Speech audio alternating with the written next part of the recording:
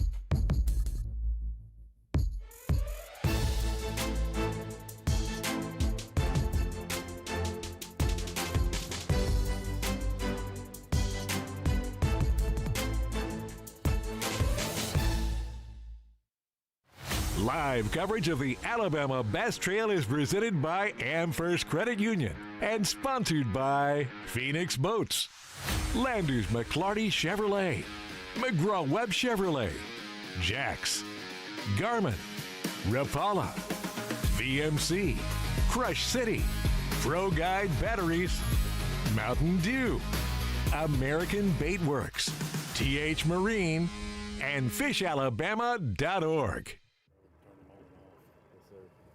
Welcome to the third stop of the Alabama Bass Trail South Division, the Alabama River. For the third stop here on the Alabama River, someone's going to take home over $15,000 today and punch their ticket to the championship at Wheeler Lake later on in October. But the way we start every Alabama Bass Trail tournament is the way we're going to start today. Please, everyone, stand up, remove your hats, and let's pay tribute to our soldiers serving our great country here and around the world by the playing of our national anthem.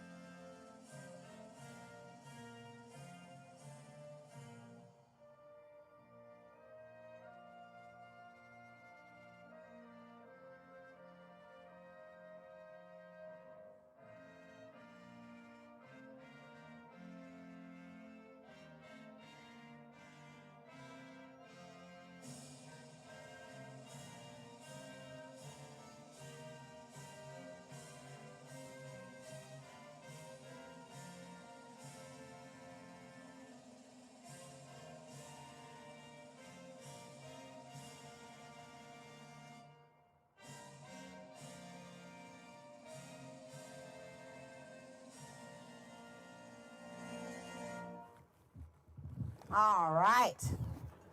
That is a way to start a morning. Everyone start your engines. We are boat number 1, Jeremy Britton and Matt Young.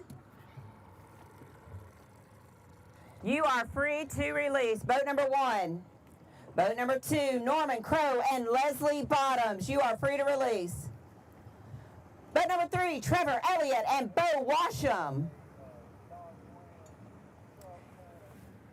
Make sure to show us, raise your hand, holler at us, let us know that you're going by. Again, please stay on idle only till you pass the blast-off boat. Boat number 4, Mike Hornsby and Cody Washington.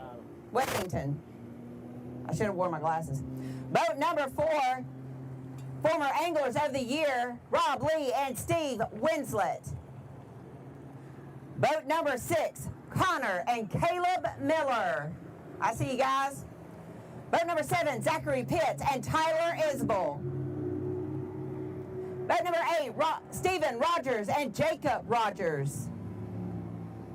Boat number 9, Travis Stuck and Donald Stuck. Boat number 10, Jimmy Whaley and Terry Adams. Boat number 11, Greg Bearden and AJ McGee. Boat number 12, they won a Logan Martin in 2024. Boat number 12, Josh Chappell and Paul Davis. Boat number 13, Cullen Green and Dayton Green. Former ABT champions, boat number 14, Matthew Hurst and Roy Hurst Jr. Boat number 15, they've won here before, Dusty Jordan and Alex Bowden. Boat number 16, Leonard McGuire and Maurice Smith. See you guys. Boat number 17, Luther Murphy and Jeremy Nobles. Boat number 18, Skylar Sanders and Grant Williamson. Boat number 19, Braden Tisdale and Reese Killian. I see you, Braden. Boat number 20, David White and Hannah Peebles. Boat number 21, Stephen Barnes and Justin Coron. Boat number 22, Michael Cox and Colt Boyette. Boat number 23, Steve Fincher and Austin Rich. Boat number 24, Zach Harrison and Kristen Harrison. Last boat in this flight, boat number 25, Gage King and Wes King. Boat number 26, Kenneth Malone and Austin Shields. Boat number 27, Clint Nail and Kevin McCaleb. Boat number 28, Dean Robinson and Joel Hughes. Boat number 29, John Wade and Andrew Wade. Boat number 30, former ABT champs Charlie Williams and Michael Smith. Boat number 31, Eric Staggs and Jason Hamaker. Jason won that AM First Money before. Boat number 32, Brandon Rufo and Marshall Rufo. Got the most big fish on the Alabama Bass Trail ever. Boat number 33, Parker Odom and Colton Odom. Boat number 34, almost we're one lot short of being able to take off this morning, but we got that fixed. Boat number 34, Mike McCullers and Slade McCullers, former winners on the Alabama Bass Trail. Boat number 35, Blake Johnza and Lance Bearden. Boat number 36, the favorite boat of the Alabama Bass Trail, Mike Hearn and Sugar Donut Walker. Woo-hoo! Boat number 37, Chase Davis and Jacob Rodriguez. Boat number 38, Mark Cameron and Brian Belcher. Good morning, Emma. Boat number 39, Mark Ammons and Terry Harris. Boat number 40, Brad Bynum and Bradley Bynum. Boat number 41, Jeffrey Fulgham and Jacob Fulgham. Boat number 42, Zach Hester and Paul Hester. Boat number 43, John King and Chris Gregory. Boat number 44, Spencer Morris and James Morris. Ooh, this next boat's trouble. Boat number 45, Harry Parkerson and Jason Turner. Boat number 46, Douglas Shower and Joseph Shower. They won at Logan Martin just a month ago. Boat number 47 getting their second win on the Alabama Bass Trail, Jason Tomlin and Justin Foster. Boat number 48, Larry Walters and Shane Patterson. Boat number 49, Thad Spates and Charles Nowling. Boat number 50, last boat in this flight due in at 2:45, Adam Ryder and Brad Trotter. Boat number 51, Tim Peak and Byron Smith. Boat number 52, Matt McKenzie and Brandon Black. Boat number 53 did not come today, so we're skipping on to boat number 54, Jeffrey Haskins and Mike Chambers. About got out of breath on that one. Boat number 55, Blake Dodson and Jeff Evans. Boat number 56, Danny Kofer and Kevin Kofer. 57, J.J. Atwell and Jason Phillips. Boat number 58, Leo Coleman and Terry Ratliff. Boat number 59, John Drew and Chris Brummett. Boat number 60, Michael Howard and Jeremy Eaton. Boat number 61, Adam Jackson and James Jackson. Boat number 62, Ryan Miller and Justin Adams. Boat number 63, Jeff Myers and John Melton. Boat number 64, Jacob Robinson and Austin Robinson. 65, David Talley and Troy McClellan. Boat number 66, Timothy Watson Sr.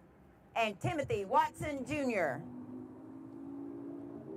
Boat number 67, Trent Tilley and James Williams. Boat number 68, Kyle Schuchard and Tommy Wood. I wish I could talk like him, but I can't. I can't even fake it. Boat number 69, Justin Nally and Tommy Gunn. Boat number 70, Jeff Morgan and Tim Van Egman. I think I'm the only person that pronounces his name correctly. Boat number 71, Brandon Jones and Jared Wilson. Boat number 72, Clay Harris and Joe Williams. Boat number 73, Charles Estes and Austin Archer. Boat number 74, Matthew Crittenden and Christopher Godwin. Boat number 75, last boat in this flight. Boat number 75, Jim Beavers and Michael Wright. Boat number 76, Charlie Cummings and Sammy Bailey. Boat number 77, Ricky Dunn and Trent Davis. Boat number 78, David Hutchins and Todd Spencer. Boat number 79, I see them right there. Tyler Malone and Cade Law, and Bama boys.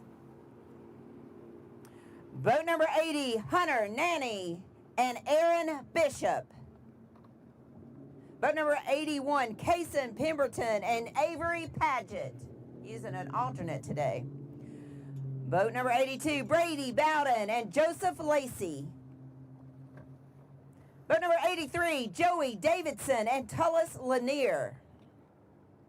Boat number 84, Jeremy Smitherton and Timothy Hicks. Boat number 85, Matthew Bennett and Gary Wade. Boat number 86, Trey Doust and Justin Doust. Everything Alabama Bass Trail Doust. Boat number 87, David Sneed and Clint Carter. Boat number 88, Jason Stevens and Jack White. Your 2024 Alabama Bass Trail champions, Nicholas Turner and Joe Lay. Good luck, guys. Your 2024 Alabama Bass Trail South Division Anglers of the Year, CJ Knight and Anthony Goggins, boat number 90. Boat number 91, Charles Bailey and Joe Pike. Boat number 92, John Brown and Trey Sorrells. Boat number 93, Scott Crittenden and Riley Crittenden. Boat number 94, Isaac Goggins and Steve Sherbet. Boat number 95, Ian Hunsaker and Trey Lee. Boat number 96, Andrew Hall and Mike Hall. Boat 97, Travis Loggins and Roy Loggins.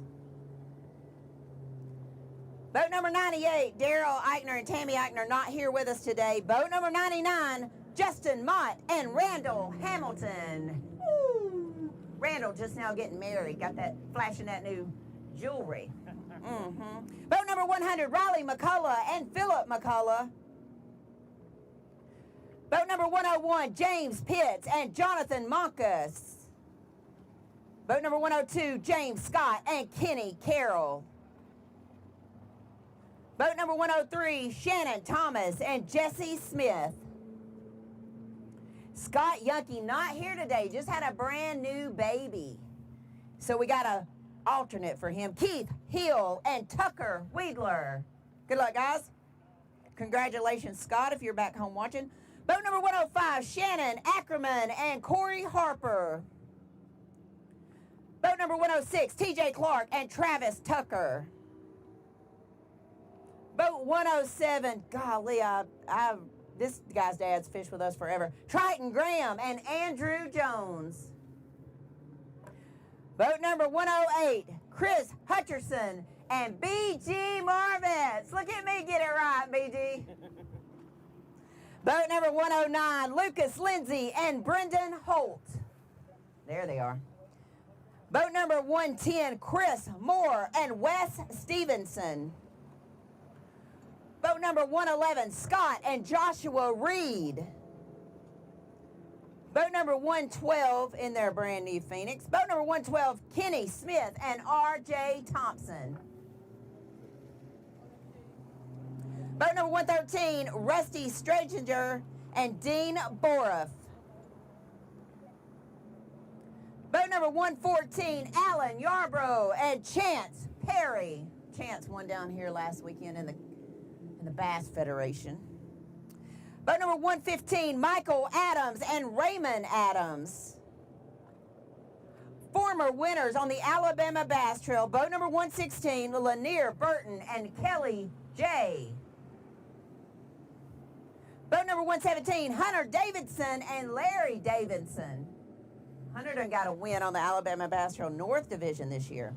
Boat number 118, Jay Grogan and Ryan Ingram. Boat number 119, Michael Ingram and Scott Ramsey. Boat number 120, Matt Maddox and Bill Maddox.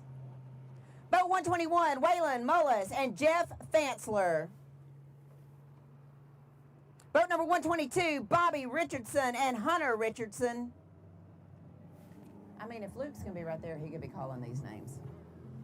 Boat number 123, Eric Summers and Robbie Pelt. Former winners on the Alabama Bass Trail. Boat number 124, Frederick Walker and Al McQueen. Boat 125, last boat in this flight, Rob Wright and Stephen Atwood. Steve Atwood, also known as Stephen on the first pronunciation.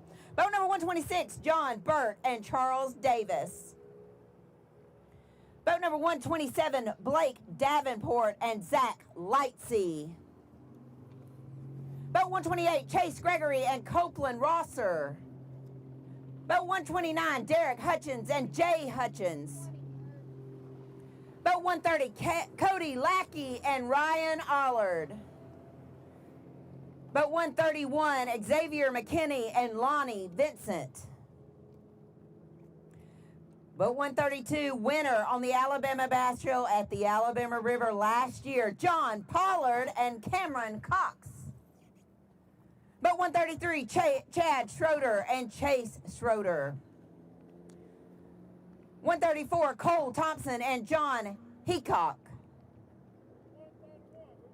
135, Tim Windsor and Mike Smith. 136, Doug Blunt Jr. and Chris Martin. 137, Brent Cottle and Nick Robinson. 138, Drake Fondren and Justin Durden.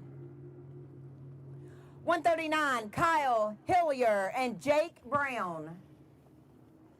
Boat 140, Clay Cornegay and Keith Adcox. Boat number 141, Wesley McKellar and Adam Currington. Boat 142, J.D. Perez and Kevin Gibson. Boat 143, Jason Sapp and Wally Bell. Boat 144, Thomas Eden going out solo today. Hey, Wally, how you doing? Boat 145, Cody Williams and Grant Johnson. Boat 146, Larry Bullock going out solo today. Boat number 147, Daryl Crenshaw and Billy Adamson. Boat number 148, Hunter Gilbert and David Quinn. 149, Mitchell Hall and Ray Mitchell. That'll mess you up if you ain't careful. Boat number 150, last boat in this flight, Billy Lewis and Justin Kaiser. Leading the points in the AOY in the North Division, 9th in the South Division, Boat 151, Mark McKegg and Tim Hurst. Boat number 152, Alex Pruitt and Calvin Reese. I believe he's going out solo today. Yep, there he is. Boat number 153, Jimmy Sims and Jared Sims. I see you, fellas. Got that roll tide boat. Boat number 154, Terry Stevens and Gabe Aldridge. They're my dark horse today. All right, boat number 155, James White and Eugene Davis. I see ya. Boat number 156, Ryan Branch and Ricky Burleson. 157, David Crawford and Rob Sandlin. 158, Michael Freeman and Wade Cannon. Mike's with the OGS tournament trail out of Lake Martin. Boat number 159, Stephen Hornsby and Ryan Schiffler. Boat number 160, Mark LaPlante and Christopher Thomas. Boat 161, David Mims and Chris Masters. Boat 162, Alan Ray and Carlton Freeman. I see you guys. Boat number 163, Todd Sims and Michael Clay. Boat number 164, Billy Tidwell and Ben Williamson. Boat number 165, James Willoughby Square. Boat number 166, going out solo today, Mr. Tim Hatcher. Boat number 167, Curtis Coleman and Kent McNaughton. I see you guys. Boat number 168, Eric Farnham and Alan Farnham. Boat number 169, Scotty Holly and Brian Pike. 170, Jacob Lee and Travis Driggers. 171, Matt McClung and Brian Assay. 173, Logan Sims and Evan Salter. 174, Ty Story and David Hardy. Last boat in this flight, boat number 175, Jimmy Wood and Ken Jones. Boat number 176, former winners on the Alabama Bass Trail, 176, Foster Bradley and Nick Harris. 177, Corey Cole and Quilly Trott. 178, Gentry Gordy and Hunter Farish. 179, Brett Harp and Ricky Harp. 180, Jeff Jennings and Mitchell Jennings. 181, Scott McDonald and Ty McDonald. 182, Evan Rice and Brian Rice. 183, Jeff Ritchie and Matt Ritchie. Currently leading your Angler of the Year points, boat 184, Shane Thompson and Brent Shiver. Good luck, guys. See if they can back it up today. 185, Jason Wyndham and Kevin Peel. They've won on this body of water. They're my pick for Angler of the Year. I picked them early. Boat 186, Brian Adamson and Ryan Lloyd. Boat number 187, Connor Crosby and Chandler Olive. 188, Daniel Fogel and Chris Pearson. 189, Chris Hethcox and Scott Goolsby. 190, Josh Law and Chad Law. 191, Trinity Mealer and Max Haygood. 192, Matthew Rayburn and Kevin Dykes. Boat number 193 should be in a brand new Phoenix boat. Russ Sapp and Logan Sims. And there they go. That's a pretty one too. Boat number 194, Bo Terrell and Matthew Daniel. Boat number 195, Brandon Wright and Josh Teat. 196, Eric Bryan and Lucas Anderson. 197, Daniel Carlisle and Jared Hubbard. Boat number 198, John Frank and Mark Womack. We're going to have to get Mark to sing the national anthem one day. Boat number 199, Shane Horton and Brandon Horton. Boat number 200, Walter Lawrence and James White. Boat number 201, Alan Martin and Langston Martin. Boat number 202, Jackie Price and Daryl Witherspoon. 203, Ryan Schroeder and Cody Harrell. I see you guys. They look a lot alike, not to be brothers. Just saying. All right, keeping on going. Boat number 204, Willie Thornton and Lewis Thornton Jr. Former baseball great, Lewis. 205, James Wampole and Donald Gunner. Boat number 206, Carlton Alford and Ronnie Ray. Boat number 207, Colby Croson and Cade Croson. Boat 208, multiple-time winners on the Alabama Bass Trail. 208, Noah Godwin and Cole Godwin. Boat 209, Chris Hensley and Kyle McKinney.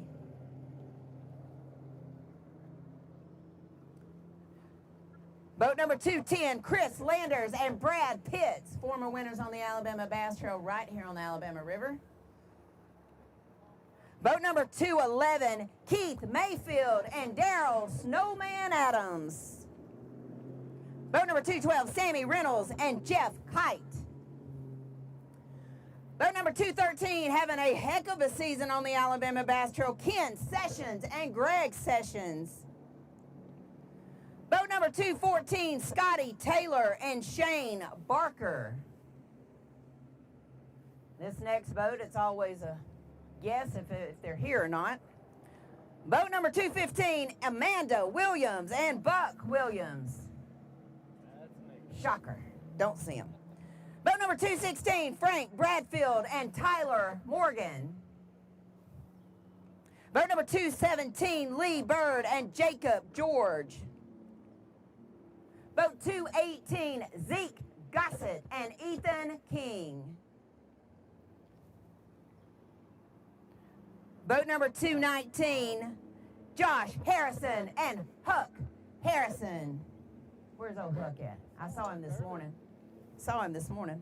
Boat number 220, Shane Kennan and Tina Kennan. Boat number 221, Clay Messer and Sam Rochelle. Got you guys. Boat number 222, Shane Powell, and Tim Fox. They coming creeping. They creeping. Boat number 223, Chris Rutland and Kobe Carden. They won your Lake Martin event. Multi-time winners on the Alabama Bass Trail, as a matter of fact, 6 times. Boat number 224, Tim Taylor and Philip Morris. And last, but certainly not least, the Bushlight man himself, Mr. Ken Walters and Jason Beasley. There's Huck. He did make it. I see you, Huck. Give us a hands up. Attaboy, attaboy. Huck is on him. I can tell you right now, he's dialed. Dialed. 225 boats hit the water this morning. Jason is already covering some anglers, so we're going to get out on the water. Jason, who are you with, and how many fish do they have in the boat? Tell me they've already got a limit. We're with boat 178. We barely made a run down the lake. We're going to spend most of our day on this end of the lake today. The other guys are going to be up by the golf course, and Luke's going all the way to town. I heard he was headed to the casino. So we got 178 here. They're just getting started. A couple other teams right in here as well, so we hope to be able to get on some fish catches pretty quick. So thanks, Miss Kay, for calling all those boat numbers. Let's get to the fishing. Darian, what you got, bud? You already made it to the tee box? Yeah, man, we're on hole 9 already. We've got a couple of, yeah, we're over here on the golf course. We've got boat number 74, Matthew Crittenden and Christopher Goodwin, and started on a decent, pretty good little shad spawn already. I don't believe they've got any bass in the boat yet. No bass in the boat yet, but they're blowing up. I mean, there's shad spawning everywhere in here. And the other thing that I'm very surprised about, we haven't seen any boats come in here.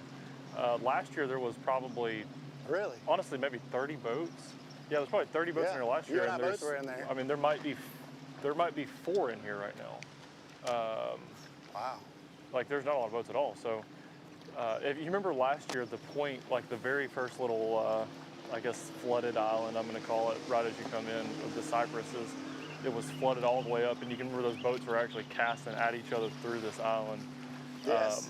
The water's not quite as not up as much this year, so you wouldn't be able to do that, but it sure looks good.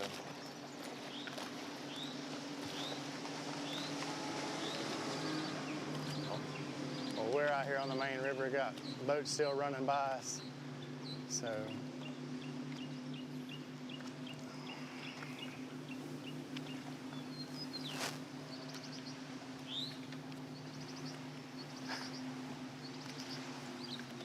Here Luke sliding. All right, well, Luke, did you sounds make it like to the casino yet? What you hitting on the slots?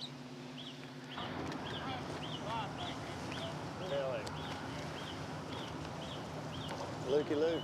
Yeah, I'm at the slot machine right now, guys. Jackpot check. Yeah, we're downtown, right here in the old Capitol. Put all mine on red, okay? All mine on red. I will, buddy. I will. But you know, there's several things running up this way. We're gonna start with Rob right here, trying to find a shad spawn. He said he caught some here yesterday, and there was a couple guys using live bait. They caught a ton of big spots right here yesterday in front of him.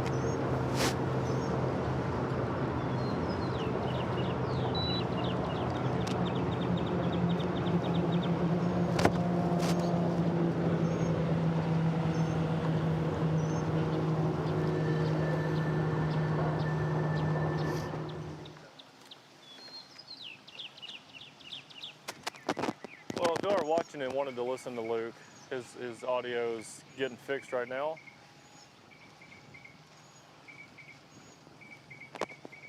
This is one of those mornings where if you're throwing a white swim jig like these guys are doing, you're just, your finger's on the trigger the whole time.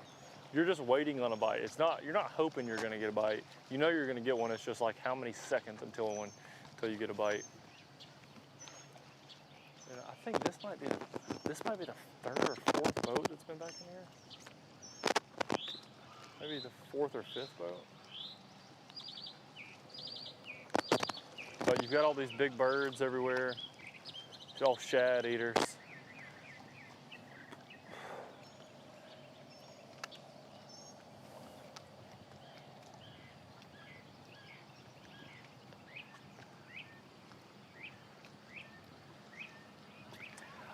I remember Jason started in here last year, and he ended up covering Goggins right over here, and they smashed them.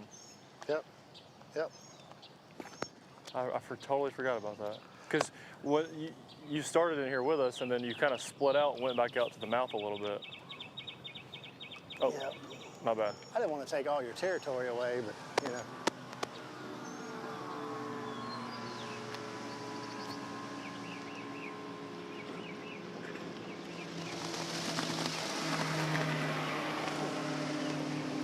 Guess those guys showed up late.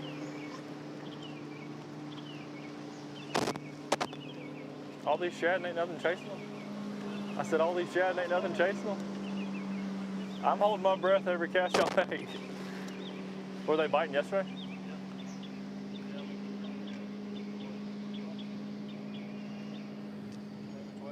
Sheesh.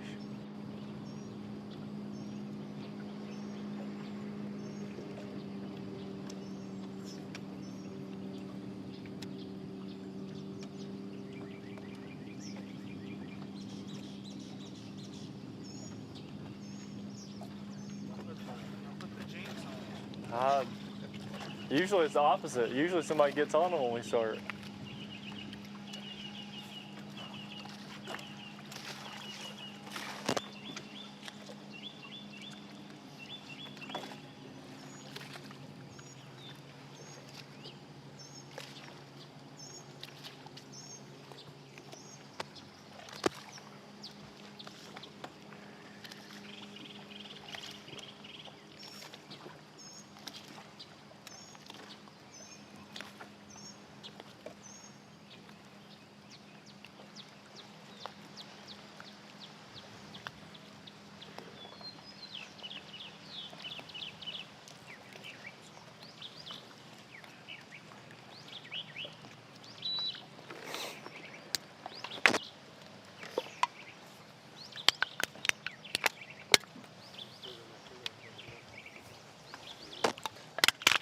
Jerry, what you drinking already?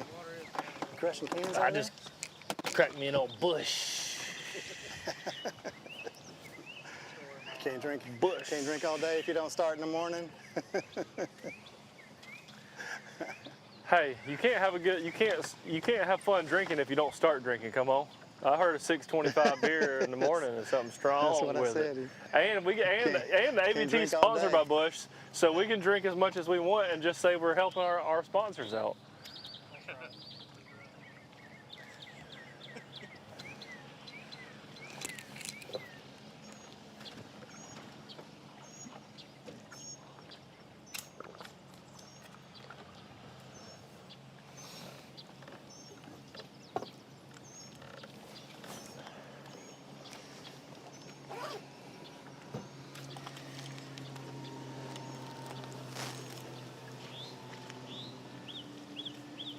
Darren, what's the water clarity back in there look like?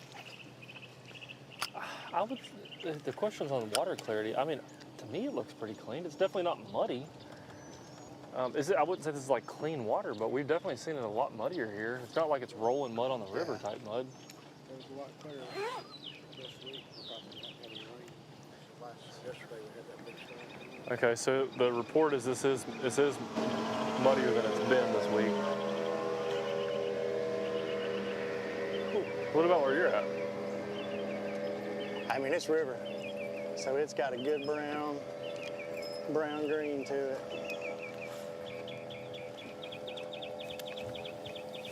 These guys are going to make a move.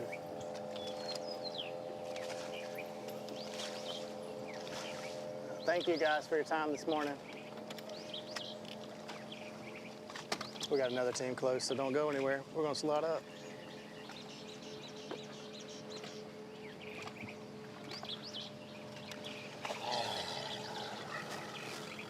I got a team close.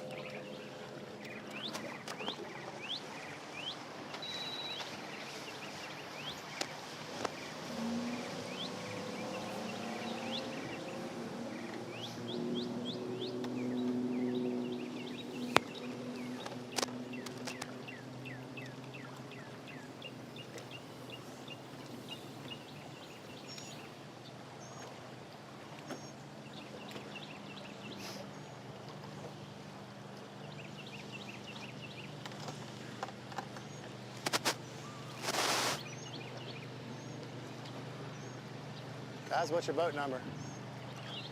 What is your boat number? 214. Boat number 214.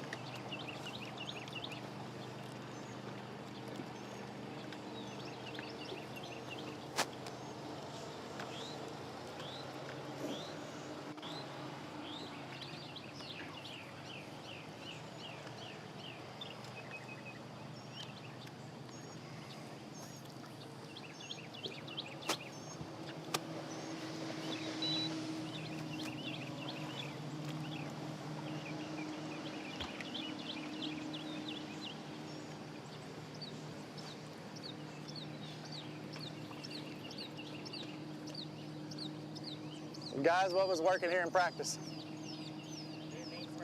Didn't even practice. Well, then you stopped here quick. What made you stop here?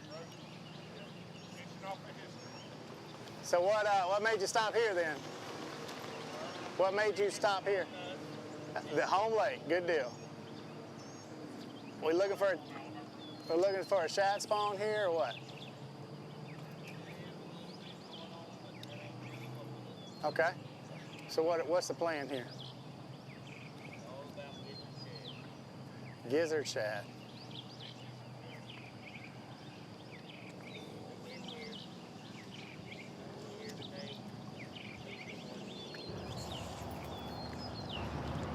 Yeah, yeah. They kind of stack up. Oh, you're gonna stay all day, yeah.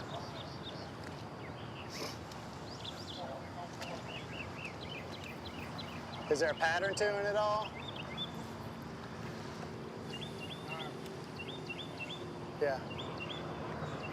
Yeah. Sun doesn't affect it. Okay. Well, you got that later boat number, so that'll help a little bit too. Yeah. That's what I'm saying. I got the later boat number so you can fish later. Good deal. Well, thank y'all. We're going to slide back and watch for a little bit and hope they start biting.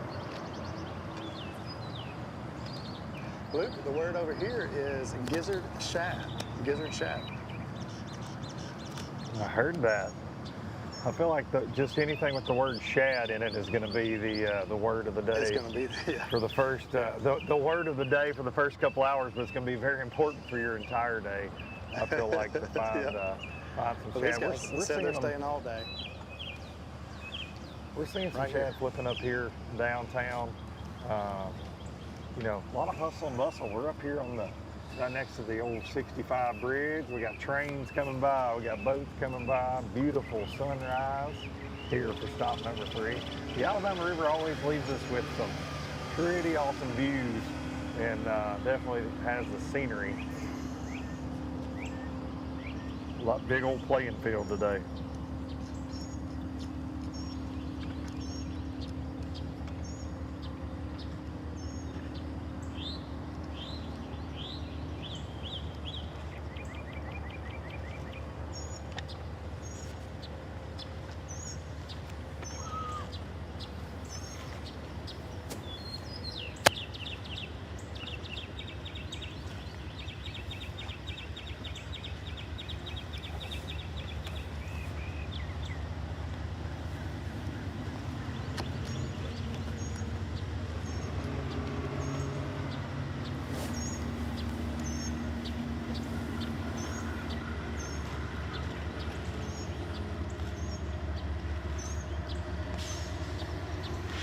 And I know you boys think that I do this on purpose, but the first boat I stopped on, Mr. Rob Wright, who is actually from hometown, listed on the official ABT sheet, Rocky Top, Tennessee. You can't make it up here on the Alabama River.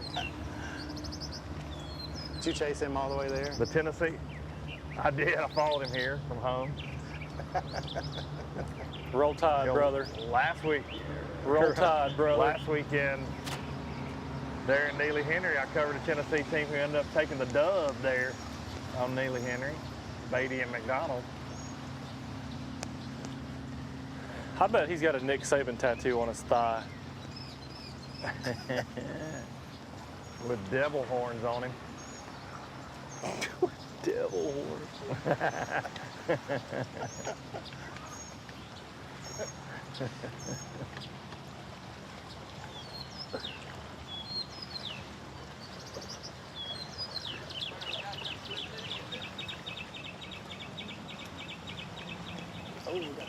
back here, maybe. Oh, must be one of those good shad.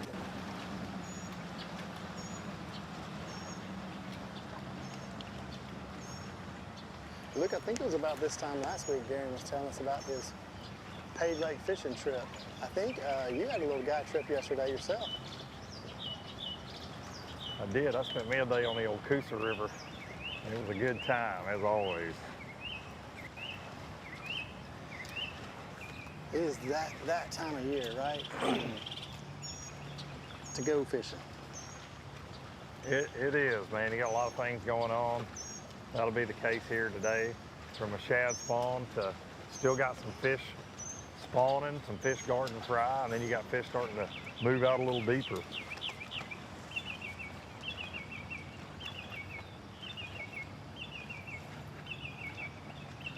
He may have one now, finally. He had a hit on it the first time, now he's got it. Got the net man coming up. Maybe it's a monster.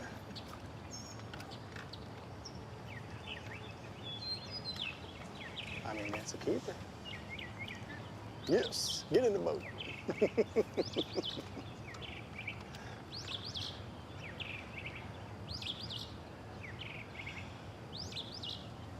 I think that is the first official fish catch of the day. So go ahead and mark that down as a point. Jason, I'm not gonna lie, while y'all were yapping earlier about the Tennessee Vols, these guys caught one about 8 inches long, it looked like. Yeah, not a keeper. Oh, it was 12. Okay. Okay, no, it was a keeper. They said it was 12 and a half. Okay, well, I'll give it to you. You can take it back. I hate to take the point. I hate to take the point back, but I've got to. I do have to take this one, Jason. Yeah. Yeah. Okay. Was theirs bigger than 12 and a half? Because if that's the case, definitely. Swing and a miss. Definitely. Dude, I'm horrible luck, Jason. You want? They're asking if you can swap with me. If you can leave. and we can cover different. Go get somebody else. Yeah. It'd be to our advantage if you went on somewhere else. Yeah, I know. Darian, have you thought about going to find Rob Lee and Steve Winslet? See if he can just crash. I did think about that. I've actually got their names pulled up on the tracker, and I'm going to avoid them at all costs today. I sent them a box of chocolates last week. and little did I didn't even know this. They're allergic to chocolate, so I almost killed the men. That is your luck, dude. That is your luck.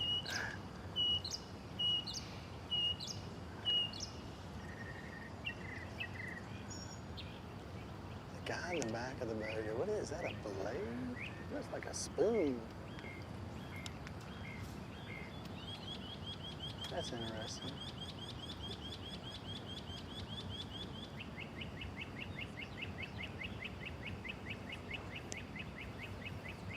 Guys, we've got another team a couple hundred yards up above us here on kind of that famous stretch of downtown Montgomery. I think I'm going to run up there, and I'll be back in just probably 5 minutes or so. We'll be right here. All right.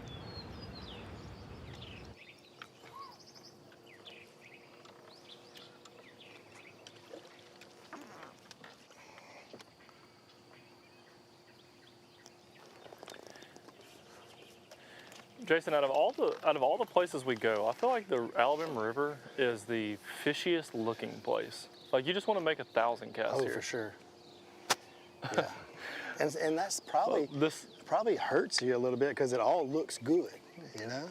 Yeah, I guarantee you. It all looks I good. mean, we're just sitting right at the mouth of the golf course, and you've got this riprap bank, you've got all these cypress trees and stumps, and then you got this whole creek full of lily pads, and it's like, I love that spot right there. I mean, it shallows up. It has a lot of little islands in there, some points, some wood.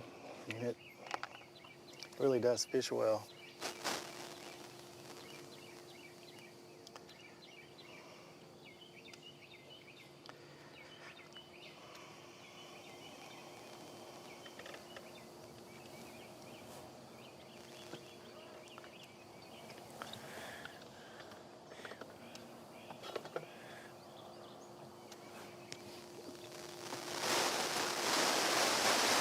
can stay on. I'm just gonna hop over to the other side of this creek and see what these guys are doing. They started out on lily pad, so we'll see if, I think that's one of the most, I don't know, like Jason said, it's probably one of the most tricky things as an angler to make a decision. Do you start on the riprap, do you start on the cypress trees, or do you start in the grass? And there's shad spawn going on, so they're probably spawning on all this stuff. But it was interesting. No one, like everyone just skipped this riprap. Maybe that's something they learned in practice. Maybe the lily pad bites on.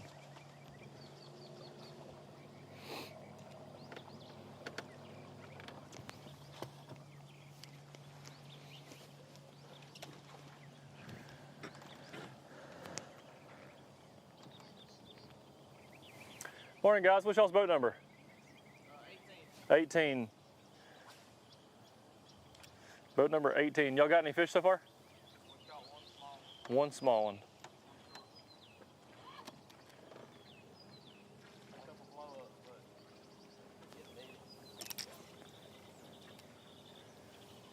Y'all headed out of here? Yeah, we're fixing to go. All right, so what was the game plan for hitting it so quickly and getting out? Shad spawn. Yeah, just see if you could find a good chat spawn bite and then, Yeah, we caught the tail end of it. Nice spawn, so we're gonna go try to go catch some spots from. I heard that. So you're hoping for one big one already, but that didn't happen. We had some good blow ups, but they just didn't get it. Jeez. Would have had them eat it a little better, we probably would have hung out, but Yeah, since they're just swatting at it, I mean, we're gonna get out of here. yeah. What y'all think it's gonna take to win? I'll take 16? 16. Awesome. Good job, guys. Good luck. All right, well, we're gonna just hop right back to this.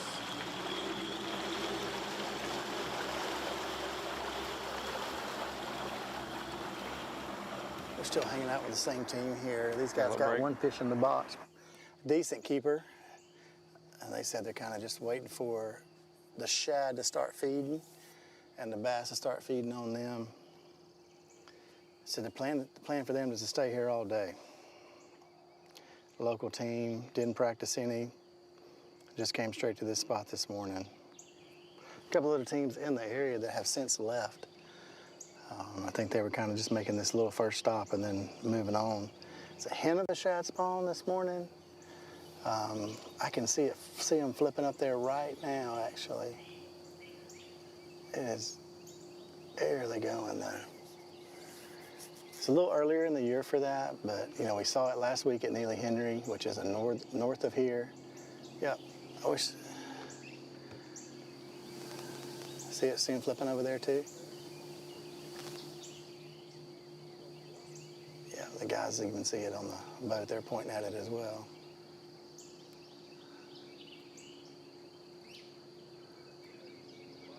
The shad will get like right up on the bank. Usually be around some wood.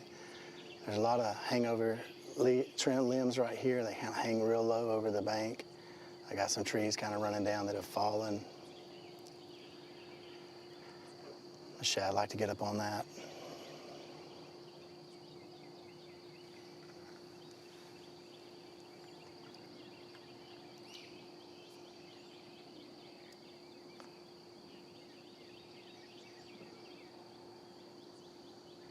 It's really quiet. Oh, was that a fish? Oh, we got another one over here. That's that fish that was jumping. Fish number 2 coming to the boat. Decent. It's fat.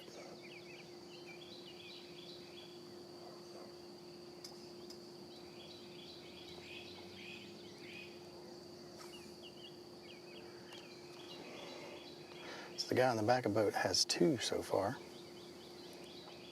Going for a fast 5 fish limit today, best 5 win.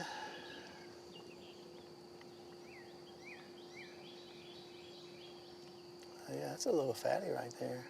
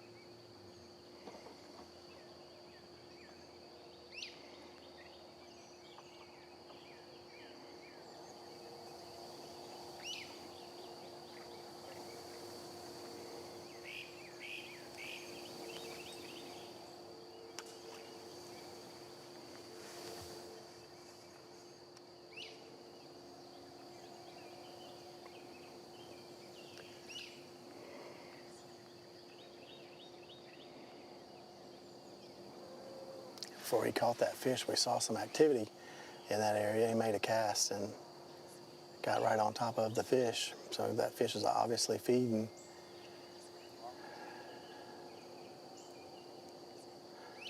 A little more shad spawn going right there.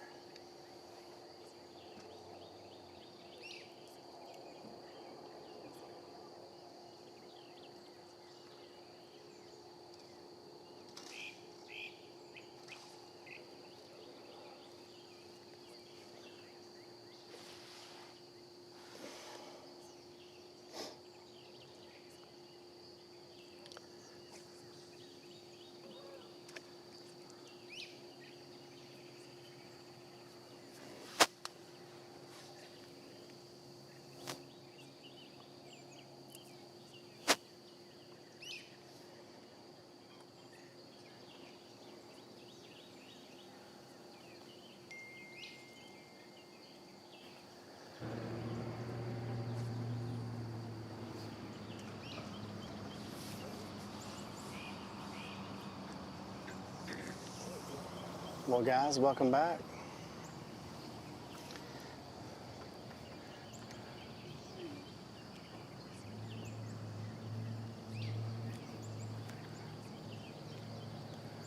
Glad to be back, Jason. We, last year the Alabama River event for me, as far as ABT Live goes, as much as I love this place, we had a lot of gremlins in my boat last year. We had Jared and I, we joked, I had a life jacket blow up, I lost an AirPod. I mean, our camera wasn't working. Well, this morning so far, we've had some a microphone that hasn't liked me, camera that hasn't liked me, but we're getting things straightened out here in downtown Montgomery, and we're on boat 152 now. And a couple of guys fishing solo this morning. I mean, you just need to call that camera and call that microphone, and you'll be in for a good day. I feel like if I do that, Miss Kay is not going to like that.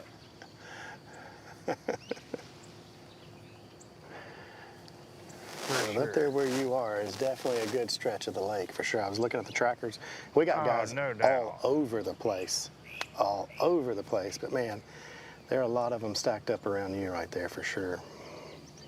Now, I can see several from where I'm at, and then, like you said, looking at the trackers, there are people from one end of this one end of this thing to the other this morning. That is crazy. Now I got microphone trouble over here, so you jinxing me over there. Dude, it's the Cooter's Pond curse.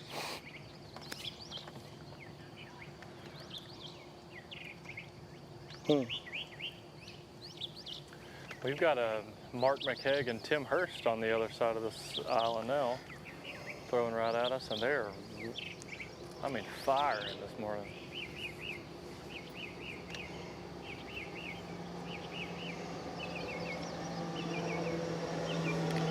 Your AOI leaders in the north.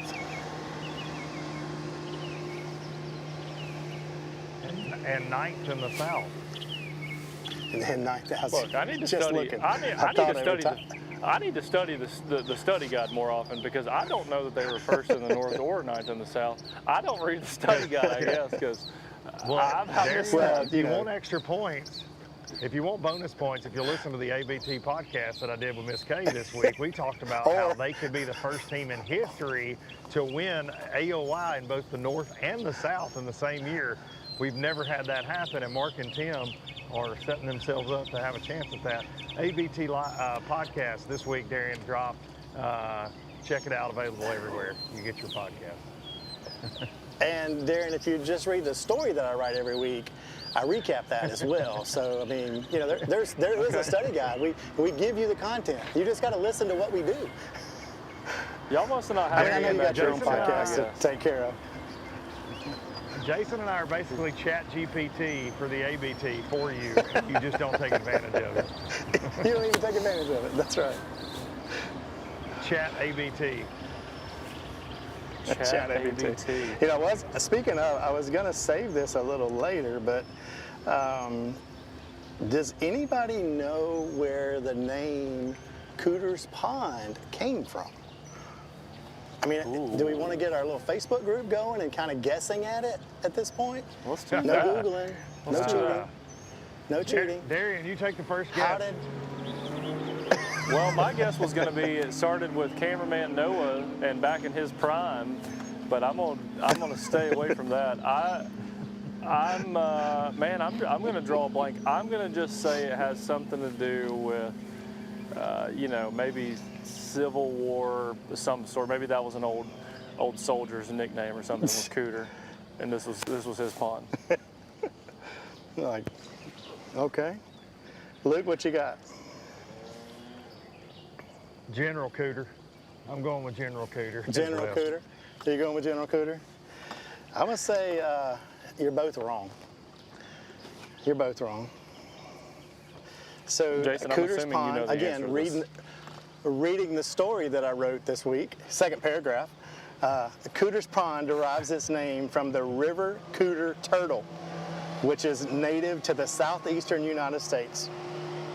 These turtles are commonly found basking along the banks of the Alabama River. There you go, Cooter's Well, Pond. I hope I get asked that. Yeah, on I Jeopardy. really Did you say basking? They are basking. Yeah, he yeah, said good words, basking. right? Basking. Better than bashing, I guess. Look, not only do I need to read bathing. not only do I need to read these articles, but I also need to spend some time in my thesaurus here in the next couple of weeks to step my language up a little. Well, you know, little thing we do every week. This week, the team of Mott and Hamilton gave us a preview to the lake, so shared some secrets. Pretty good guys. And they, listen, Mott and Hamilton showed up in a Wonder small where they are. aluminum boat. And I don't know if you've looked at the tractor, but they're still running Are they? this morning. They are. That's why I was looking. They're not getting anywhere fast today. Good morning. How are you?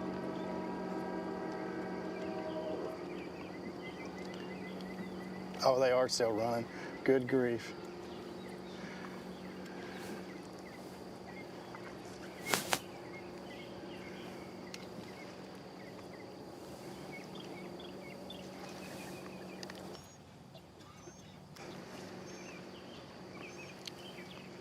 We got boat number I thought 151. the tracker said how Tim fast Hurst, they were going. the leaders in the north and the I ninth know, ranked team I in the know, I south. apologize. Just be glad it's me and not Darian. If Darian was here, all kinds of bad stuff would happen. It can't get any worse. I don't know. I've seen him do some pretty bad Oh, stuff. Oh, it can. Trust me, if they want me to show Oh, them, I'll run no. down there. And it's slick. Did it hit the concrete? Oh, good. He said his boats, they got off to a rough start this morning, Darian. He's blaming you. I don't blame him. He said you walked by his boat, but no, he put new bunks on his trailer and said his boat slid off and got on the concrete a little bit this morning. Shot off the trailer. Can we? What was the Got off to a resolution of bad that? start.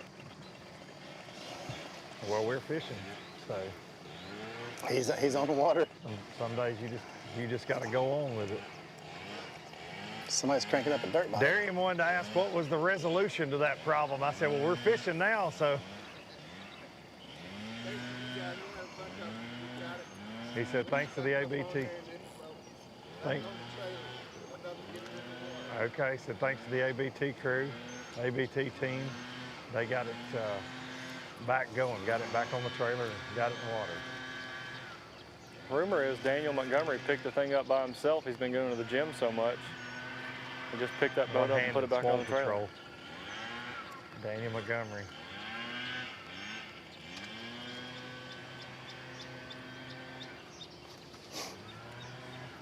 Guys, we're gonna make another move just about 500 yards up the river to the riverboat here. Well, And we'll be shout right out back. to Justin Nash on the Facebook Live, answered Cooter's Pond named origin correctly. So shout out to Justin Nash. He probably read the story this week, so.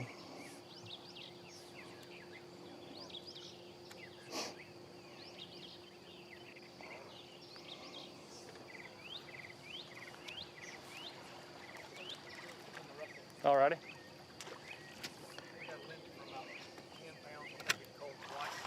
Already? Dang. Well, we got a little update for you guys. When we get, we're gonna also make a little quick run. Follow. Golly, we're gonna ask these guys some questions. They're gonna make a little run, so we're gonna jump off really quickly and follow them, and we'll be right back. Kildarian.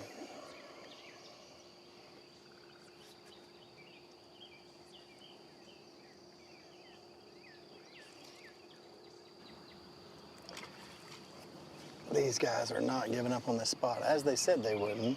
They plan to stay here all day. They do have 2 fish in the box and have seen a good shad spawn kind of going around right here, but they said they're not really fishing that. They're looking for the gizzard shad to show up. When they show up and the bass turn on, that is their plan. They said they're not giving up on it. It's a timing thing. They said that they plan to be here when it happens. They're not giving up. So Scotty Taylor and Shane Barker, boat 214 today. Got a late boat number, so that's going to play to their advantage. They did say that it would get better as the day goes on. So making really long casts.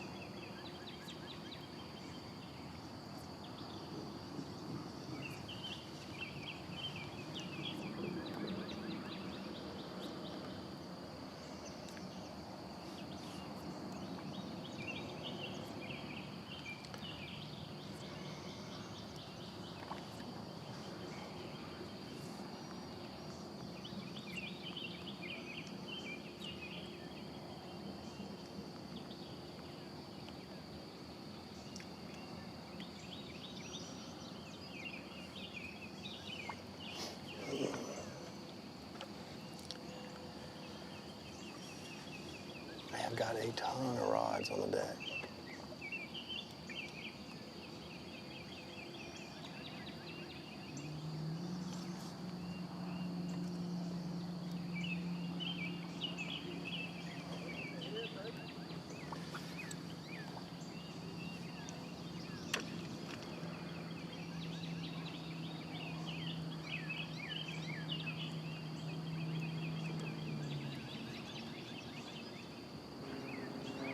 Well, Jason, I was going to small talk because a couple weeks ago you told me that the 21XE, if I was going to get a new boat, would be the one to get, and Mark and Tim are fishing out of one. And I was just going to compliment on Phoenix's new website and the boat builder, and I took your advice and made me a little boat on there. Good, buddy. But Yeah. But I don't have time to talk about that because Mark and Tim said that they've caught 4 fish on their, I don't know if he said their first forecast or if it was just on forecast, but they've got around 5 fish for 10 pounds already, and they've already made 2 poles. You could help Mark out at the moment and plug his boat. The boat he has right now fishing out of is for sale. He would love for you to do The boat that. that Mark McKay has right now is for sale, is what I'm hearing. And it's a beautiful boat, I will say that.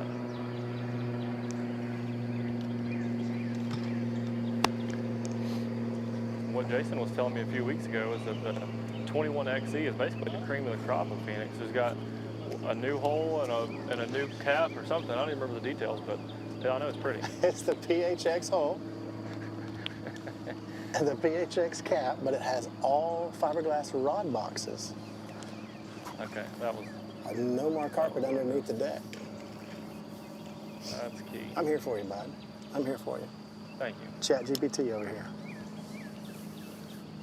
I can get the ball to the red zone. I just need help getting it into the end zone. You know what I mean? Yeah.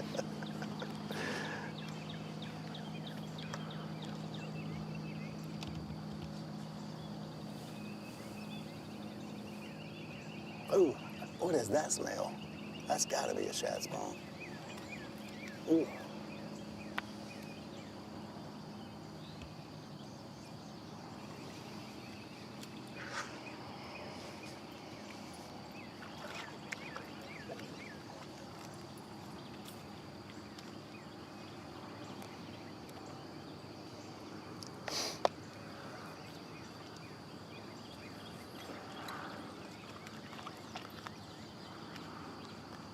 hung up. God, there goes fish hitting again. They're right there.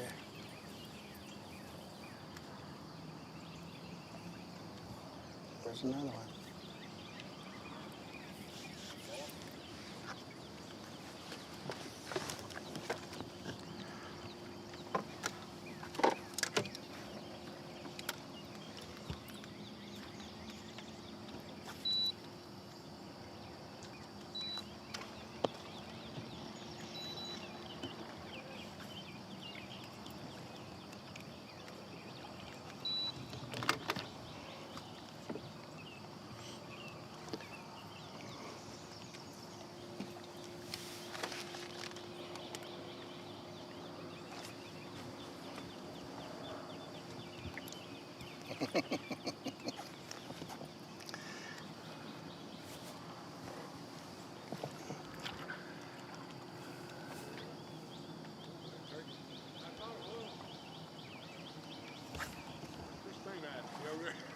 Over there in the woods. If we hear kaboom going all out,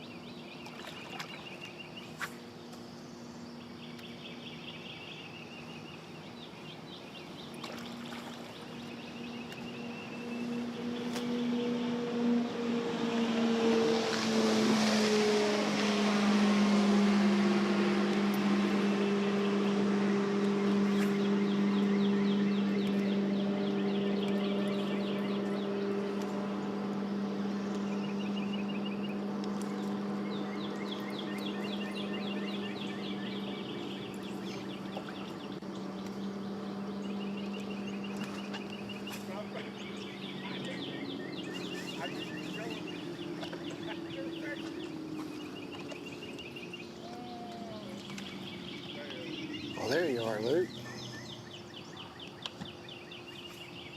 Yep, we made a little short little run, and we were right in the heart of the city here downtown Montgomery by the riverboat, and caught up with the McDonald's Scott and Ty. They've got 2 fish in the boat, so 2 small keepers.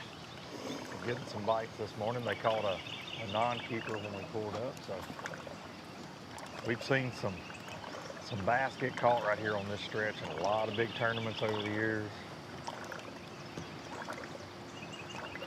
Little ledge right here, certainly a popular spot. You got just not a ton of current this morning, but enough that you gotta stay on the trolling motor just a little bit, especially to stay on the team. There's spot locks in one place.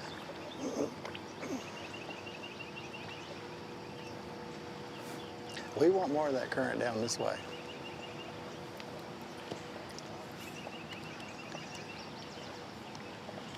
That will definitely help this river bite.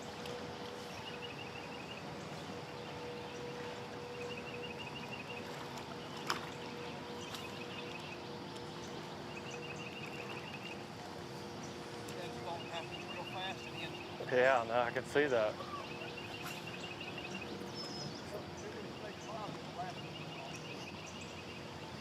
The sun jumped up quick.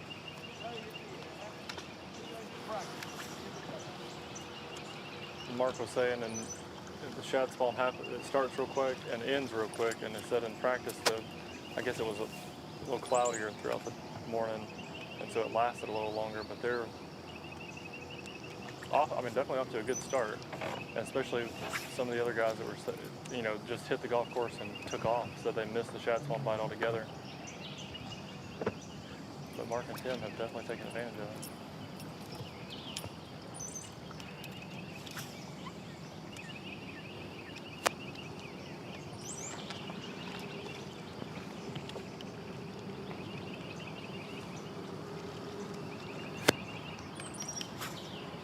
How's the fishing been after this morning bite?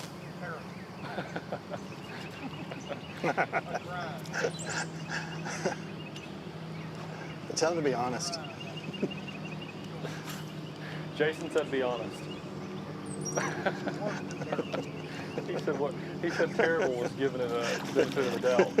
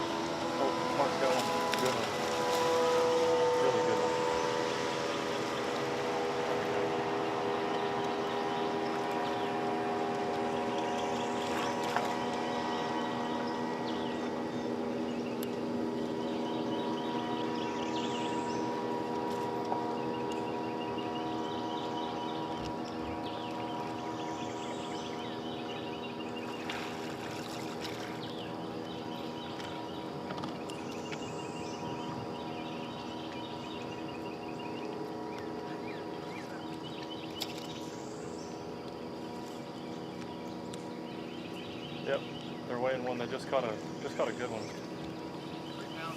3-pounder. 302. So what's that gonna call? One. Okay. Gotcha.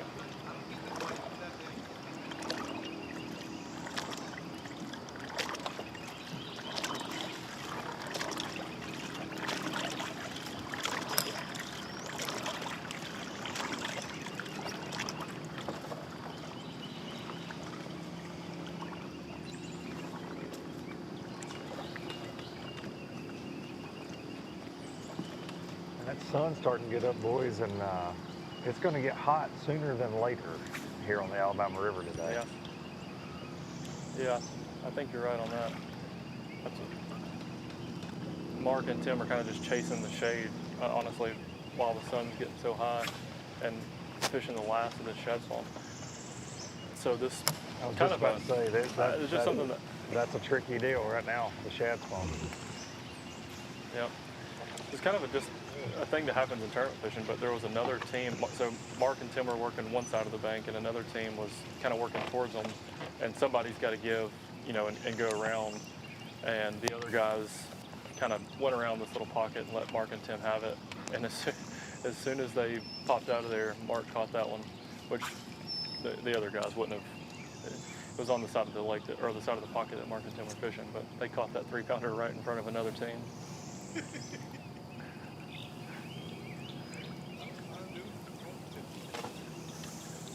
Yes, that was a very good coal.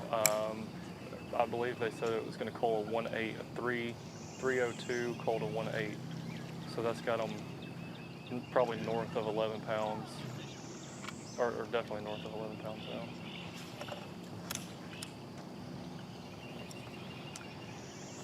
I think one thing, just a note of fishing and the teams that we see do really well versus, you know, some of the others, but there's one stick that Mark had a bite on and missed right as they kind of turned this corner, and I bet they made 20 more casts at that same stick. Just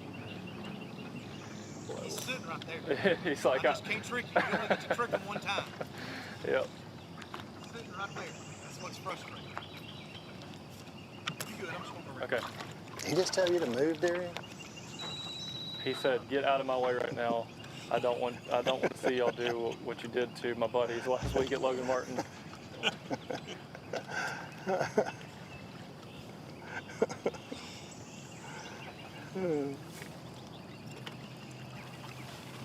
What's your weight prediction? To win? Yeah, to win. 17. 17 to win.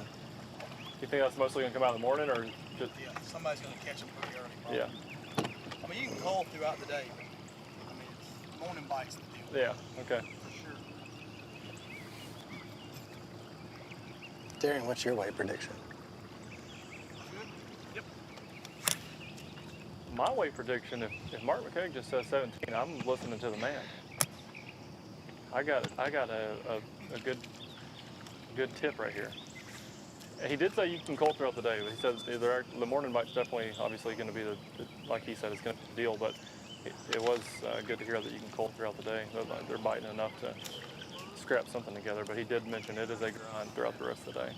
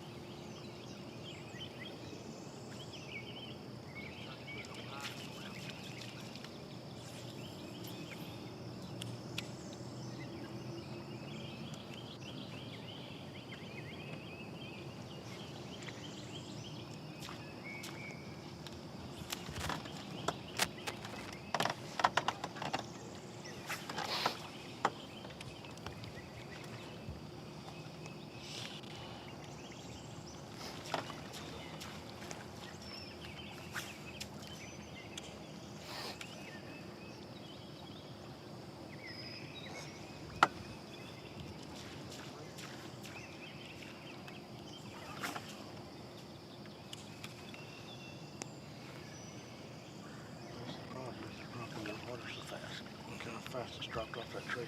All right, guys, I think the McDonald's are going to move, and we're going to move with them on up the river.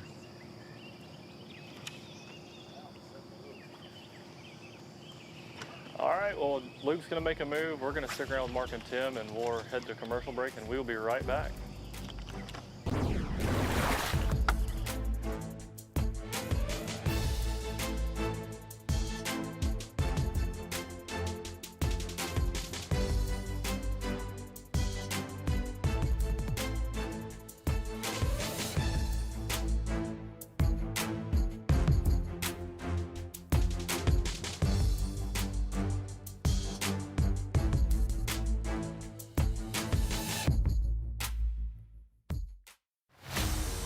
The Alabama Bass Trail is brought to you by Phoenix Boats, Landers McClarty Chevrolet, McGraw-Webb Chevrolet, and by Academy Sports and Outdoors.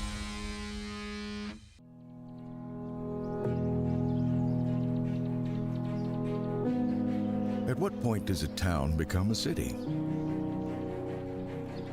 Is it when more and more businesses locate there? Maybe it's when the services and amenities improve.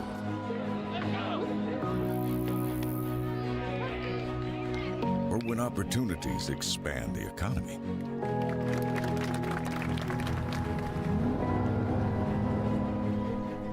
Or in that moment when new neighbors move to town and soon become old friends.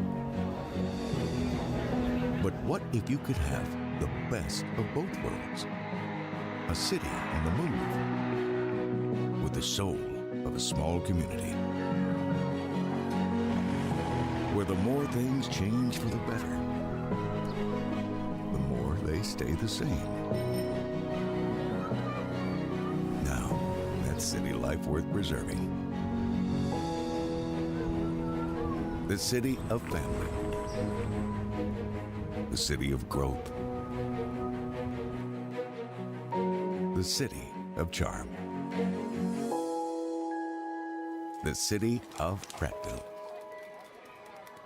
where we'll always have the heart of a town.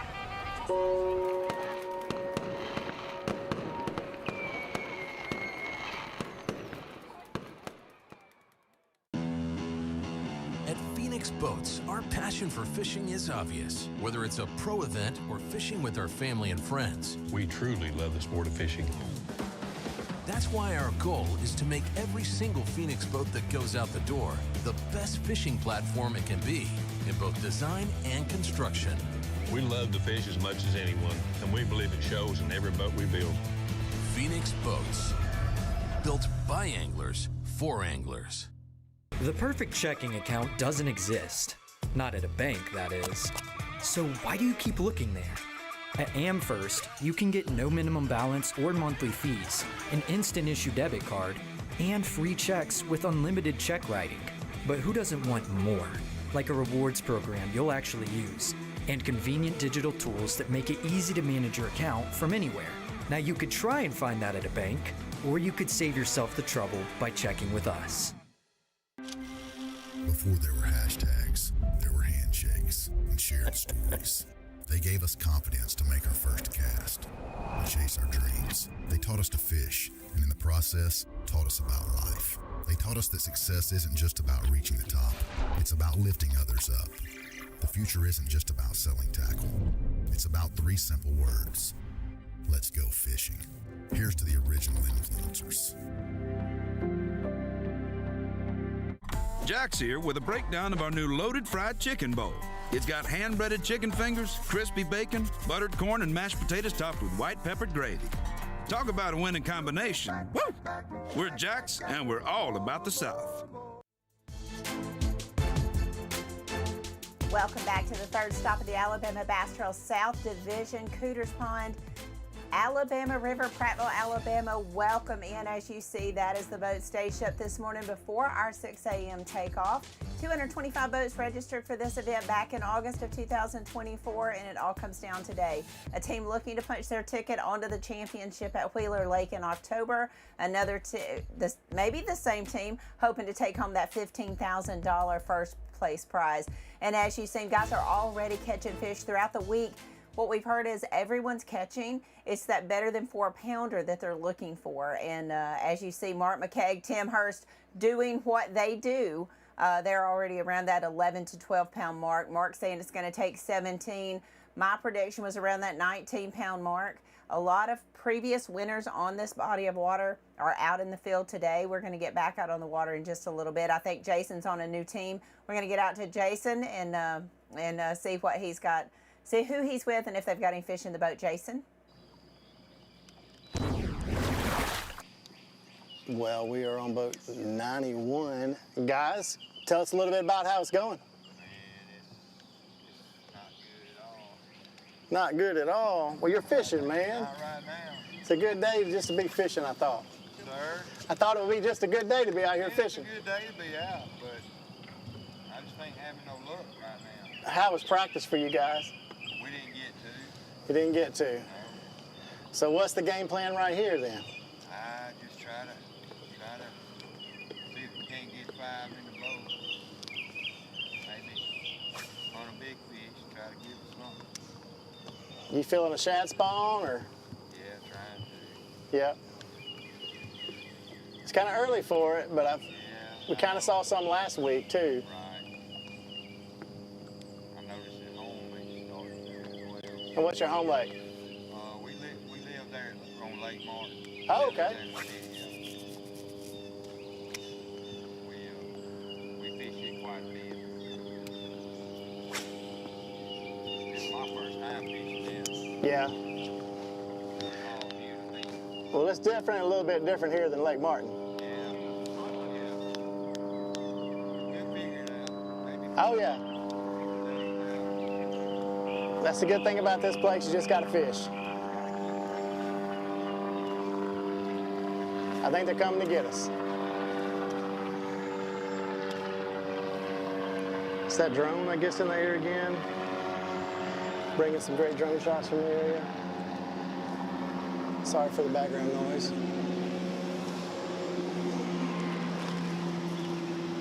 Darren, go ahead. I got drone noise over here. Yeah. Funny thing is I turned my headphone audio off to hear where that helicopter is, so I know right where y'all are at now. Yeah. You're just a couple bends We're down not from me, far. it sounds like.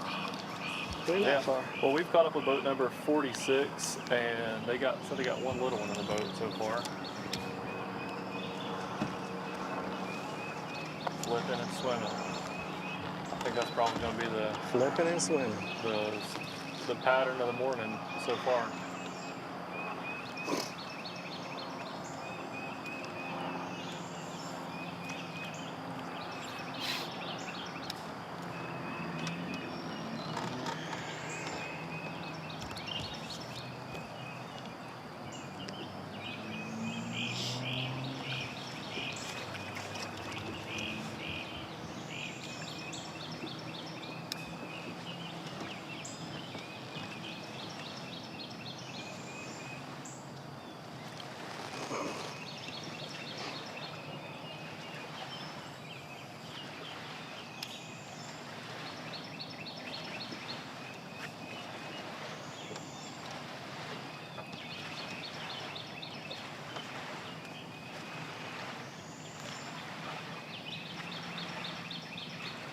Did y'all get to come down and practice any?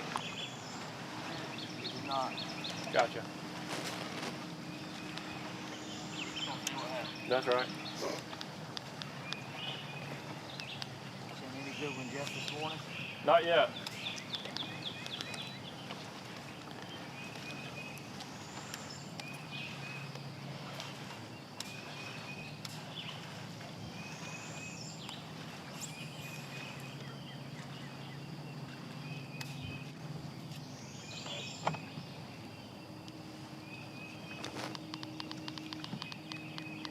Darren, I guess Luke really did go to the casino because he doesn't seem to be on live much today. No, I think he texted a picture in the group while they were on the water still, but it was right by the dock. I do imagine he just went ahead and tied up and ran on into the casino. He made I hear sure the and did a couple 7:30 live hour segments is a just good so- time. Yeah. Yeah. 7:30 is a good slot.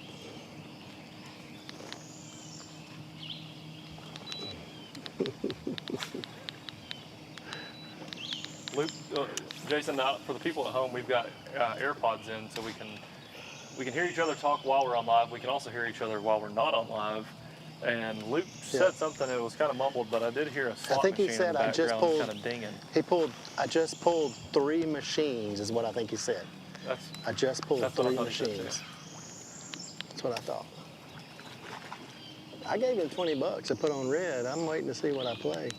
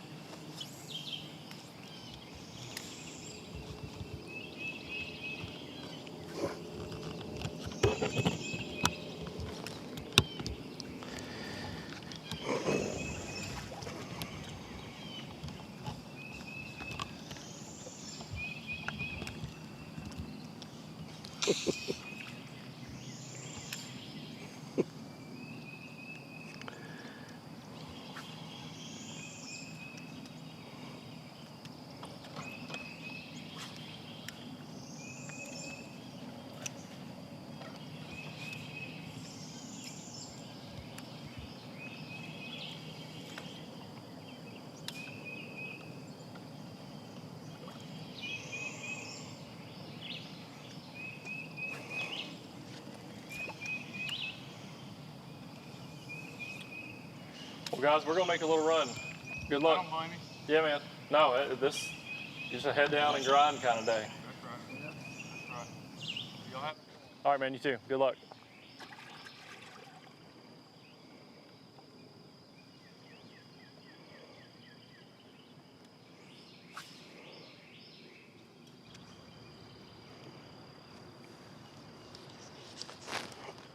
All right, Luke, what happened?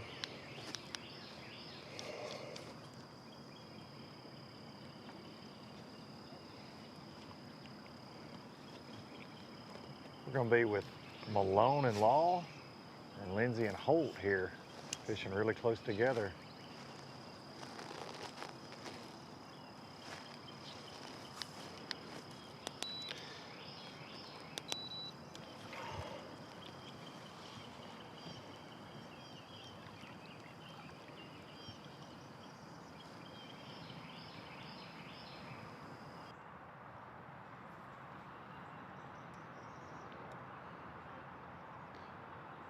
Guys, am I good right here? Yeah, you're good anyway. Okay.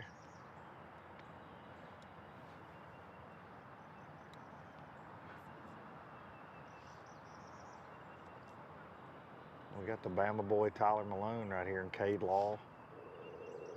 And then right up from them, Lucas Lindsay and Brennan Holt. Two of our teams that we definitely had our eyes on coming into this event. And right when we pulled up, Lindsay and Holt were netting a really good fish. Little different strategy than we saw last year. We had a ton of current, a lot of current break fishing. There's not much current today. And both of these teams, these boys are scoping. Got the live scope game going out in the middle of the river, just upriver from Montgomery here.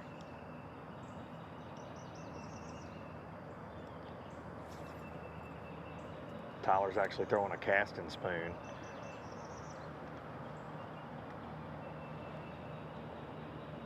A flutter spoon out here in the middle of the river. So not your typical, when you think Alabama River. We definitely, in the bait preview this morning, myself, Jason, and Darian, this was not on our bingo card. I'm not shocked.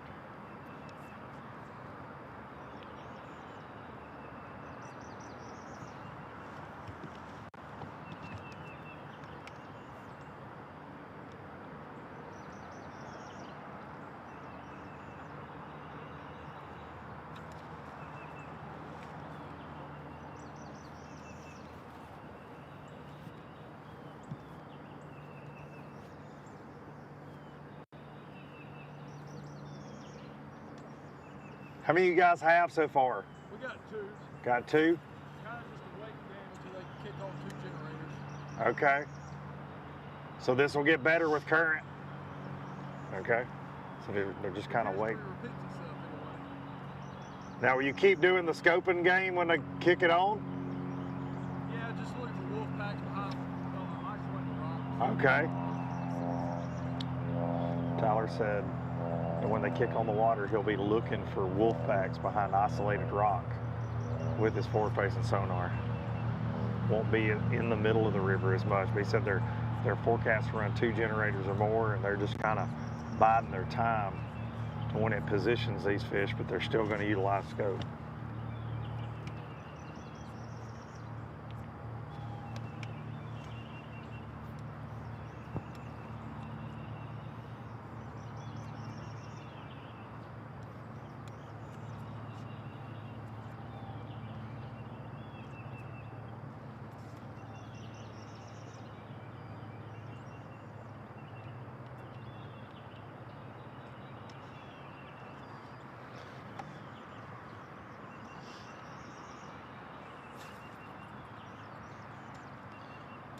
Malone and Law, no strangers to success in the Alabama Bass Trail South. They finished 6th in the AOI race last year.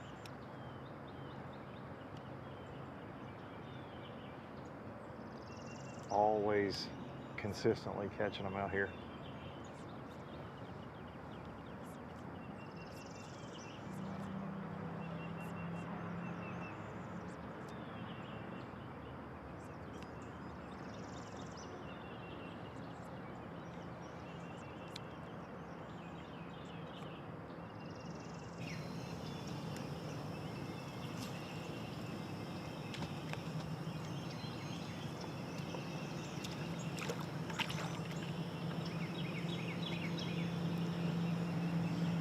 What was this boat? Boat number 102. Thank you.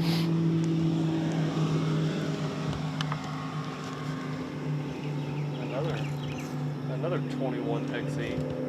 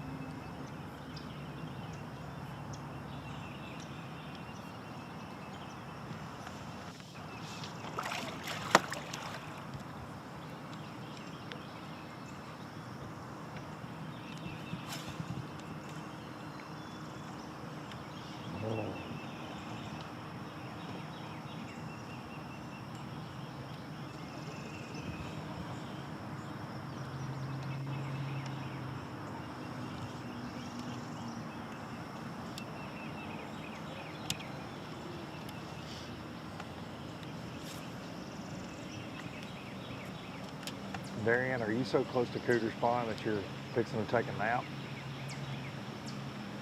Yeah, actually, you just blew my cover.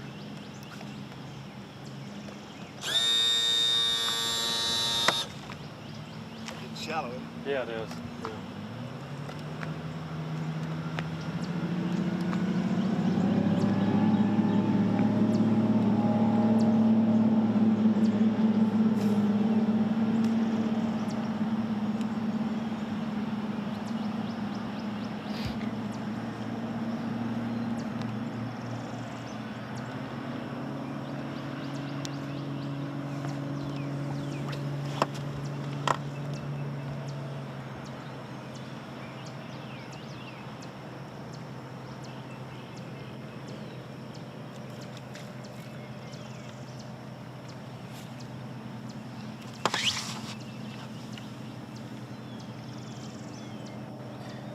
Jared, I don't know if the camera can see their live scope screen from where I'm at, but if you can see that massive ball of bait on the screen, you can see what they're fishing there. It's a huge pot of bait that these spots are on out here in the middle.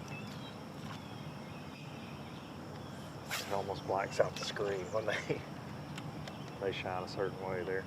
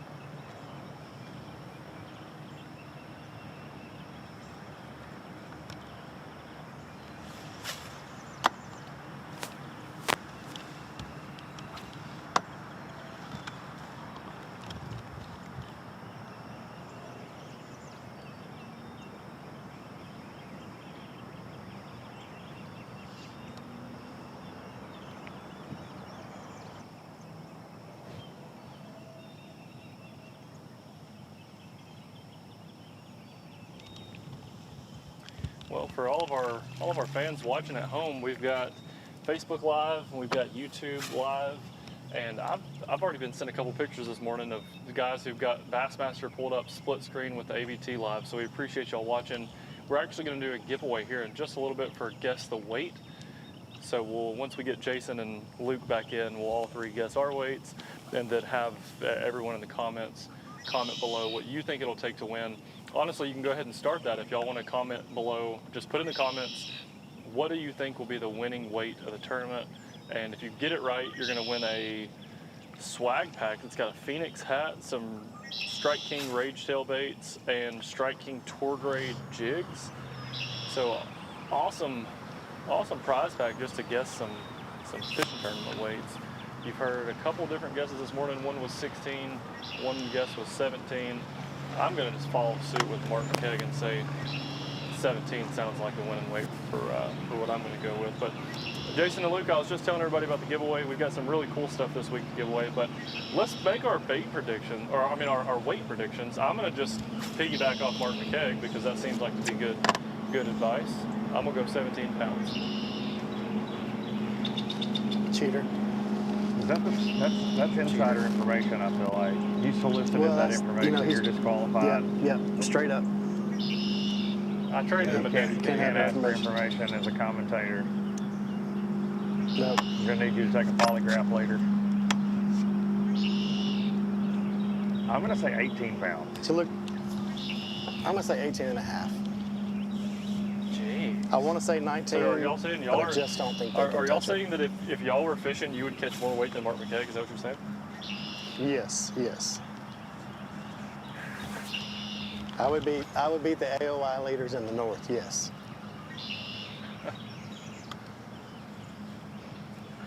Well, in the Especially comments, you can have up to 5 the team guesses. that's ninth place.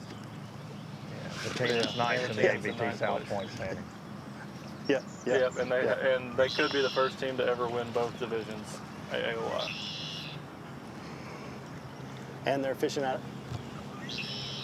And they're fishing they've won the South Division before. Fishing out of a PHX, Phoenix PHX. So don't forget that either. Looking for some of that Phoenix bonus money today. That's right. So if y'all are watching at home, make sure you comment below your guesses for the winning weight. If you comment up to 5 times. Here's a comment. Ron and I, 30 pounds with FFS is easy. 30 pounds with FFS is easy. So there you go, Ron. Good job.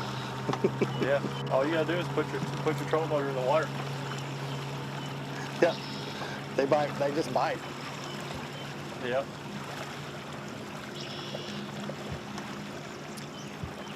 So y'all make up to 5 guesses, and you comment below, and you might have a chance to win a cool Strike King and Phoenix Boats swag pack.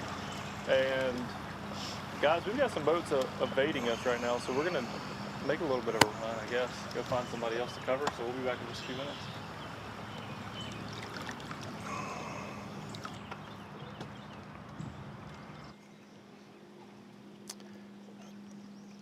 There goes the guys catching a fish.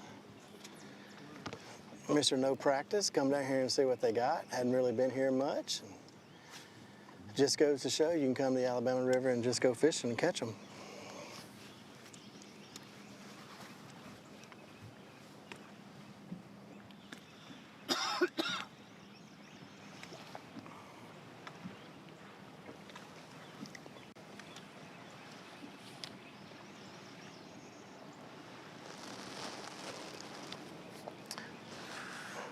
Wait a second.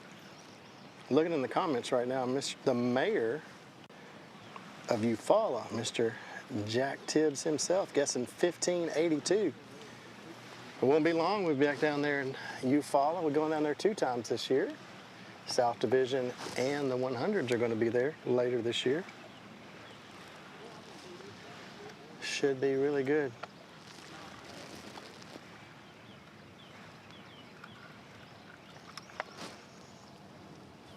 These guys are gonna put the coil tag on this one because they're keeping it.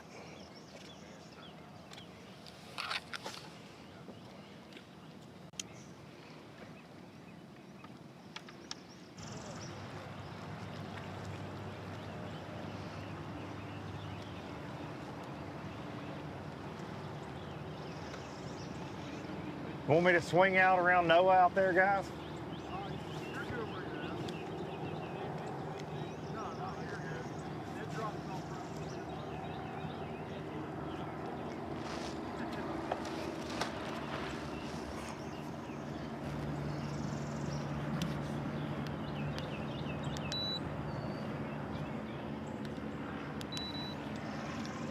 Now we got planes.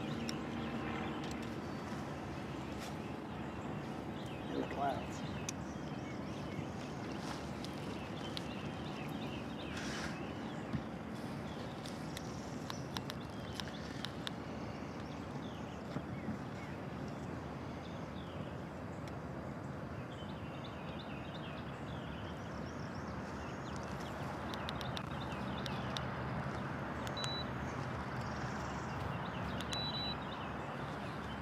You there, Luke?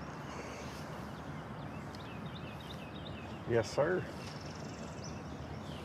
So just want to Still give a hanging shout with out to my Colin Malone and Cade mom. Law.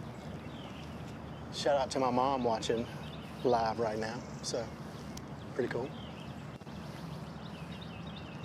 Shout out to Mom. Thanks for supporting us.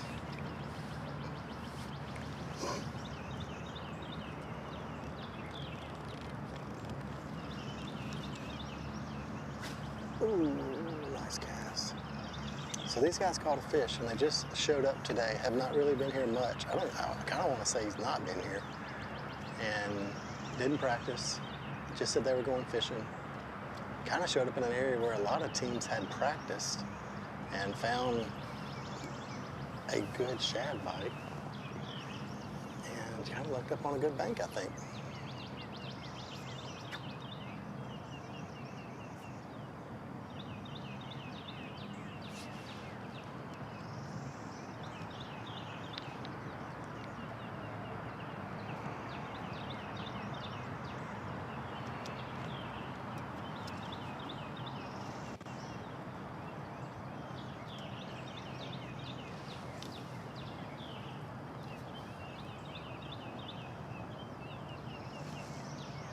Got another team kind of working down the bank in front of us, so we'll keep working our way towards them.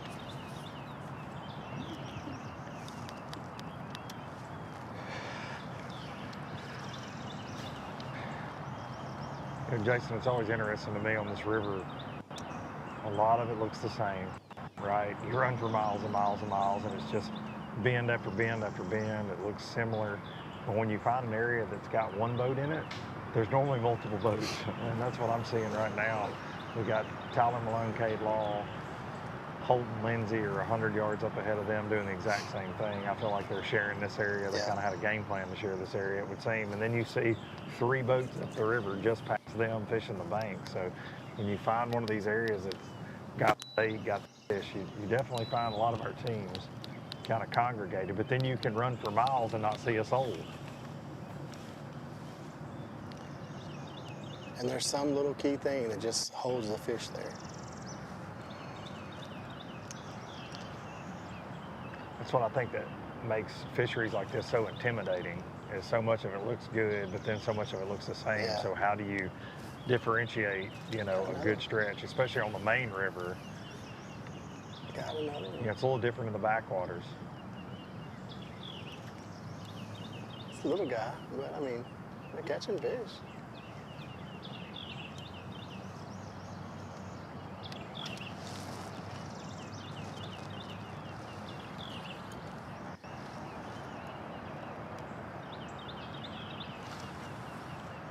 Jason, I'd also like to report we're fixing to see the first big crankbait get thrown on ABT Live this year, as far as I'm concerned, right there. Ooh. Like big plug. 10XD? I mean, I don't think it was a 10, but we're talking something that'll eat. I didn't get the exact brand. Did look DT 20-ish. oh, even that, yeah. We're right out here on the river ledge, so I'd love to see that go down. Yeah, just cranking.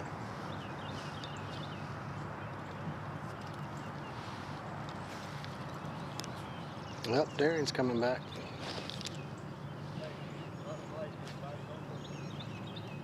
Yeah, we'll wait on it.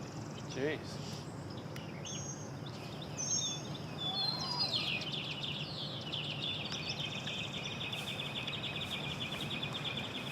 So how big do you think that one was? About 3. So we got one fish over here, but it's a 3-pounder. And he said he jumped another one off right at the boat.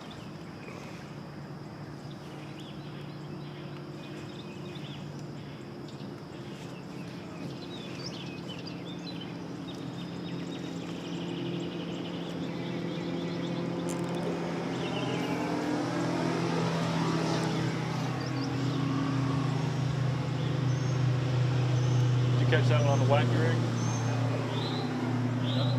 Oh yeah.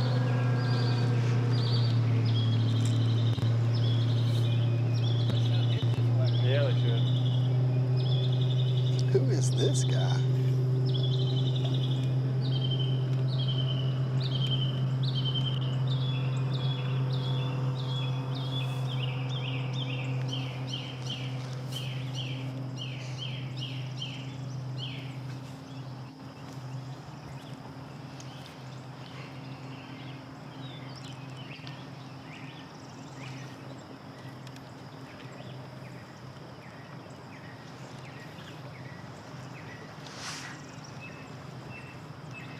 Luke, did you say that somebody tied on the first DT20 of the season just a minute ago?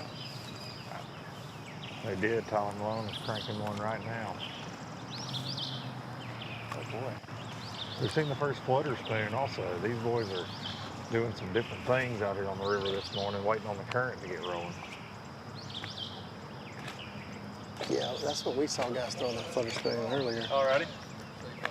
Alrighty, well, good luck. Appreciate it. Yeah, I got to get forward and go with that. That's right. Shoot by. Yeah. How many boats is back here in the back? That one just come in. There's one more back over there on the right. Okay. I saw it. I've been all the way up in the roof, man. We'll probably catch back up with you in a minute. Well, Luke, that pattern you're talking about could end up being something sneaky. Have you got to talk to him about if that was something that was going on in practice, or?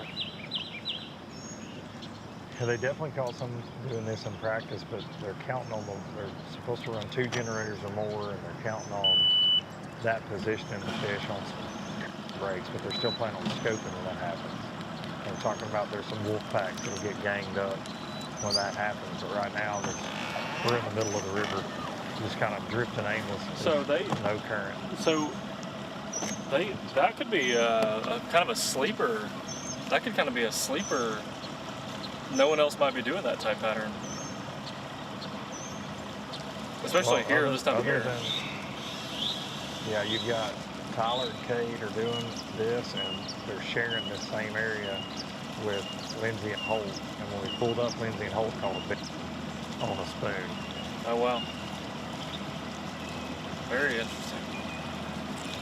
I'm talking about right in the middle of the river, and when I get close enough and I can see their screen, just a ton of bait out there in the middle, just huge pods of bait, which is interesting because we think shad spawn, right? You think they're up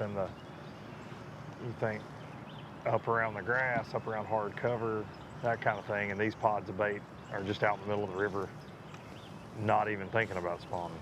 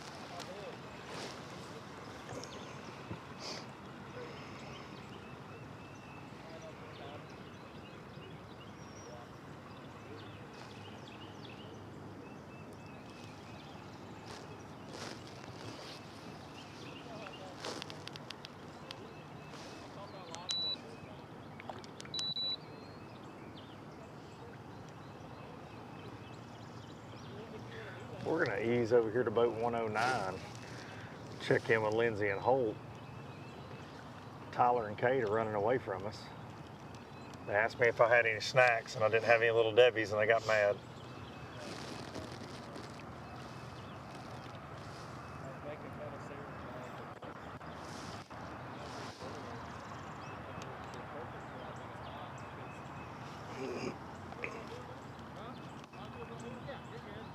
Morning, boys.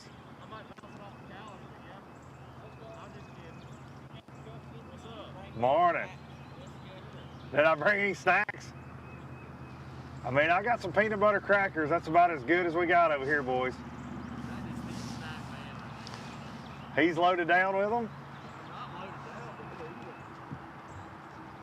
How big was that when you caught when we pulled up? How big was it? Yeah. I ain't been waiting, probably about 3. 3? Yeah. How many you got? Got 3. Got 3? Yep. Is the game plan to do this all day, or are you going to change it up a little bit? We can get about 15 pounds. I think we can go shallow and go flip. Okay. Look for a big largemouth, but you know how that is. Said if they can get to 15 pounds out here scoping, that's the game plan. Then they're gonna try to go flip shallow for a big largemouth. They got 3 so far. We saw them catch a 3-pounder right as we pulled up, so.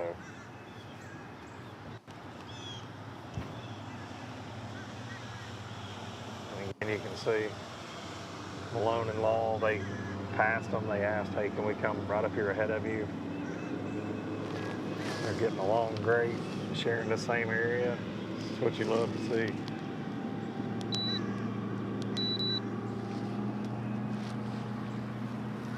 A lot of money on the line for these teams, but definitely working together this morning.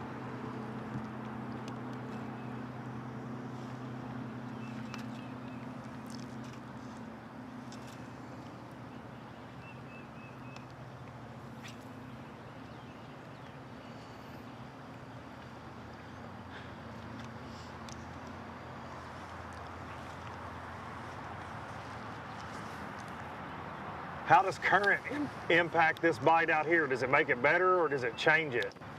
I really couldn't tell you. This is the first time that I've ever fished up from down on this place. Really? Okay. I go down south, but it burned me for the last time. Okay. I just come up here. I caught 2 really good ones yesterday, currently doing this. So, I mean, it's always going to be better, but I really don't know. Okay. I haven't seen it without it, so I couldn't tell you that. I don't know how well you guys could hear that with the boat running by, but he said he typically runs south from Cooter's Pond and gets burned. He said every year. So he decided to hang a left and run up above Montgomery here this year. Came up here yesterday, caught a couple nice fish. And so that's the game plan, is to stay up this way. So there wasn't any current yesterday when he caught those, so not sure how the current will impact it.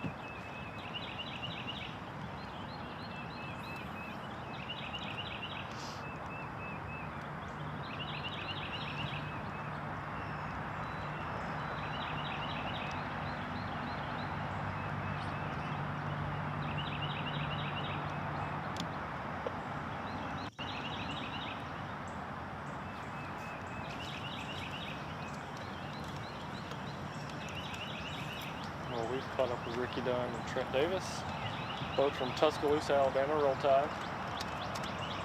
Luke's been covering Vols fans all morning, so we need to get back at them. It's gonna be lights out. Got a moose gonna bite first cast. 3-pounder first cast. So you've got 2 3-pounders? 3 3-pounders, okay. It's a good start. I mean, I say 3. They could be 280s. They're good ones.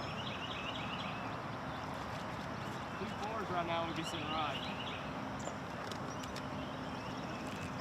I don't know if you guys heard that, but out of 3 bass that Lindsay and Holt have, they're all 3 3-pounders.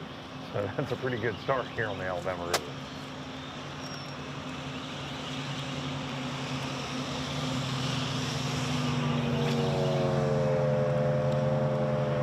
Yeah, that's going to put them in a good spot.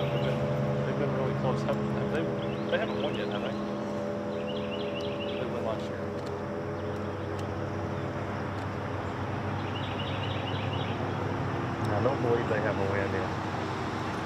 They were really close a few times last year. I know Lake Martin they caught them really good and thought they were going to have a chance. But Did y'all get any good live action this morning? those guys are all, Luke, I know you, obviously you know this, but those guys are always just got something sneaky figured out. They're always so close, it seems like. I was hoping y'all gonna get some good footage like you did last year at the very beginning. Y'all got some good shots at the beginning last year. Yeah, last year was fast and furious for sure. That was fast. He was asking if live has been fun this morning, and he said, man, I was hoping you guys would get some shots like you did last year. He went back and watched live, and like you mentioned, I guess, Darian, in the first of the show, CJ Knight and Anthony catching them so fast on the shafts ball last year. It was a pretty awesome television show, to say the least. Well, what's funny is I didn't say this in Shafts front are a of little Mark and different Tim. I didn't say this in front of Mark and Tim. I'm sure they know this and probably don't care. It wouldn't change their outcome. But they were actually fishing that exact stretch that you're talking about. That's where Mark and Tim were fishing, the same exact stretch.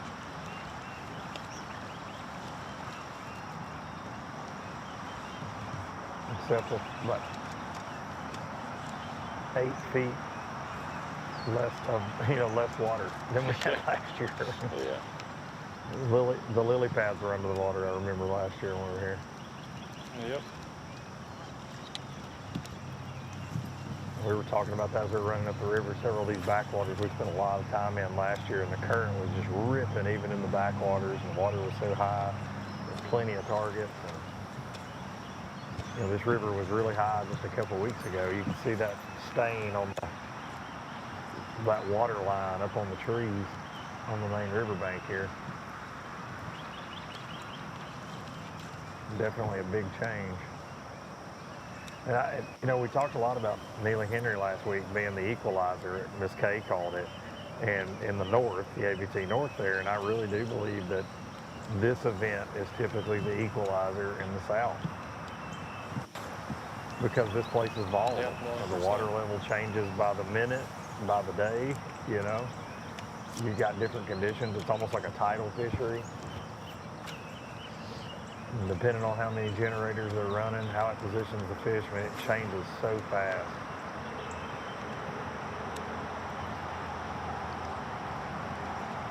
And it's a lot like Neely in the sense that it's just full bass. There's going to be no shortage of limits weighed today. Yep. But getting those better than average bites can be challenging.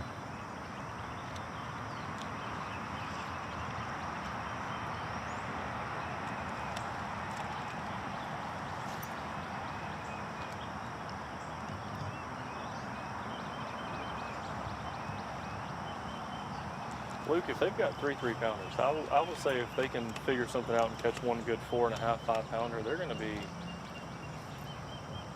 in a really good spot. I was saying earlier, those guys just seem like they're always so close. He's got one on his jerkbait right now, chasing it. It looked like it must have been a close call. He was disappointed.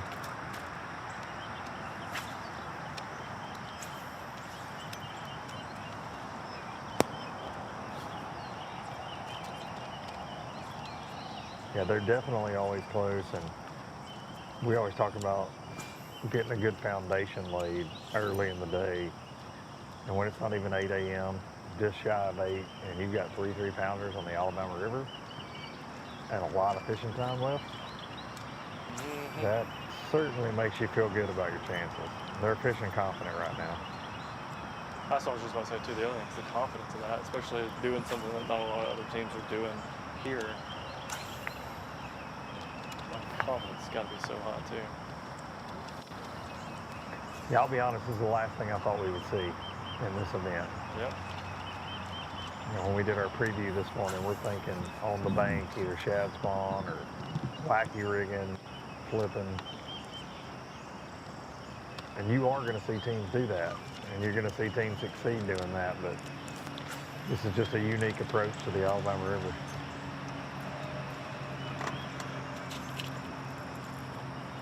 Well, that's what, Fisher strengths. I think that's what these guys like to do for sure. And they figure out a way to make it happen on a place that really, like you said, isn't what we would have guessed to be doing here.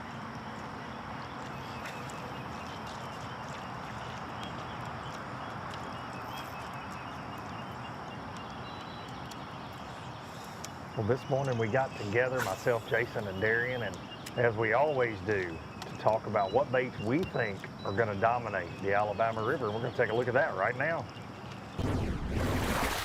All right, we're here at stop 3 of the ABT South at Cooter's Pond. It rained the whole way here, so I'm just imagining that water's rising a little bit and probably getting a little mud, a little stain to it. But if a man can get back in a pocket somewhere, find some cleaner water, I'm going with the pig stick from Crush City.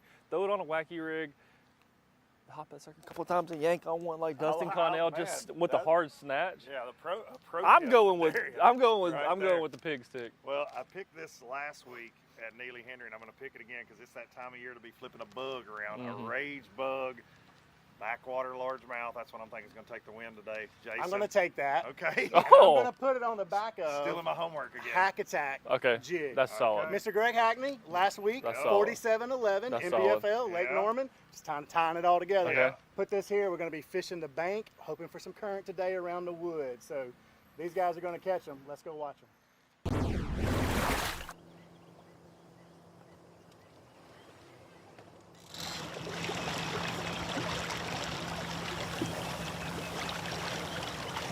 And as we're back live, you can see so far all of us have been wrong.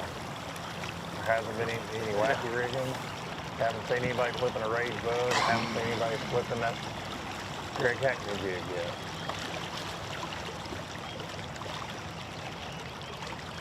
Well, we haven't seen that yet.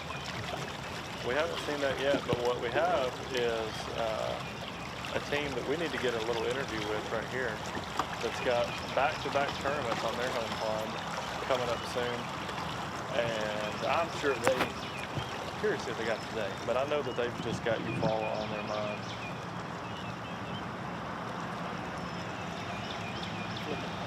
Let's see what boat is.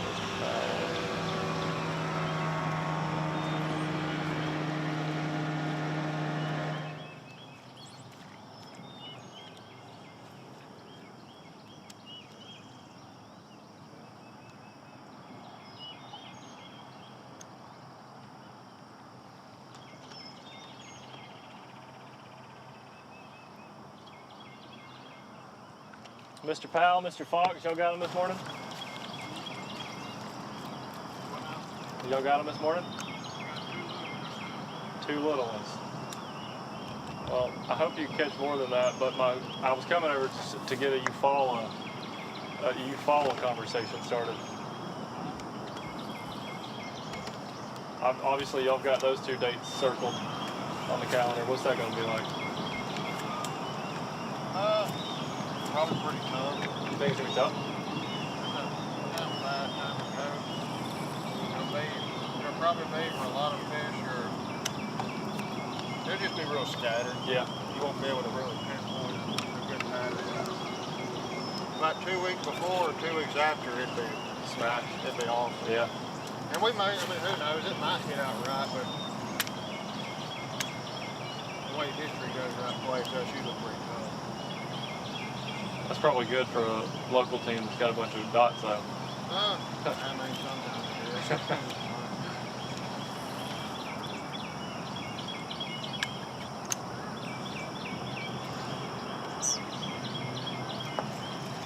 The 100 should be pretty. Yeah. That should be right. Y'all are in that one, right? Yeah. Okay.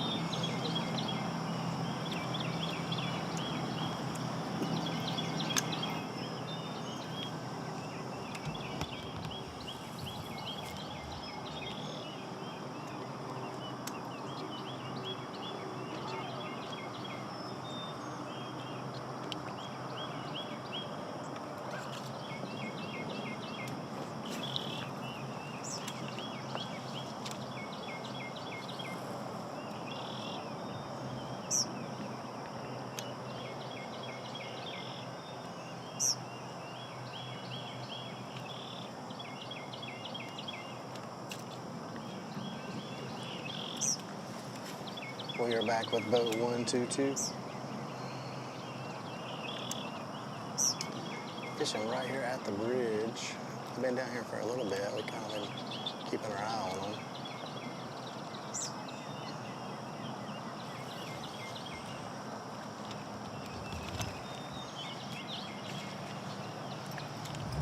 Got a spinning bait.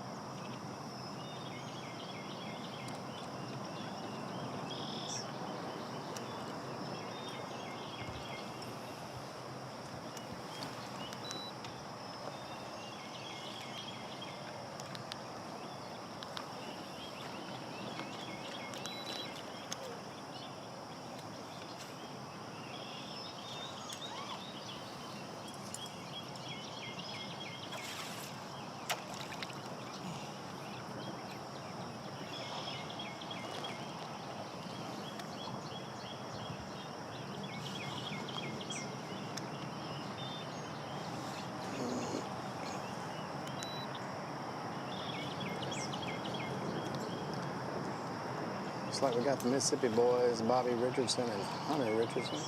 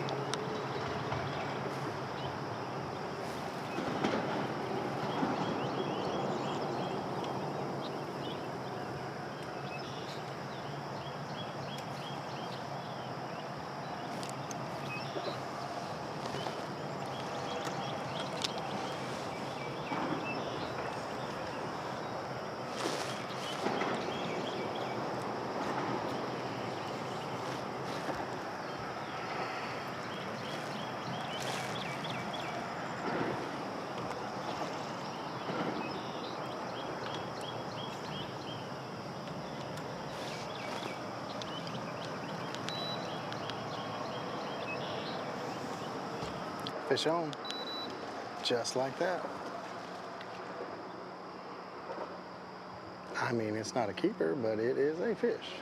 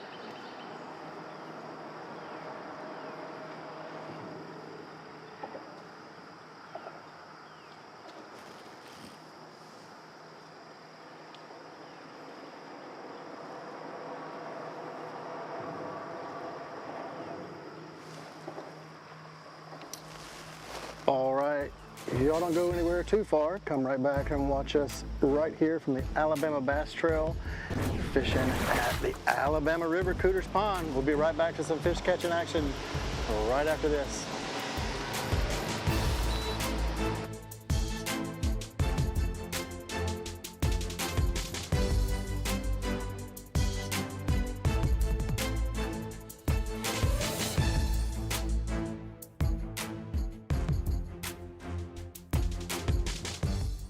The Alabama Bass Trail is sponsored by Rapala, VMC, Crush City, TH Marine.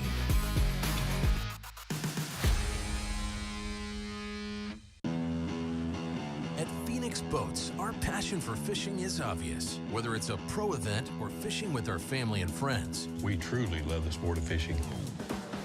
that's why our goal is to make every single Phoenix boat that goes out the door the best fishing platform it can be in both design and construction. We love to fish as much as anyone, and we believe it shows in every boat we build. Phoenix Boats, built by anglers for anglers.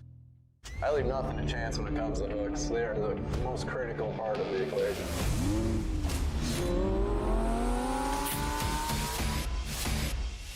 This is truly the best hook I've ever used. Thinner, stronger, slicker, all the pluses that you really want in a hook. That red line right in the roof of her mouth, exactly where you want to get them. When you have the opportunity to create something good, you might as well make this great, and I think that's what we did with the Red Line series of hooks. In the relentless pursuit of domination on the water, one name stands above the rest. TH Marine's Atlas Jackplate. The power behind champions since 2007. The driving force that propels you to victory. More winners choose Atlas.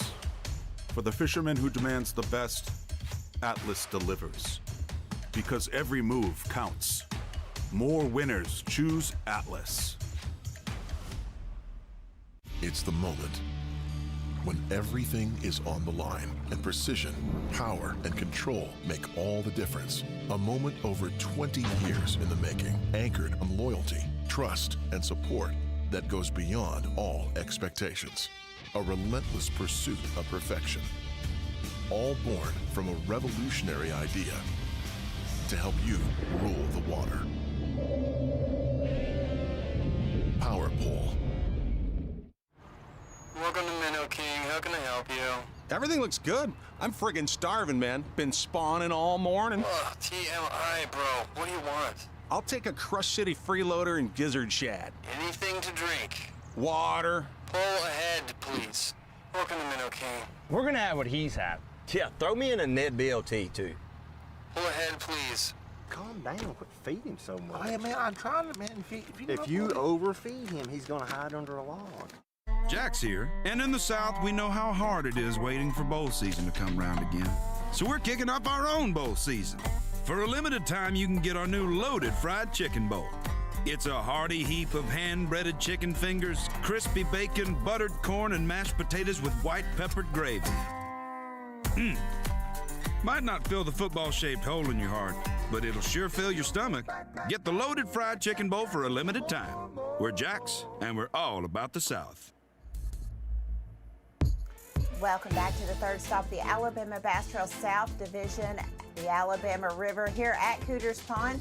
As you can see, 225 boats lined up this morning for takeoff at 6 a.m. Again, they registered back in August, sold us out in 7 minutes to be here at the Alabama River. Someone's going to punch their ticket to the championship later on at Wheeler Lake in Decatur, Alabama in October, and someone's going to take home over $15,000 today.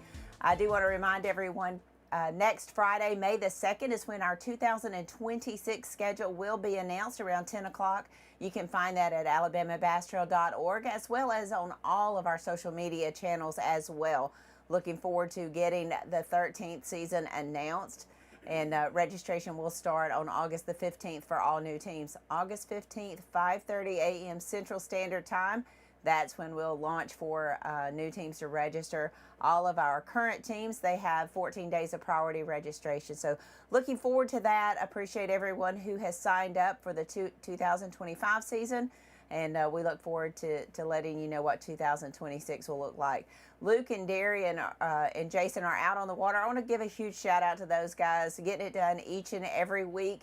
The numbers this year have been off the charts. Thank you for tuning in and also commenting, sharing, and liking our lives. I know today we are up against Bassmaster Live, as well as several tournaments going on in the area. So our numbers are not quite what we're used to seeing on Saturday morning, but we know it is prime time for fishing season in the great state of Alabama, so a lot of people are out on the water, just as Luke and Jason are. We're going to hurry up and get back out onto the water and see who they're on. Luke, take it away. Thank you, Miss Kay. Thanks for, I can't believe you talked nice about Darian, but I will definitely take the compliment, even though he was mixed in there with it. Yeah, she was talking about me and you. She was talking about me and you. I hope that was the numbers. She was talking about me and you. She said working hard. Yeah. She was talking about good numbers, working hard, and I figured that didn't have anything to do with Darian. Exactly. Yeah. Well, I've caught up with Michael Ingram and Scott Ramsey here on the river, Jason, and they've got a limit. My first limit that I came across this morning. They said it's a small limit, but these are Logan Martin boys, but they are getting it done on the Alabama River this morning. They said that not a lot to their limit from what they're telling me, but still, you got to have that foundation. Get you 5 in the boat. Starting to see a little water moving too around the trees on the bank, so the generators opened it up a little bit. That afternoon bite will be good. And speaking of the generators, I don't know if you've looked at the tractors lately, but we've got Summers and Pelt, and we've got Mott and Hamilton. We kept saying, man, they're running. Mott and Hamilton basically off of the map in Wetumpka in a tiny aluminum boat with a tiny motor, and I see why they brought it now. They are out of the zip code. Yeah, and if you look at the map on the tracker, you know it's when the water was down, and they technically couldn't have gotten there. Yeah. I mean, it is rocky. Yeah, a couple treacherous stretches right there where those guys This boy's are whitewater right rafting today. Pretty much. Be anxious to see what they bring back to Cooters Pond. And Jared and I were just talking. You know, it's a shame, but we will definitely not have them on ABT Live today. We do have a camera on them, so. Yeah, we do. Be for the TV show. For the TV show, we'll show all the action. Yeah, it's gonna be hard to get to them though from where you and I are at. I mean, you got the skills. Go ahead. My problem is I'm gonna stop at Wetumpka at the casino.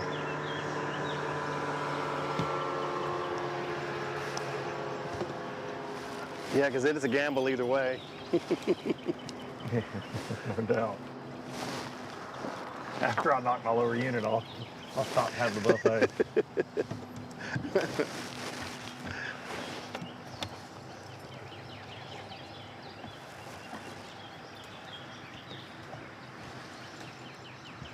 I do plan to continue to work on down the lake here.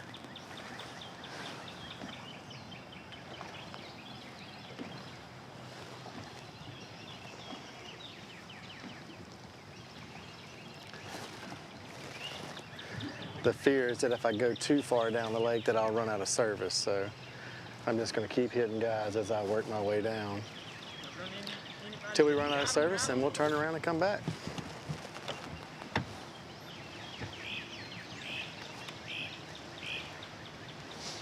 Now this current's starting to move. You think things are going to pick up a little bit though, you know? Yeah, you can see things starting to float by a little bit. And I'm having to stay on the trolling motor a little bit more. You guys have a good practice?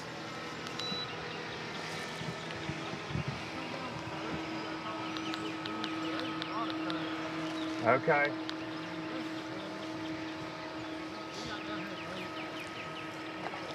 Okay.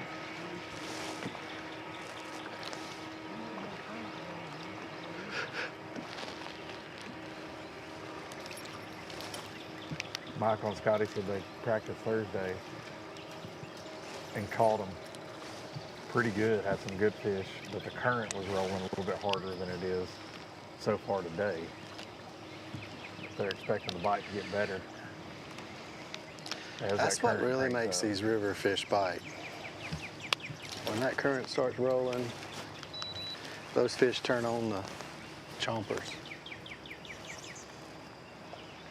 And it just positions them too, right? Without current, they can kind of roam where they want to roam, but especially the largemouth, these main river largemouth, they're lazy. They're like me. They don't want to try to fight that current, so they're going to slide over and get against something on the bank, makes them a little more predictable.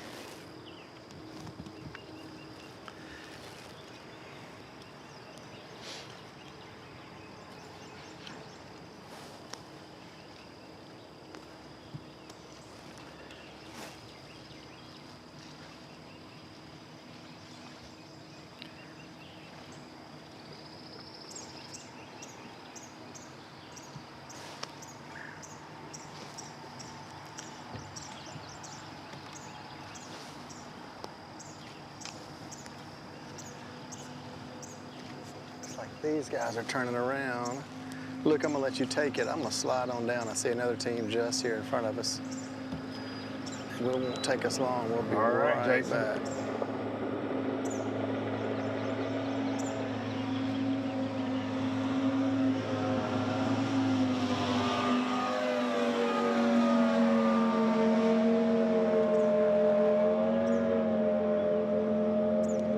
I don't know where he's headed, but he's going there fast.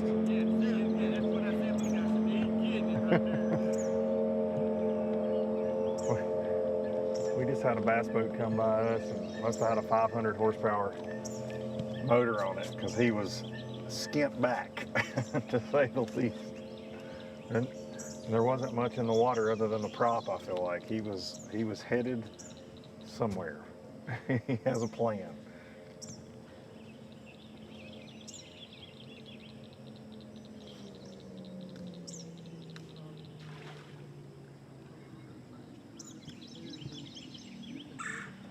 I feel like he burned 10 gallons of gas before he got by us, guys. They was going to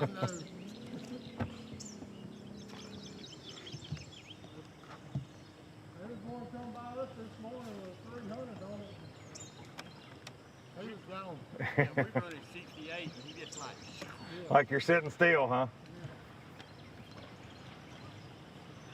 I showed him a video last night that my brother had posted about Hey, it wasn't his boat. I don't know whose boat it was. 122 mile an hour. Dude, I don't want to go that fast on the Me either. That's too fast.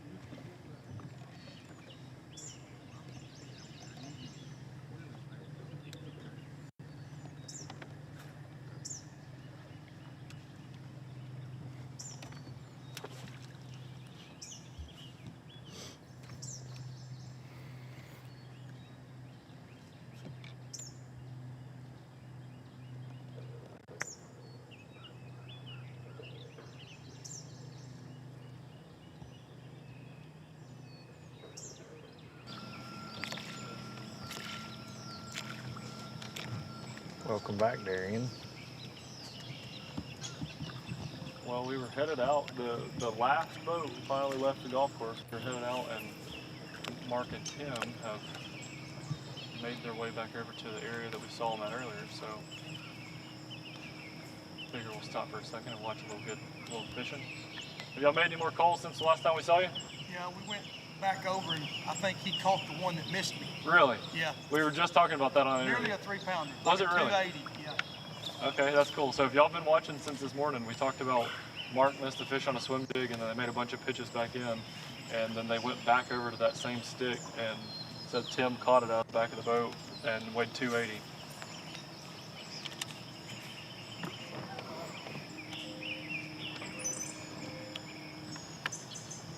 Those boys are vacuum cleaners.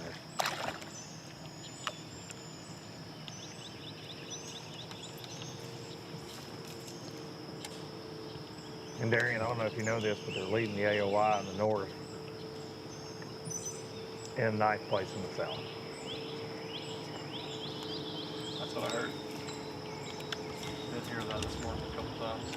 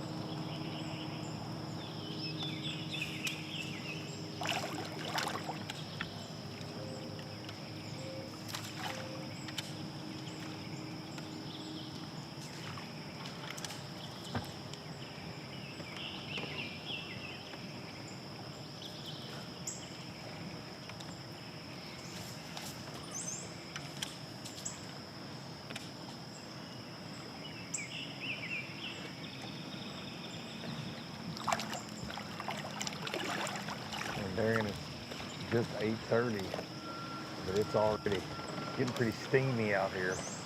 I'd say that shad spawn is pretty much non-existent by this time.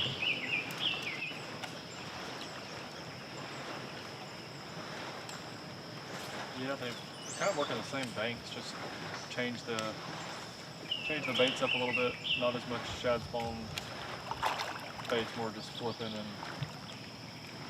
slowing down a little bit from what this morning, just kind of firing away and chasing that early morning bite. We're putting on a pitching and skipping master class right now under some overhang banks.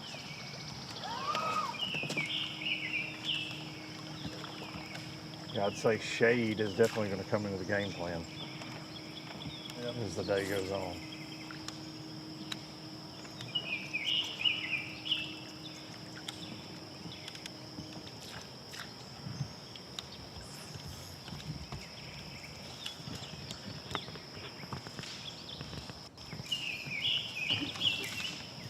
I know shade might be in my game plan because yesterday, before I fished in a hurricane,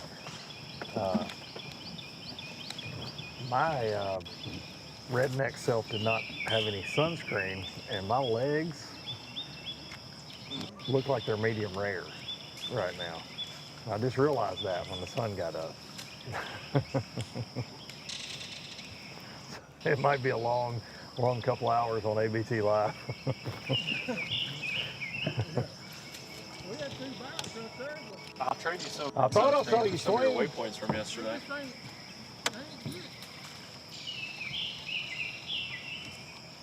So they just missed 2 right here. What time did it end? 10:30, 11? I believe 11.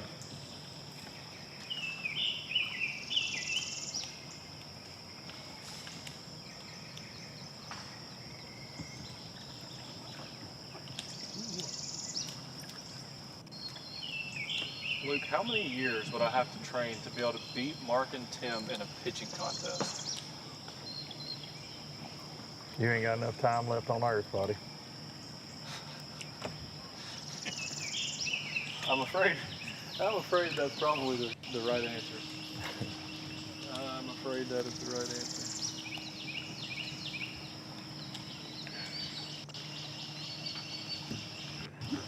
When Mark and Tim go to pick and cover apart, there's not a lot left to be picked. I just watched something that was. You could write a book on what we just watched. If y'all are watching live, if you're watching this later, make sure you rewind back about 4 minutes and watch every single thing that just happened, because those casts, those pitches are all perfect, making sure they don't miss a single twig or cypress stump. I mean, they hit everything. So that's. And then you see guys who come by and just really fast fish through everything, and that is what separates the guys who've won Angler of the Year before from who don't. Luke, there's a couple teams out here in the middle on this standing timber out in the dead middle. I'm gonna jump over to them and see if they're doing something tricky out here or not.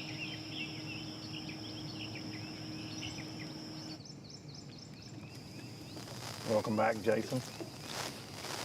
Yes, sir.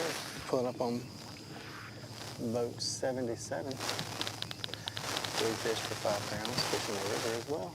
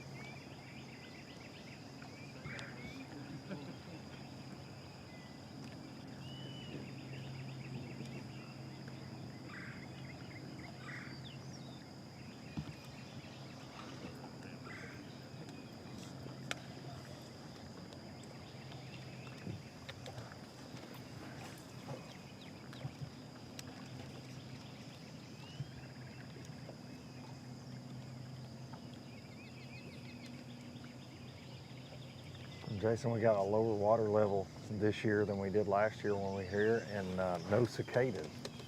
Remember how we had the crazy cicada hatch when we were here last year that you could hear on live? It was on everybody's mics. The whole background was just cicadas. It was wild, deafening. You know, we didn't have those in Tennessee for a while. And when we came down here that time, I was like, what is that? Yeah. Sound like the helicopter or the fans blowing all day.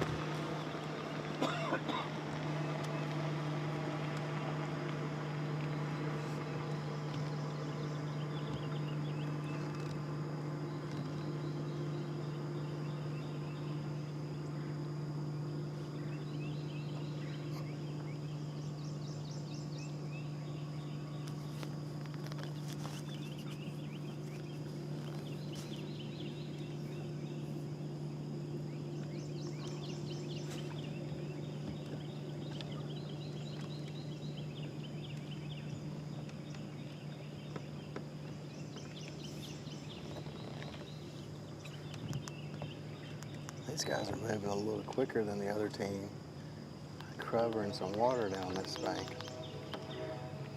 Other two teams turn back and refish the area.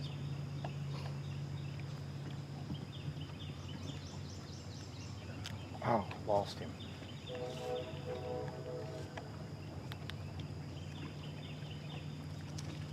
We just had a hookup here. Did not last long. Guys eased up on some of this, a lot of industrial cover, I would call it, on the river.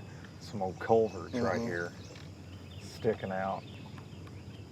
Pitched a creature bait up there and boom, got bit. Just lost it, a few cranks in.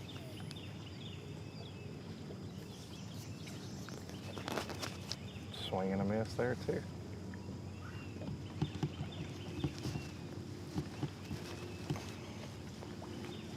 Actually, they're throwing a little small Carolina rig, a little short leader. Oh. Yeah, a little sneaky.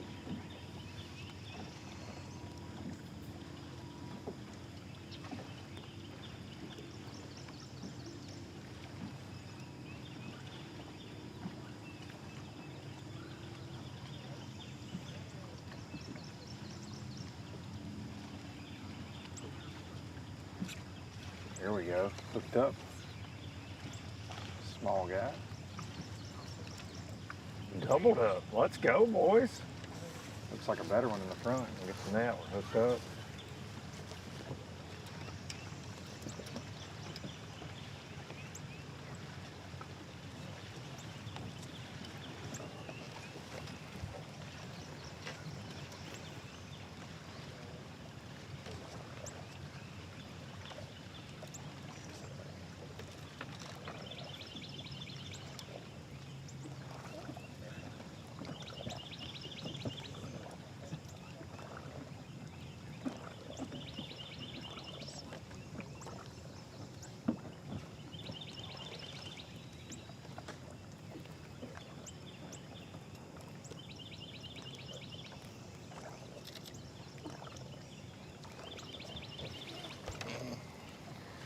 Pushing outside that service range, I can already tell.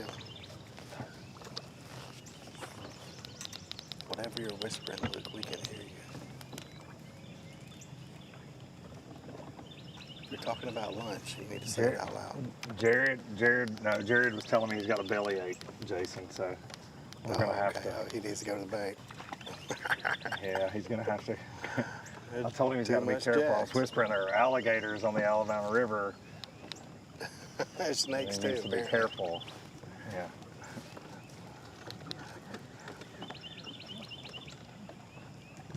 Has he got socks on? He actually doesn't, so we may have a problem. Oh, you're in a problem. Maybe lend him here some. I don't know how flip-flops are going to work in that situation.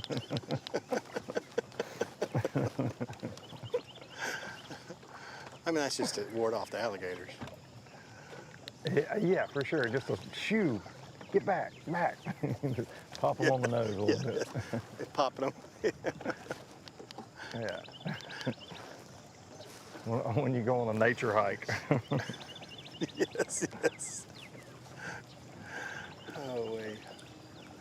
We do it all on the Alabama Bass Trail. We do. It's all indeed. live. If you see Jared walking around weigh-in with one flip-flop, mind your business, okay? Yeah. He worked hard today. Yes, he did.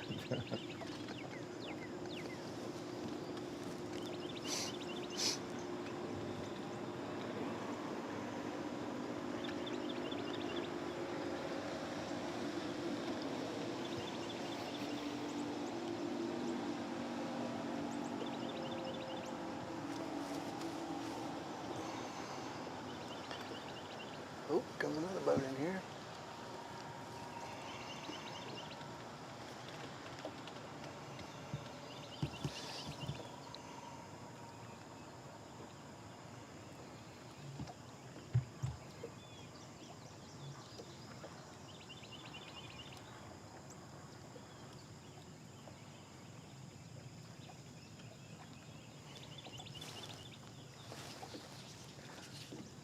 Jason, I'm going to move down the river a little bit. Okay. And we'll be back Get in away just from the a alligators. few minutes. Get away from the gators, yeah, for sure.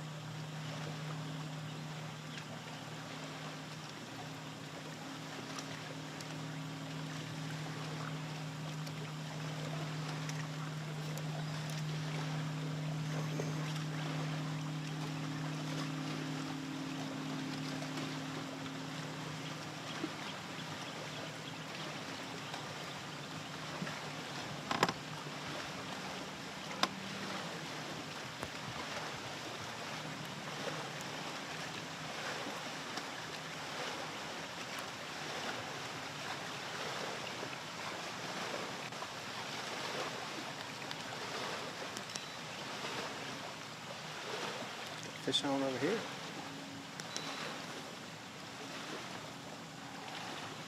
That's what we're looking for.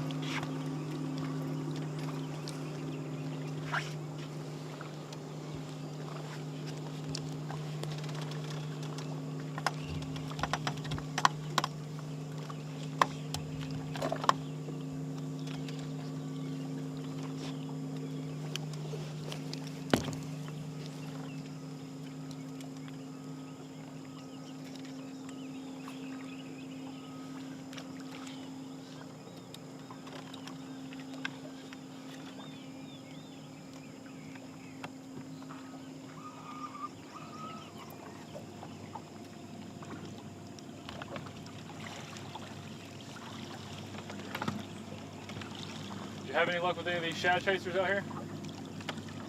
I've been seeing them everywhere, but no one's fishing them. I was curious. Yeah, I looked at them for a while, but I don't know what they're doing. Yeah? Yeah. We thought this might be a pretty good spot.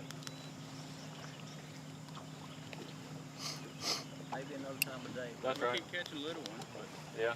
big ones don't want to do nothing. Well, good luck. Y'all gonna stick around here? I think we're about to run up to Jackson Lake. Okay. Yeah. Cool. Well, good luck. We appreciate it. Well, we're gonna make a little run too. There's another boat in the back we're gonna go try to find.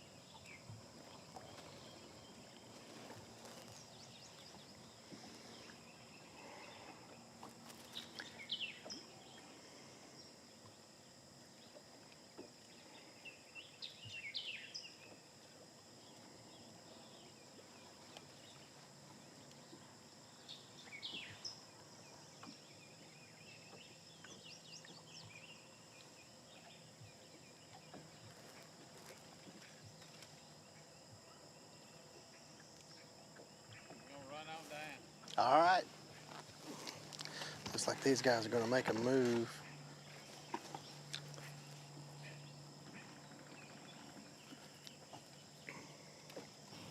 Darian, take it away. We're going to slide on down the lake a little bit.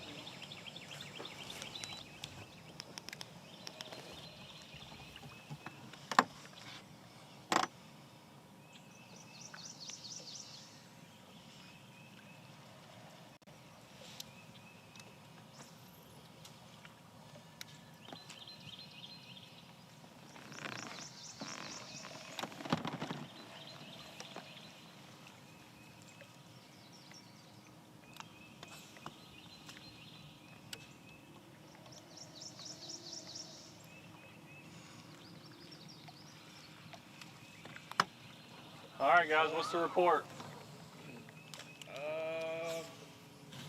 We should have caught him while the shad was spawning. Yeah. We caught 2 good ones and 1 little one. And then kind of let that shad spawn and come back. Now we ain't getting no bite. It was over quick, too. Yeah, it didn't last long. We decided to go up in that little creek. And we wasn't in there long. Until time we come back out there, they done stopped. Caught 2 decent ones while they were doing it, though. How big were they? Maybe almost 4-pounders. Oh, wow. Yeah. At least you got them 2. Yeah. And now we're trying to get rid of these little peckerheads. Yeah. Have y'all got 5? Yes, sir. Cool. We caught once so far. Fixing to go back in Cooter's Pond now and go to flipping. You y'all gonna flip the rest of the day? Oh yeah. I'm not sure I'll throw the frog some, but yeah. We've caught a lot of fish in there the last couple of years, just flipping the little cypress trees and the little corners. I was hoping to get 1 big bite somewhere down through this grass.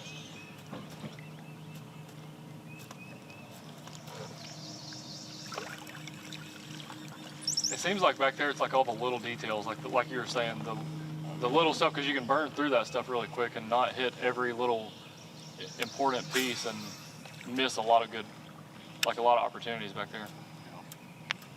You see so many people just flying through all that stuff and never get a bite. Well, sometimes that's what it's all about, is just slowing down and figuring out them little spots. Yep. We should have definitely stayed where the fish were eating them shad, though. Yeah. I was hoping up in that creek it was going to be good, but once we got in there, obviously they pulled the water down, and you could see the current, and I'm sure all the fish pulled out with it. We were talking about that this morning. You could see the water dropping. Yep. Yeah, that's what even these cypress trees, they'd be all up in the edges of these. When they pull that water down, they backing up. Yep.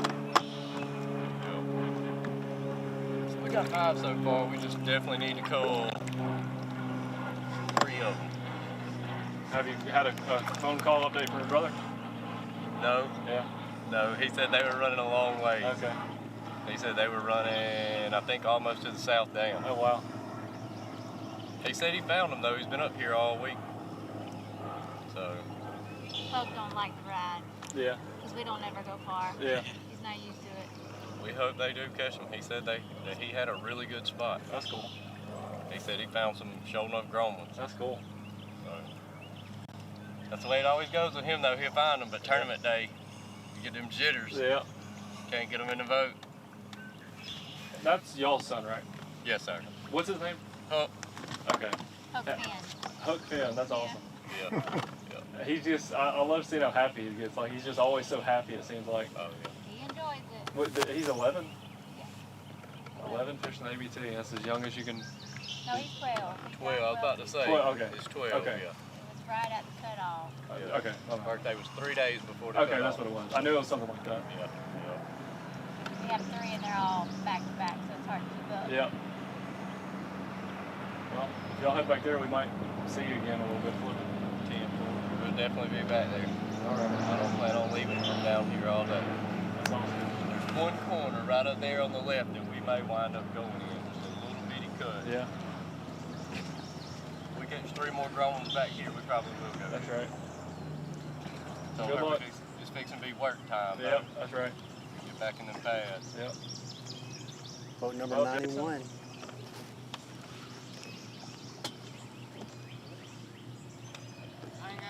All right, now he wants me to stay. He was trying to get me to leave earlier.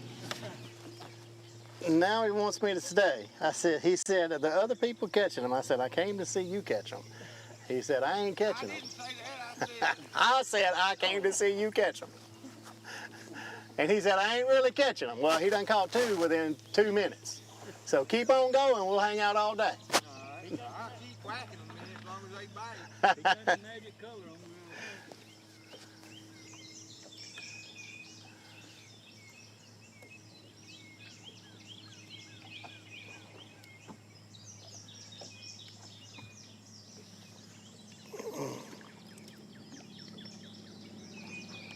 So let's take a look at these catches before we got on live here real quick. So pulled up to him, and I mean, right away he set the hook on the fish. So, and he got behind it a little bit, but he got caught up with it. Net man comes over to do his work.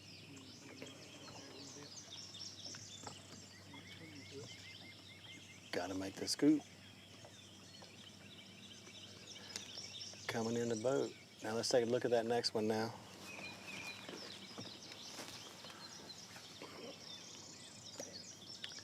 He set the hook quick on that one.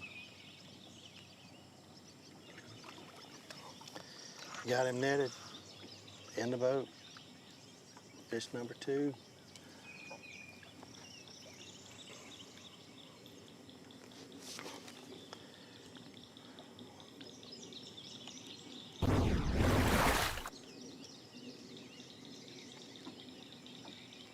So we're back live with those guys.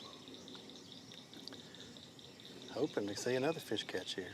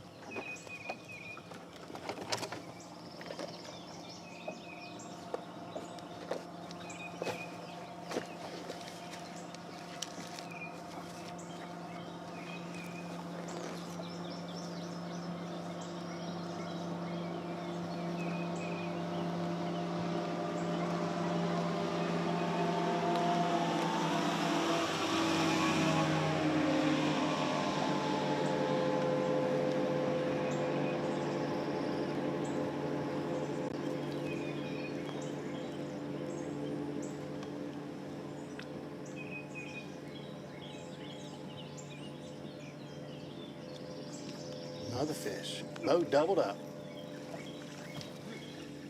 Doubled up. Got a little one. And maybe a keeper. Boy, that'll make a whole... Hey, the hook set was fantastic. Doubled up is doubled up. We could feed this one, that one. I said, yeah. Yeah. So I don't think it's 12 inches. Wonder if you could like tie those 2 together somehow. And Yeah.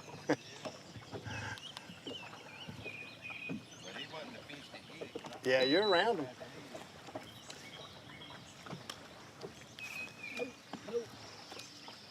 Not gonna keep. Well, you can't catch big ones, you just have to Hey, catching is catching. That's it. Keep sitting home. I mean, we could just take the hook set and not see the catch. I mean, that was the best part, the hook set. They both look good catching them.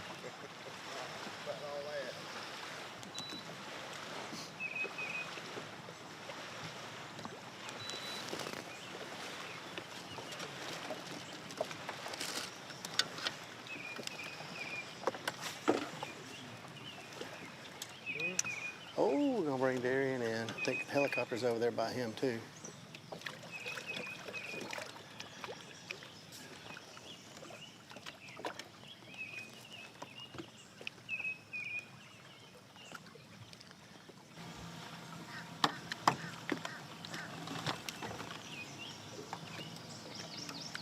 Well, we've got caught back up with Mr. James Scott. We've got a little drone footage of him fishing here on the bank, throwing a buzz bait this morning.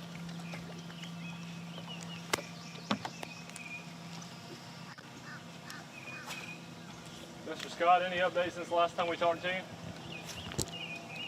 do have one more fish. I'm up to 3. One more fish, up to 3. They're not big.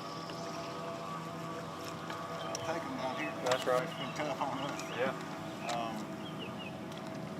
Get some bites, but they're just not taking the bait. Was that a bite right there you had? Yes, that was a bite right there, yeah. Just not getting it. Nope, just not getting it. I mean, they're hitting it and just swatting at it. Same spot, so. Yeah. But we're going to keep chunking and winding. That's right. Throwing a rivet. I said buzzbait, but that is an old school rivet toad. Get it, rivet. Luke Duncan knows a thing or two about the rivet.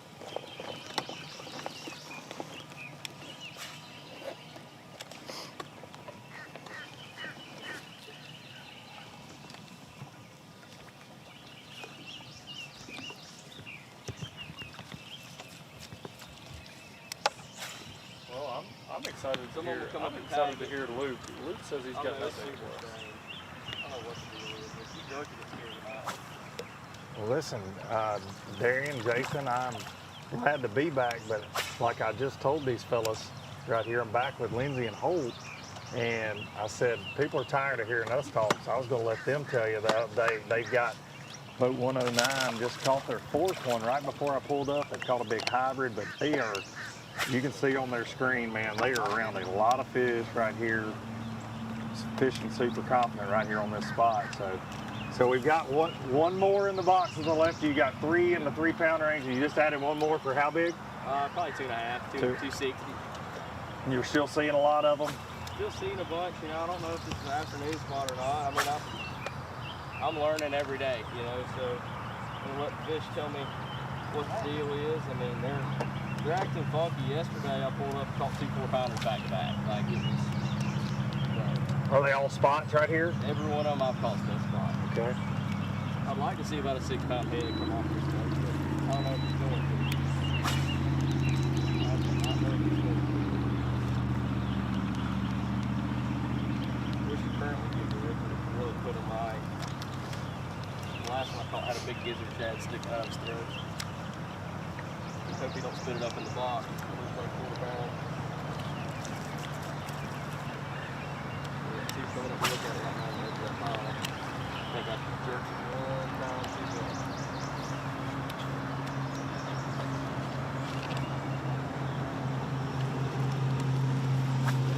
Are most of the bites coming on a moving bait for the most part? Because I noticed y'all are dragging and fishing something fast, kind of a 2-pronged approach. I caught one on them in a pool. Okay.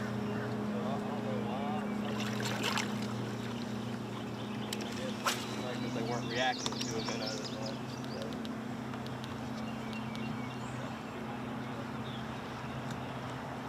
starting to see more and more. So I don't know if it's just the sun getting over. We've had clouds on there. I don't know if it's the sun or what. But hopefully I'm not trying to catch a big one.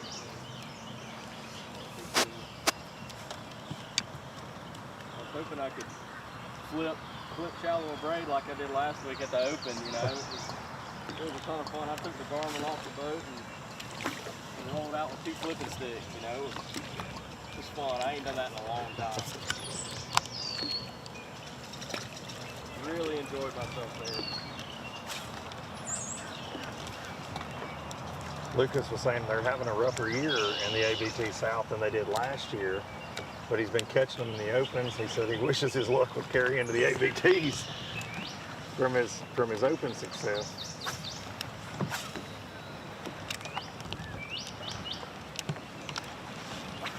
Started the year with a big finish at Clark's Hill in the in the snow. Awesome.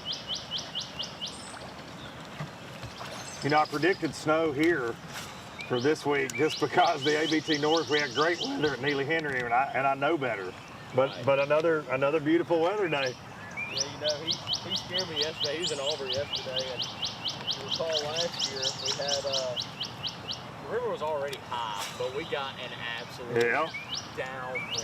It was really high last year. Really high, and it messed everything up. He called me and said, look at the radar, and I looked at the radar, and it was in Demopolis, and it was just this wall from Demopolis to Mississippi, middle of Mississippi, and I was like, well, I was fishing with a couple of guys on Mitchell yesterday in that wall once they got here. It was not fun for a little bit. I'm actually surprised the river didn't come up some as much as it rained. It really didn't at all. I guess they dropped it last night back down. The guy that was here earlier, Tyler, was saying he had a lot of fish on the bottom end flipping mats. That's who I travel with the open. So yeah, we kind of work together on a few things and meet up at the house and talk and stuff like that. I mean, you got to have those people that you can trust and rely on. I mean, these lakes a lot of times are so big you can't break them down on your own. Well, we were talking about that this morning when we saw you guys on the tractor close to each other. I wonder, you know, are you working together, or is it just one of those deals? Hey, we're going to share this area, so you guys travel together on the opens. We do. Yeah, you gotta have somebody, man. It gets lonely on the road. I fished in college for Auburn, and of course you have the brotherhood of traveling together with a bunch of college buddies. Move on to the opens, and I sat out for a year or so, got a job and did all that, and watched my best for 10 days.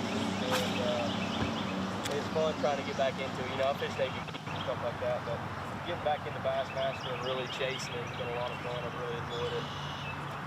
But you got to have those guys you can rely on, talk to. And you know how it is. You were a fisherman. You still are a fisherman, but you used to chase it real hard. You know the battle, the constant battle all the time. Staying up late, driving, long hours on the water. That's why I don't chase it anymore, because I'm fat and old right there. Hey, Too many late nights and early mornings. I about waited too long. I done got old. I wish I would have chased it right out of school, but you know, you gotta wait on your opportunity, man. You got to wait on your opportunity. Made a color change too, and I don't know if that made a difference. Crazy. A firm believer of when they're gonna bite, they're gonna bite. You can tell paint. You know, it's just how I think it is most of the time. You can't hardly mess it up when it's right. The ones that bite, bite. Good job, guys. We're going to move on down a little bit. You could throw a white Cinco on top of it. Not that I was trying. I got one coming up and looking at it now. Two.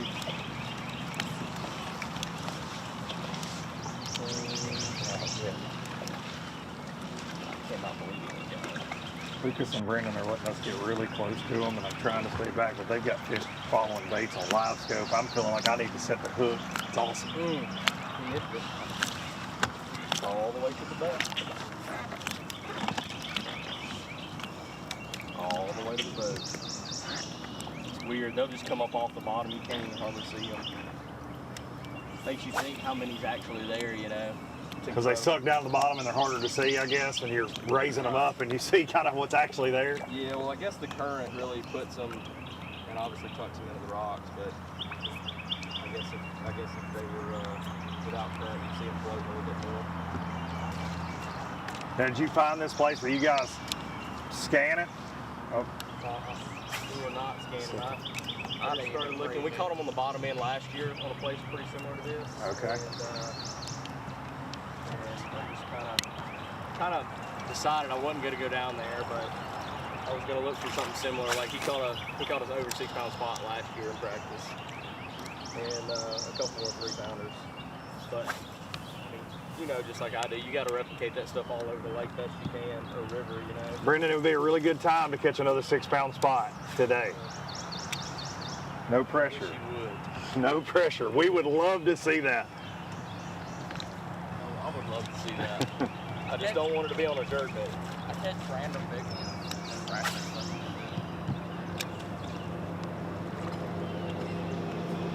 me and a lot of buddies talk about to fish this tournament trail is like you can go right up there and catch 20 pounds. It's insane. Like the next, on the other side of the column, you catch 20 without blinking your eyes, you know. But getting out here changes just a little bit. How many people y'all got on live this morning? We've got 3 of us out here running around, chasing cell phone service so we can bring live to the folks.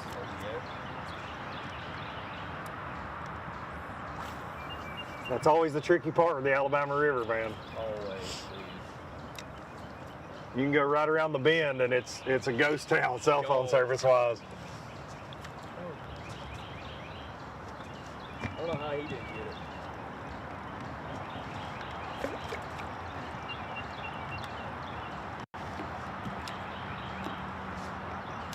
I've seen fish floating, but they ain't been bass. They've been stripes. We wasted a couple. When they're up higher, they're not bass typically. Well, they'll swim in. You can see them. They'll, I guess, just run with the current and swim in really quick. A lot of these places, they'll come up and bust bait. Like you'll see them chasing shad ball up in the top. This morning was kind of crazy. We couldn't ever put it on them good, but man, there was a bunch up way high, busting, blowing up. We had one about to jump in the boat for his thing.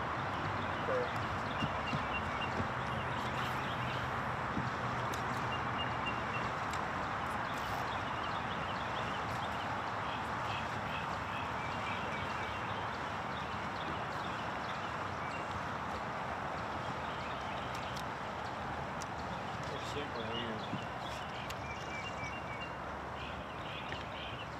And what do you guys think you need to win today, weight-wise? I think it's going to take 20 for sure. Take 20 pounds? Yeah, okay. When they're biting this good for me, and I really don't know a lot about this place, it kind of scares me on thinking about what some other people are, because this is the first year we've had stable water, you know, so those largemouth are probably going to bite. There's probably some guys this morning who caught a pretty good bag, swimming a jig and stuff like that. And it was really hard for me to not go do that, but on a spot like this where you're sitting on, I'd say the spot here is smaller than the boat, you know, but I'm really targeting. It's really, I mean, we had, I don't know, 5 or 6 boats trying to stop on us this morning, which is not a good sign, because if we leave, we want to come back. Yeah, right now you guys have boats on both sides of you. Right, yeah. So it's not a good feeling when everybody tries to stop, but that's the risk you run fishing something like this. It's in the main river, everybody runs past you, and it does kind of stick out like a sore thumb on a map. So it's I don't know, you still got to catch them though. You still got to catch them. I mean, we've been bagging them all morning to bite. We got 4, so. Now, if you catch a 5th one, are you going to go largemouth fishing, or are you going to try to upgrade here? Quick. Not that quick. Okay. Since we still got some 2-pounders, I feel pretty comfortable catching 3s.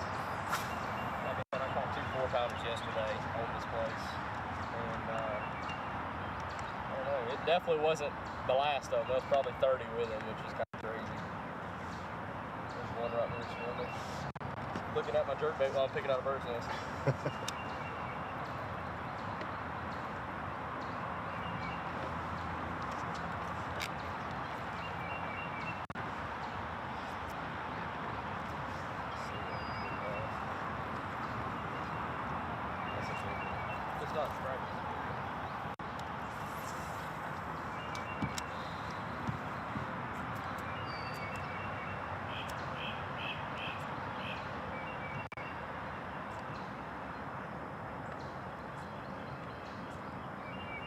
Just saw a big one up high in the water column. Exactly like a catfish kind. We had our fair share of those last year at the championship, I will tell you that. You know, before live scope, I don't think we realized how much catfish to spend. It is incredible. Honestly, the amount of... And how aggressive they are, too. Oh, it's insane. Yeah. They'll eat a bait. They'll about blow up on it. It's awesome. Not when you're trying to catch 5 big ones. Yeah, tournament day, no catfish. But it's cool. I mean, a lot of people look at live scope negatively, and it's easy to say because I've had some decent success with it, but I think it's just cool watching the fish, seeing how they react, and learning every day. If you're not out here to learn and really dial in and perfect your craft, you know, it's well, like, what are you doing? You know, like, you're just out here piddling. So I don't know. A lot of people do, and there's nothing wrong with that, but if you're not out here trying to learn and see how you can make one bite like that one that's following my bait,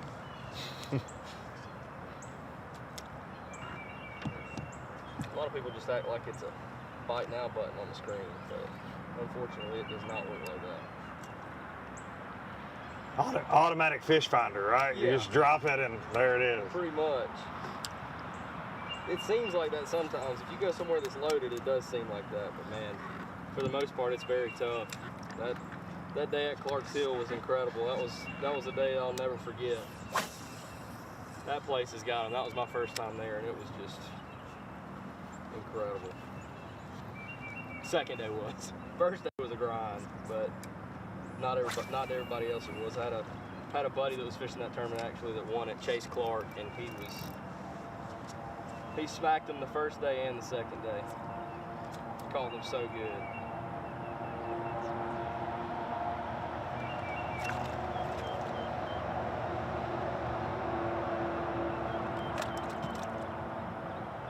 Got off the side of it. Easy to do when you're not paying attention.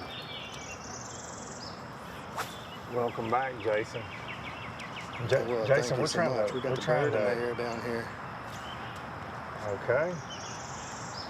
We got the bird on the water and we got the bird in the air. I mean, it's got it all covered down here. 143 Jason Snap and trying to read here. Wally Bell. Sitting a little over 9 pounds. He said they're about to give us one. Oh, I hope that wasn't it.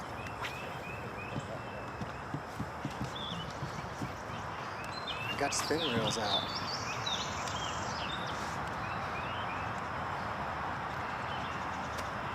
Jason, I got to tell you some insider information here. We're with Lindsay and Holt. Okay. They're trying to sweet talk one of these big ones into biting. They've got 4 good ones in the boat.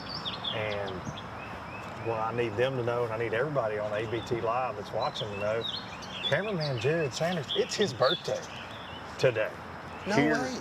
On ABT Live, it's his birthday, and I'm thinking we're going to get some birthday luck from one of these teams. Ooh. It's his birthday right here, guys. Make a wish. Luke, I think. Oh, look, we're getting a song. We're getting a song. No, we're getting it right here. Brendan's singing it. Oh, we got fish on over here. We got a Brendan. Cha cha cha in there.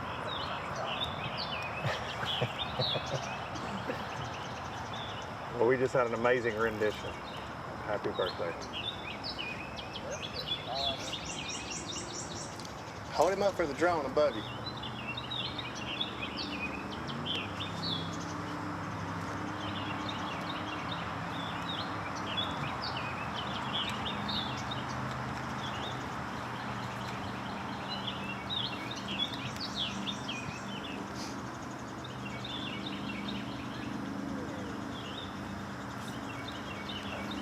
Oh, do we have another? We doubled up? Oh, we were doubled up for a second.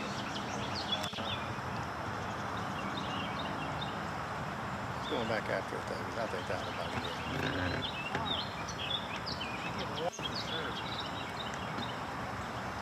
Trying to unhook one of them here. Swallowed it.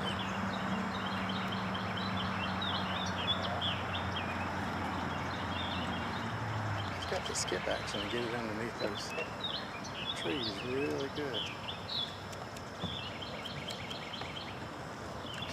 Jason, we're going to make a quick move down the river. Give the birthday boy Jared a little rest here. Yeah. And we'll be right back. All right.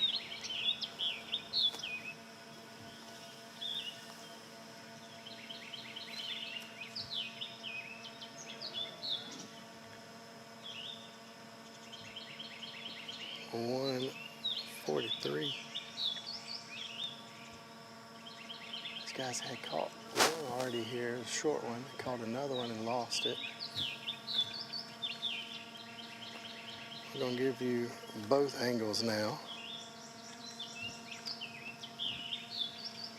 So you got the air shot and you got the side shot, so full coverage here for these guys.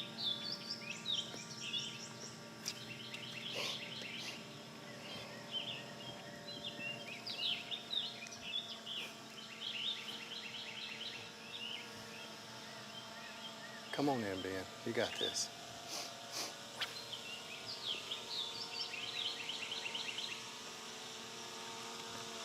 Come on.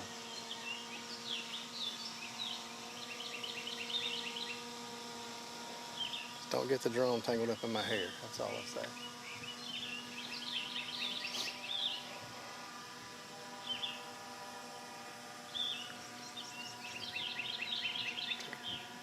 Quick shot.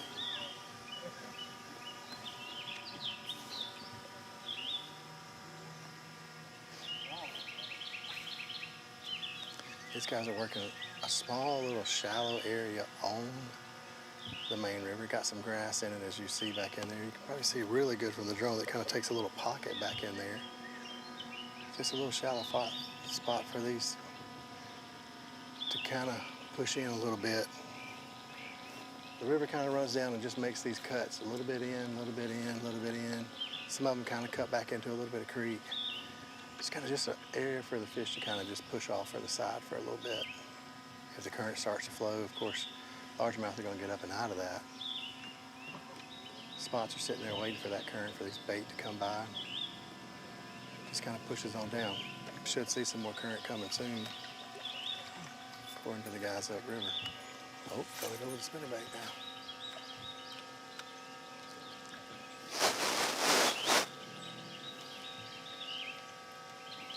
Beautiful shot.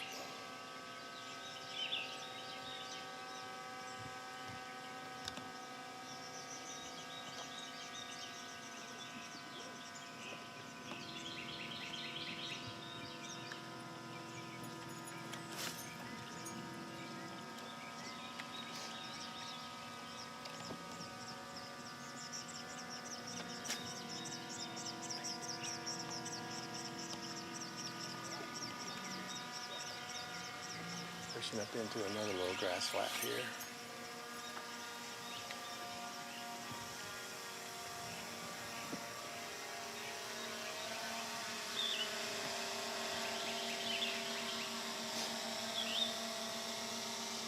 Good looking spot.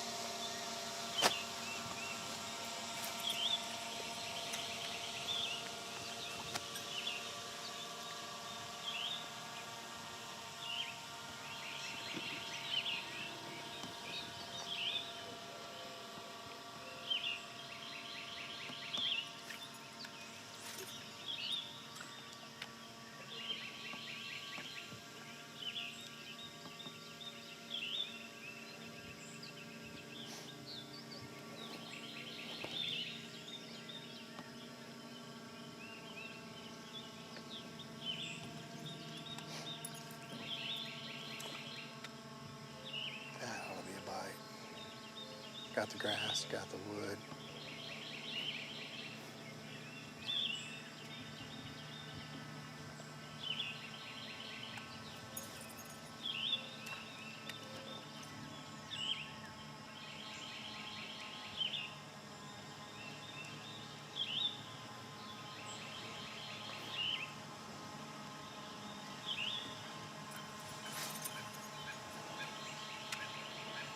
Guys, what's going on in this area?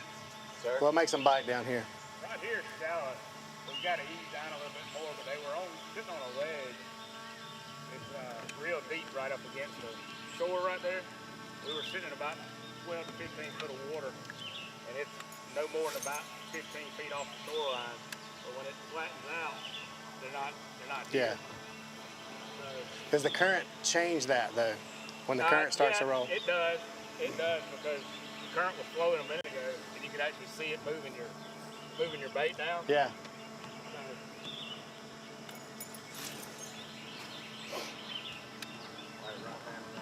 Where those rocks are, they'll pick back up. Okay. So it's going to drop off here again where these rocks are just ahead of us here.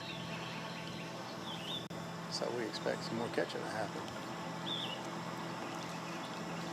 It takes time to figure out. You got to come up here and practice. You got to figure out where the fish are set up, how they're set up, what the current does, what the current doesn't do. When the current dies, where do the fish go? They really take their time to figure it out. And then when you come out here to fish, then you kind of know, all right, we don't need to really fish this that much. We can run through it real quick, get down here to where the next spot is, pick one off here and there, and just keep working your way down the river.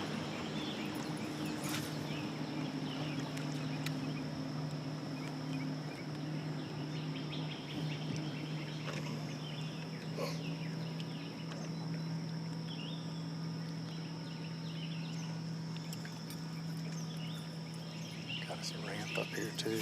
A little concrete, warms up the water. Fish up there sunning, a little bait action.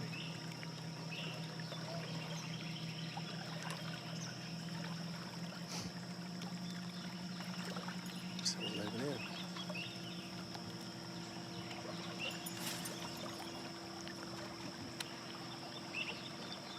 can tell that's a deeper spot because it's kind of held up by the, looks like concrete wall right there.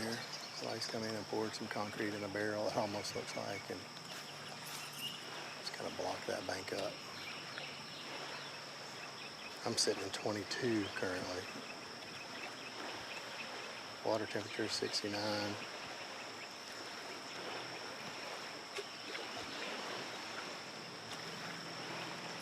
This should be another one of those good spots right here. Maybe that was a cast.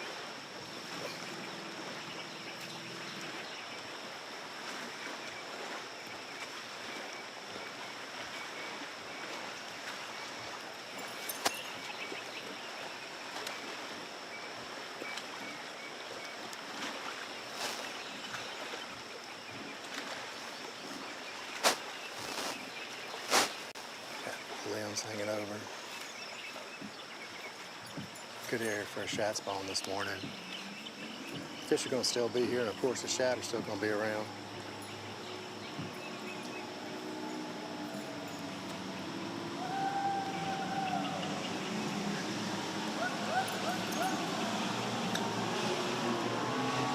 There goes Darren, if y'all wonder what's going on in the background. He just usually rides around in the boat most of the day, so if you wonder why he's not online, he's out riding around. So,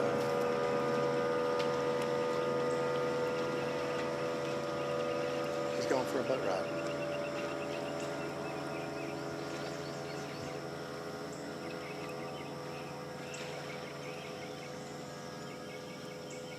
Really good.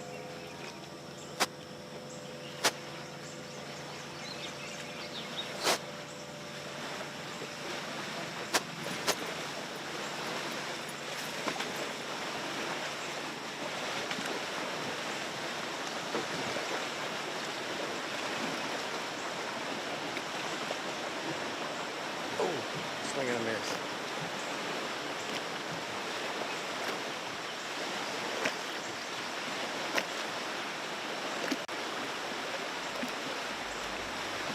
Well, I hate to cut away from the fishing action, but we are going to be right back after this break. Don't go far.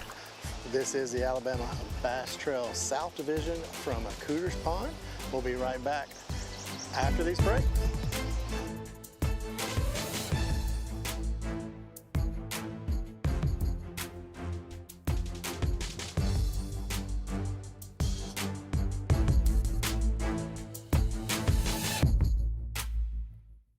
Live coverage of the Alabama Bass Trail is brought to you by Garmin, Power Pole, Mountain Dew, Yamaha. At Phoenix Boats, our passion for fishing is obvious. Whether it's a pro event or fishing with our family and friends, We truly love the sport of fishing. that's why our goal is to make every single Phoenix boat that goes out the door the best fishing platform it can be in both design and construction. We love to fish as much as anyone, and we believe it shows in every boat we build. Phoenix Boats, built by anglers for anglers. Here at Lanners McClarty Chevrolet, it's time to pick your offer on a new Chevy Silverado 1500. That's right, pick the offer that's best for you. Choose rates as low as 2.9% for 72 months, or how about up to $12,000 off all Silverados? They have the best selection in years with over 500 pre-owned vehicles available. Big store, big on savings, and big on customer service. Visit LannersMcClartyChevrolet.com.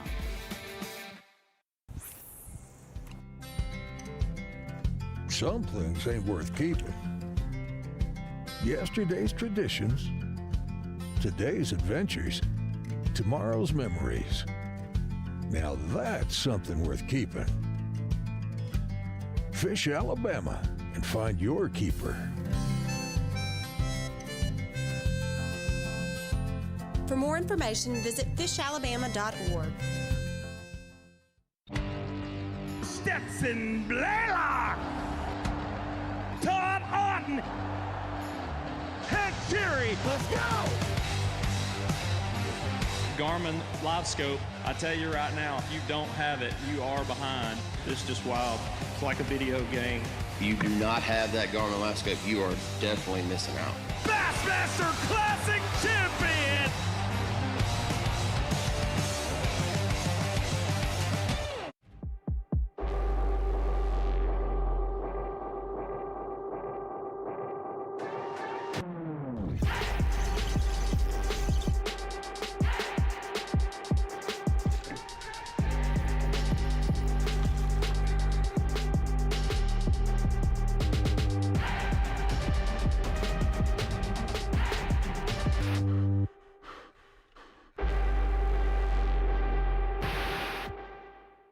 Missing football? Well, Jack's is kicking off our own bowl season with our new loaded fried chicken bowl. It's a hearty heap of everything a Southerner craves. And this is one bowl season that won't break your heart. We're Jack's, and we're all about the South. Welcome back to the Alabama Bass Trail South Division. Stop number 3, the Alabama River. If you watched last weekend and we were talking about Neely Henry, it is the equalizer in the South Division. This tournament, we've seen 50 to 80 point jumps and 50 to 80 point falls in the points when you come to this lake. It is what we consider your hump day tournament. It is stop number 3, so we will start really focusing in on those points, Angler of the Year points. As we mentioned earlier, Mark McKeag, Tim Hurst currently leading the North Division and sitting 9th in the South Division. Unheard of, actually, on the Alabama Bass Trail, and they could be the first team to ever win Angler of the Year in both divisions. I'm sure Luke will kind of talk about that on the stage today with them. They had 5 fish in the boat just a little bit ago. They're somewhere between that 13 to 14 pound range. They think it'll take somewhere around 17 to win. We will be back here today starting at 2:30 with the weigh-in. It is, we don't have bleacher seating here, so if you're planning on coming out, please make sure that you bring your lawn chairs. We do not have any seating here. It rained a little bit last night. The ground is a little bit wet, so I'm not sure that you'll want to bring your blanket or anything like that, but bring your lawn chairs, come out and visit with us here at Cooters Pond. I do want to say, I don't know if Ben got the drone footage this morning of the new parking lot here at Cooters Pond, but the City of Prattville Parks and Recreation, they put in a phenomenal parking lot for us, an additional 40 paved parking spots that really helped our team this morning. Anytime you bring 225 boats into a community, it gets a little crowded, and thankful to them, Kelly Carter and her staff. The grass is mowed, everything is so well maintained here. They built us brand new steps going down to the water. 2 years ago, they came in and totally rehauled the platform to get to the floating docks, and you can't ask for people to work harder for you than the City of Prattville has done. So really appreciate Kelly and her entire team. They've got other events going on. There's a golf tournament, there's a softball tournament, and they are just killing it. So very thankful for, we say this all the time, tournaments like the Alabama Bass Trail don't just happen. It takes a lot of partners, and one of those is the City of Prattville for Parks and Recreation. So we're going to show you that footage here in just a little bit, let you see the new parking lot here. That's one of the coolest things about the Alabama Bass Trail as we've gone into we've gone into different cities and seen them develop beautiful landings. And there you go. There is the new parking lot there at Cooter's Pond, and I am sitting right across from it. I can see it out my window here, and I look out one window, I can see the lake. I look out the other window, I can see the brand new parking lot there at Cooter's Pond. So thank you, Kelly Carter, the City of Prattville, all of the Parks and Recreation team, as well as the Public Works team for getting this place in shape for us. But we're going to get back out on the water. I know Jason is still with Sap and Bale, and then hopefully Darian and Luke will be stationed up on the team in just a moment. Thank you for tuning in to the Alabama Bass Trail Live. We'll be back in the studio in a little bit. Jason, any calls that we've seen yet? Not any calls yet. These guys have had a couple of swing and misses. Did catch a fish a second ago that was another short one.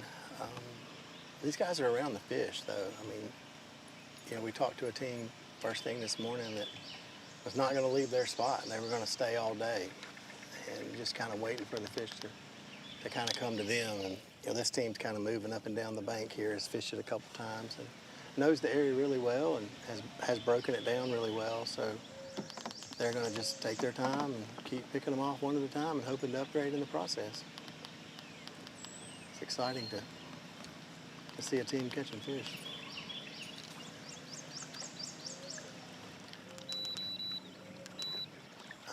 Another swing and miss.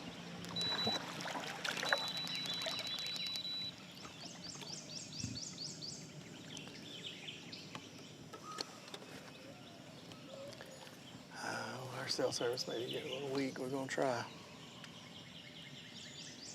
Hang as long as we can here. Anybody out there invents cell towers for boats, give me a shout. I need one.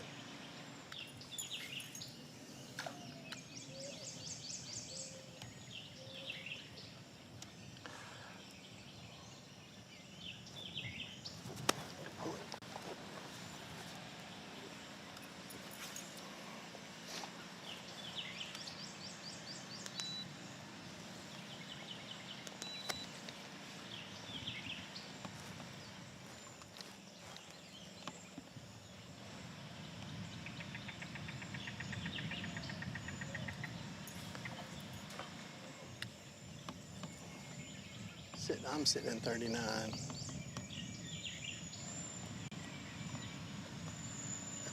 Of course, it's a drop off right there that they're fishing. Oh, got hung up that time, got it off, good deal.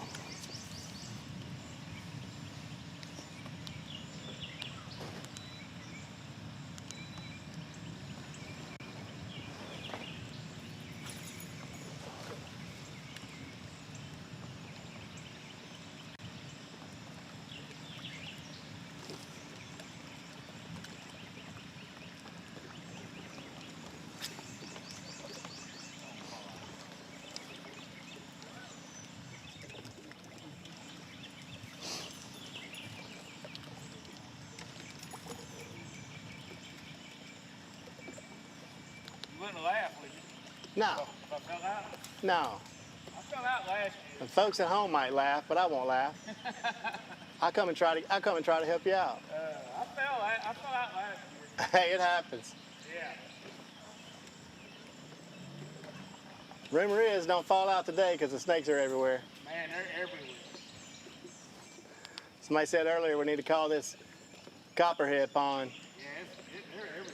I bet we've seen 6 or 8 yesterday and had 2 this morning trying to get in the boat. Oh, shoot. I'm out. I'm putting the boat on the trailer at that point. I just want to tell you that. It makes you really think about going up there under the limb. For real.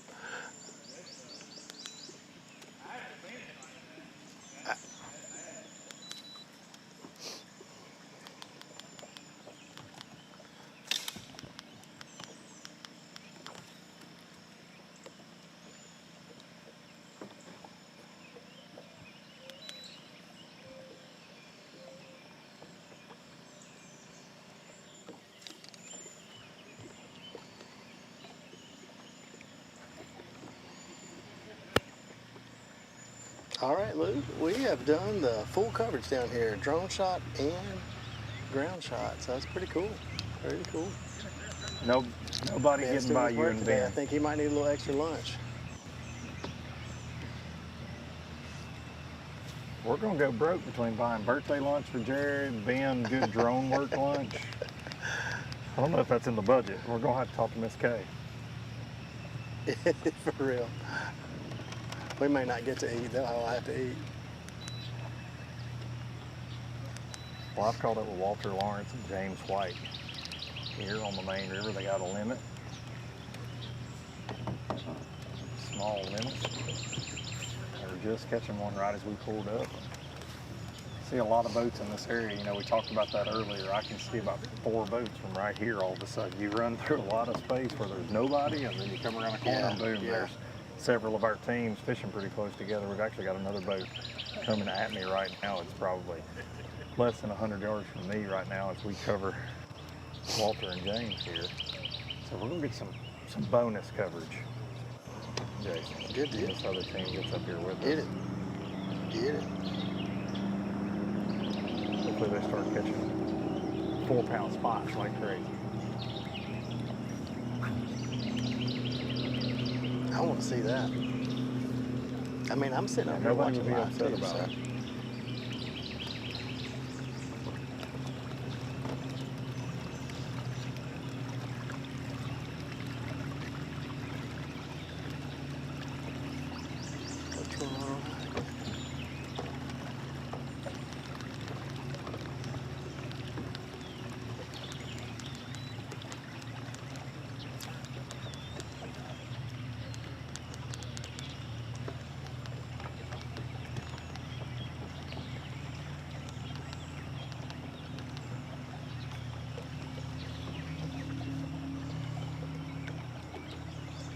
Look, did I see you post this week that you won a tournament this week? Was that on your Facebook? You won a tournament? 10 years ago. Oh, I'm celebrating well, a I was memory. looking. I thought you were. No, I didn't win the You won FLW one this Beaver week. Lake this week, but I won one 10 years ago.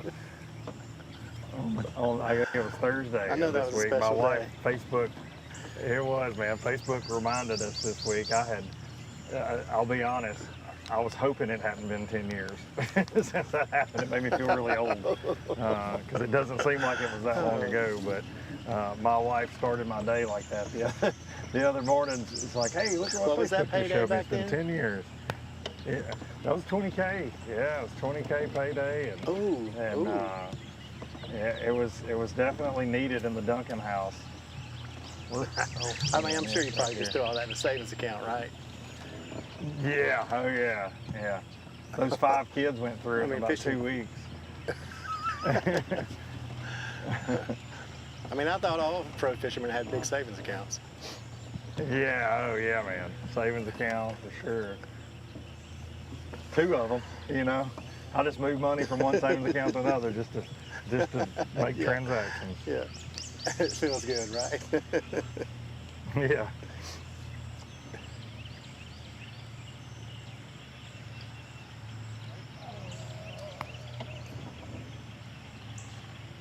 $10 years ago, wow.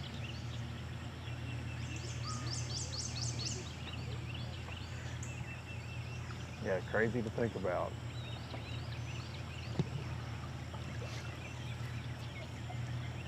And I think for me, you know, thinking about just how much our fishing world has changed, how much the world has changed in 10 years, but the fishing world is so different, especially, you know, I was fishing co-angler then on the FLW tour, which doesn't even exist anymore. There aren't a lot of co-angler opportunities out there anymore in any trail. Things are just changing, you know. It's kind of crazy to think about. I was not trying to throw shade over here, but I mean, it's changed as much as your beard has changed by looking at those photos. That's a fact. Somebody also commented on my Facebook and said, that guy was really skinny. I said, that guy couldn't afford 4Ds. Another one there. May keep, maybe. I don't know what they got in the box. Oh, throwing it back. Yeah, I was looking at those photos, I was like, man, Luke. Going with the dark beard. Just for men in that beard. Yeah, I was like, he just for men it this week. Yeah, 10 years, and like I said, those 5 kids, they not only spent that 20 grand, they caused those gray hairs.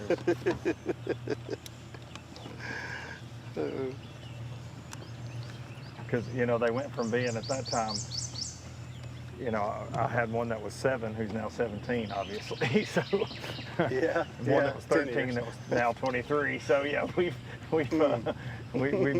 had some stressful times since then, between driver's licenses and college and everything else. Yeah.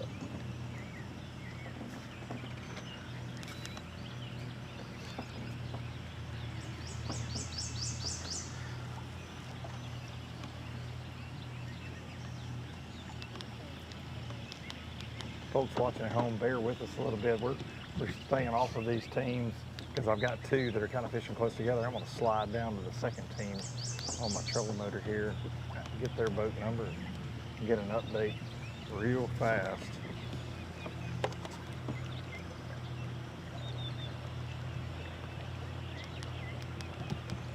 So interesting to see, Jason. I'm watching this team I'm pulling up on fishing the exact same spot I covered a team on earlier. But just to watch these teams, how they approach the same cast, you know what I mean? Whether it's boat position, whether that's the technique they go after to catch, it's always so interesting. These guys are sword fighting. Morning, guys. What's y'all's boat number? 165. 165. What you got so far? We got 10 pounds. Got 10 pounds? Yeah. Been a little tough this morning. I wish they kept more water on. Yeah, it's a little lacking on the current side, huh? Yeah, they're supposed to got some more on.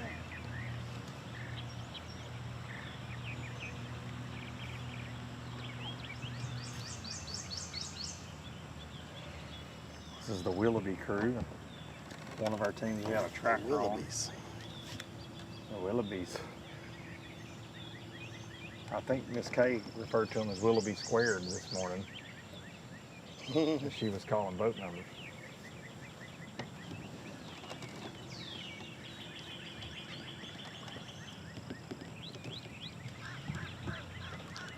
Hadn't heard from Darren in a while. When's he gonna be back from his boat? Oh man, you're going to run off. Yeah, we gotta go look for some more places. We've been trying to run y'all down. Here we are, but we got an update. We appreciate it. No problem. Hope you guys cool. We'll see you this afternoon. Yeah, we're only gonna cover about a 60-mile section of river today. Okay. Good luck. Be safe. Appreciate it. All right. The Willoughby said they're only going to cover 60 miles of river today, so we're going to let them get after it. Jeez. It's a lot of casting. A lot of gas too.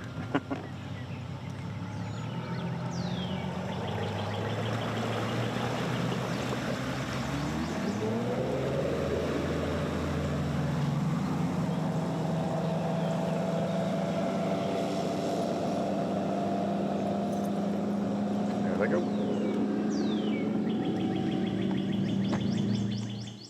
We're gonna hang out here with Sap and Bill. Got another team up here ahead of us.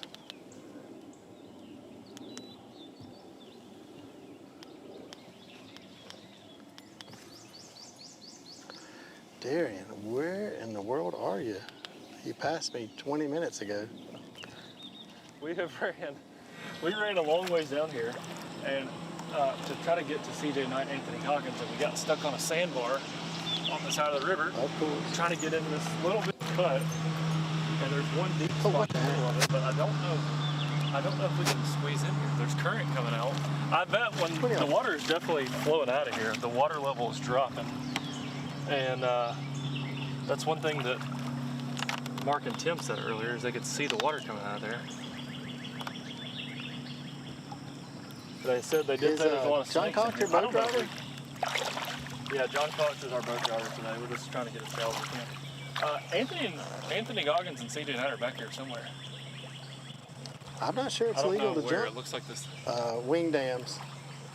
Not sure it's legal to jump wing dams in the ABT. Well, Kay said in the AirPods that they're also in. I don't think we can get in here, boys. I don't think Kay you said can they're in a flat bottom. They're in. Yeah, I'm not so sure if we can get into this hole. I'm glad to see that you got out to help, though. That's interesting. I mean, I'm watching you live, so you look really good out there. Good job. Well,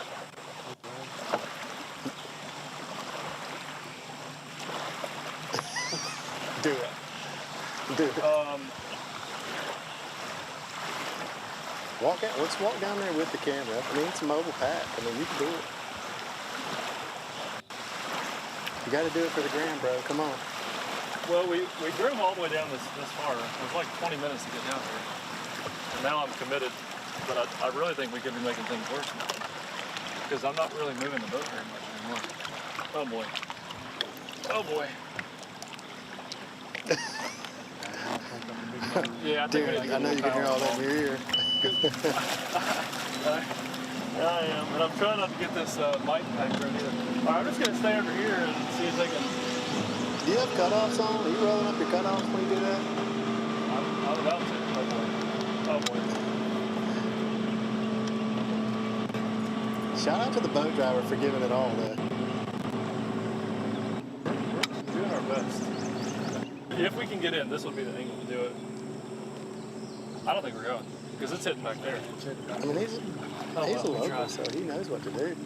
I think we might can go back around and make fish. He knows what to do, and he was shaking his head no the whole time I was making the suggestion. Of course he was. Okay, well, we're going to toss it over to whoever's on full right now, and we'll... I'm right here, hopefully bud. We'll try to get We back. can stay with you, though. Okay. You know, just that we like it. It's good. It's good footage. You know, we like to see I don't know sometimes. How, there's 3 boats back there. There's 3 boats back The there. what not to do on the ABT. And you seem to be the guy that brings it most of the time. We try.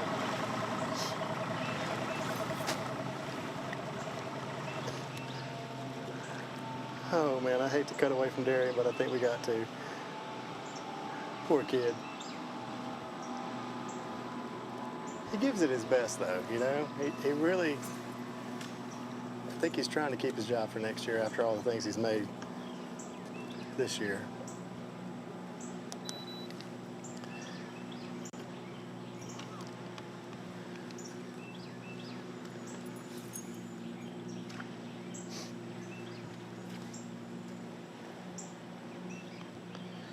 Cell service is getting spotty, I feel like.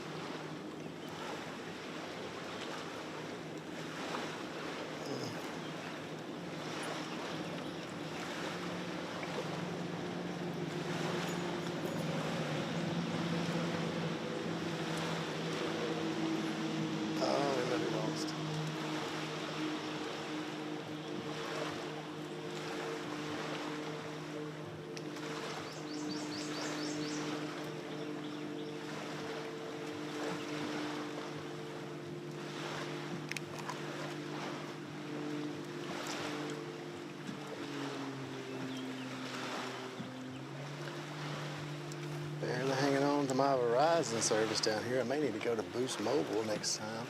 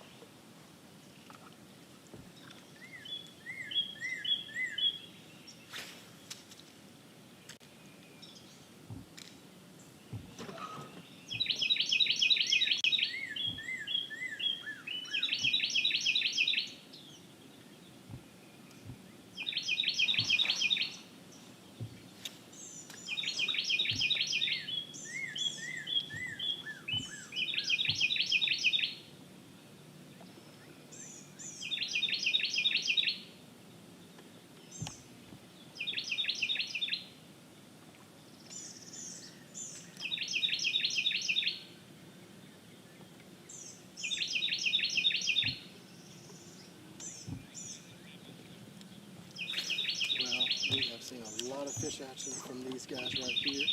We're so thankful they gave us some time to see them catch a fish and bug down the lake for us a little bit. We'll be right back to the Alabama Bass Trail South Division from Cooters Pond. Don't forget the weigh-in this afternoon at 2:30. We'll be right back.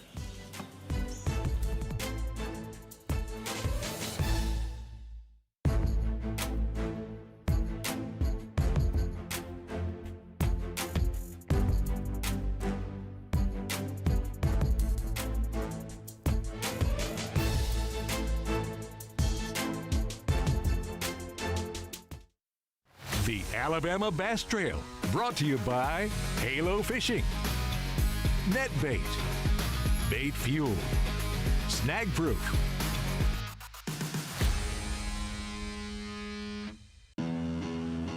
At Phoenix Boats, our passion for fishing is obvious. Whether it's a pro event or fishing with our family and friends, We truly love the sport of fishing. that's why our goal is to make every single Phoenix boat that goes out the door the best fishing platform it can be in both design and construction. We love to fish as much as anyone, and we believe it shows in every boat we build. Phoenix Boats, built by anglers for anglers. Here at Lanners McClarty Chevrolet, it's time to pick your offer on a new Chevy Silverado 1500. That's right, pick the offer that's best for you. Choose rates as low as 2.9% for 72 months, or how about up to $12,000 off all Silverados? They have the best selection in years with over 500 pre-owned vehicles available. Big store, big on savings, and big on customer service. Visit LannersMcClartyChevrolet.com.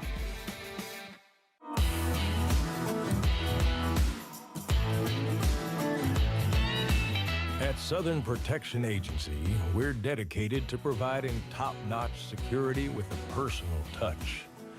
Whether it's uniformed security, traffic control, or law enforcement services, we've got you covered. Contact us today for a free quote. Your safety is our priority.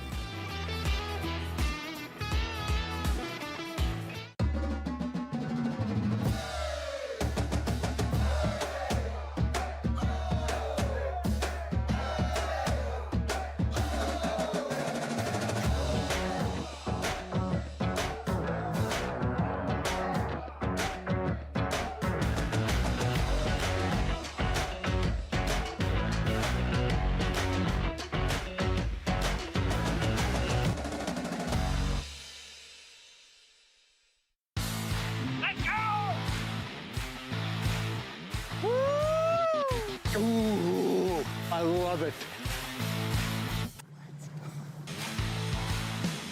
Let's go! I think we should catch more. She got it good too. T-boned it. Let's go! I love it. Cheers. Let's go.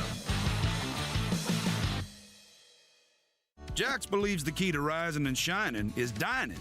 So kick off your day with 2 pork chop biscuits for only $5.55. You'll be shining so bright you might be tempted to share them. Or not. We're Jax, and we're all about the South. Welcome back to the third stop of the Alabama Bass Trail South Division, Cooters Pond. As there you see an early morning shot of the teams taking off from here at Cooters Pond. Current temperature 72 degrees, water temps getting on up there 69 degrees. It is going to heat up today. The temperature is supposed to be around that 88-degree mark. It is partly cloudy with very little wind, 2 miles an hour. Very little rain throughout the week here in the central part of Alabama. We did get a rain shower last night, quite a bit of wind, but not nearly the rain that we've seen in North Alabama this week. We are excited to be here again. If you have not been to Cooters Pond, we don't have bleacher seating here, so please make sure you bring your lawn chairs. Bring an umbrella. It could get quite steamy out here in the base of the Alabama River. I do want to thank again Kelly Carter and all of the people at Parks and Recreation. Kelly was able to find us some people to work with us this afternoon running golf carts. We'll have someone on the ramp helping getting these guys out. Again, 40 new places to park. Paved parking here at Cooters Pond is a huge asset to us as a tournament organization, and we're excited to be here stop number 3 of the South Division. Currently right now, Shane Thompson and Brent Shiver leading your AOY points for the South. First time in that position. Really cool guys. Fished with Alabama Bass Trail for a long time. Looking forward to that. We mentioned Mark McKeag, Tim Hurst in 9th place in the Angler of the Year points in the South, currently leading the Angler of the Year points in the North Division. Luke Duncan and Darian are both on teams out on the water right now, but we're going to get out to Luke and see what team he's with and if they have any fish in the boat. Luke? Thank you, Kay. I've caught up with Matthew Rayburn and Kevin Dykes, boat 192, out fishing the main river, and they do have a limit in the boat. Small limit, which we've seen a few this morning, but nothing just fast and furious. And you know, those 3-pound plus fish are hard to come by. I feel like we say that a lot, especially on the river systems we go to in the Alabama Bass Trail, whether that be the Coosa or the Alabama River. Those 3-pound plus bites are gold and tend to separate you from the field a little bit.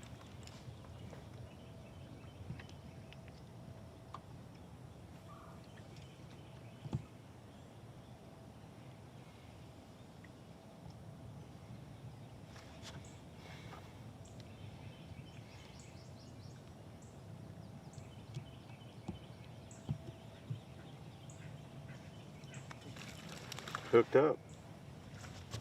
Small guy.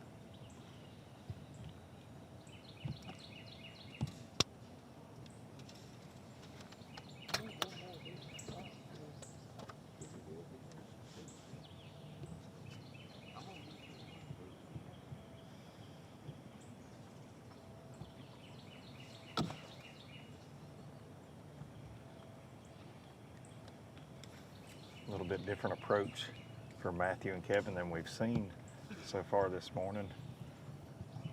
Throwing a weightless soft plastic jerk bait on some of these main river banks.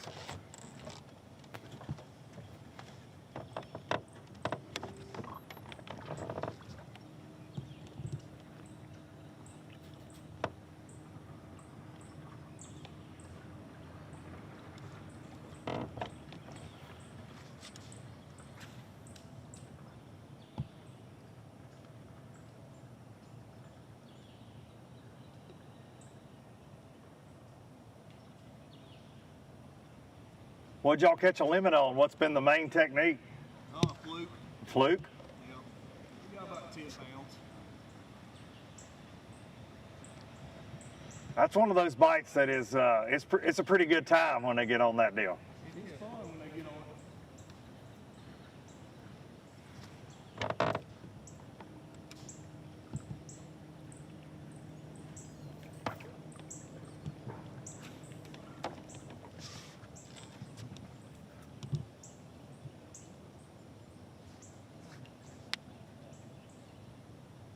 Y'all got all spots, largemouth, or a mix? All spots.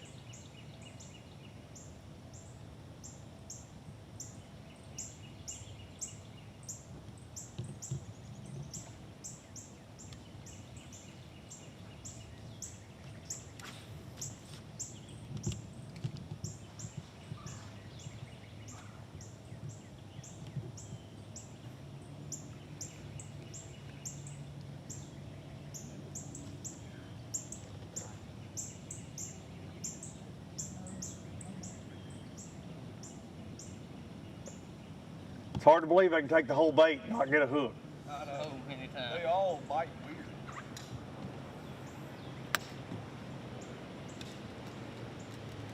You have one take his entire soft plastic jerkbait. That's the second time since we pulled up, and how they don't touch a hook point, I will never know. I saw your line swimming on. I mean, it looked like he had it and gone with it. All day. Just trying to get one more decent spot before we go. Try to get some largemouth.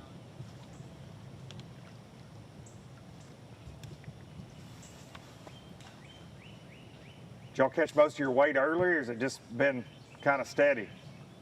It's been steady. Practice has been better in the afternoon for us. Okay.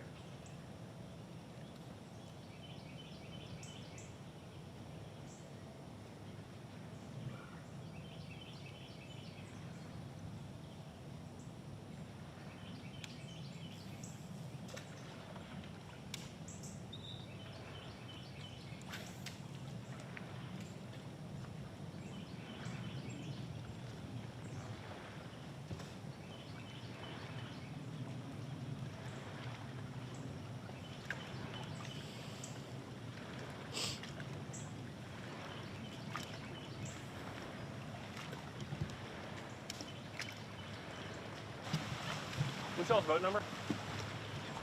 Okay.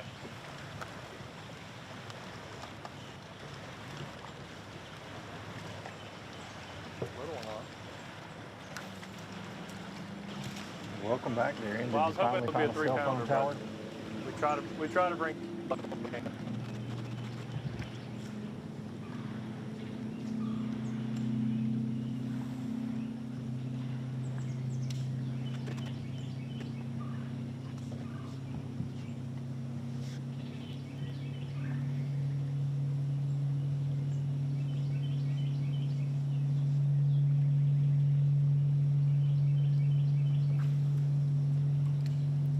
Appreciate everybody watching this morning on ABT Live. Got Jason Duran, Darian Craig, and myself out here running around the Alabama River, and it is a difficult place cell phone service-wise for ABT Live coverage. And Jason and Darian are running around trying to find some cell phone service right now.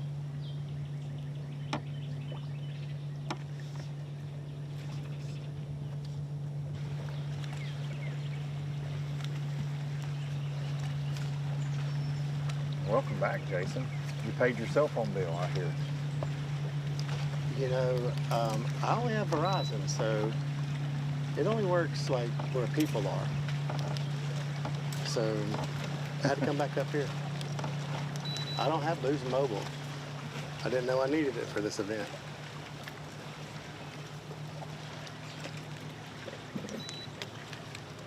Pulling up on John Brown and Trey Sorrells. Oh, and they gonna make a run. You know, we can watch them drive away. We can watch them rock away. All right, guys, be safe and good luck. Gonna crank up this 20XE. Put this bird in the wind. I got you.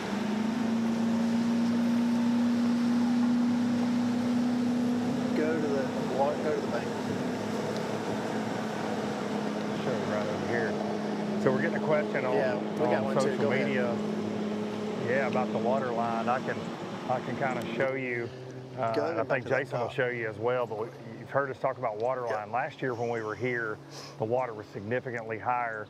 But a couple of weeks ago, you know, we had a lot of flooding in the state of Alabama, and you can see this water line. You can see that stain where the mud line from the sediment in the water when it was rolling mud through here. You can see how high it was compared to now. It was way up in the trees. You can see it. I mean, significantly higher. If you can see that brown up there on those green leaves, several feet higher right here. And then if you want a good look at where these rocks are wet this morning, that'll show you the difference in water level from what it was just yesterday whenever they're actually generating water. When they kick those generators off, this water will lower a little bit. You can see these rocks are wet down here on the bank. So just kind of a look at what the anglers are dealing with. And it was way up high right here where we're at on the main river. Jason, I'm sure you're seeing something similar where you're at as well. Same thing here. You know, we got a really good look. We got a wooden seawall right here. So you can see on that seawall about a foot up that you can see right where the water should be most of the time.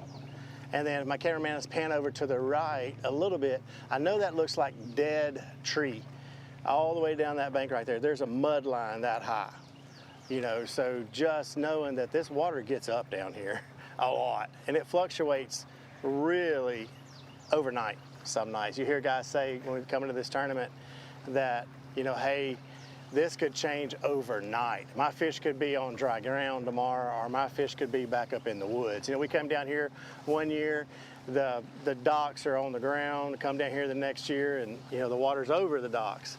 So it really goes back and forth all throughout the day. And, you know, it does affect the fishing a lot. The guys want a little bit more higher water most of the time. It allows them to get into some of those back areas like Darian was trying to push into earlier. That really helps them to slip into those areas down the lake a little bit more. But it doesn't allow us to do that today because this water has dropped a little bit overnight. You know, all these rains we get throughout the year, it fluctuates a lot. I don't think this is a lake that they kind of do that winter pool thing. They just let it run through here, you know, and just kind of flood it out sometimes and push it on down the Coosa chain.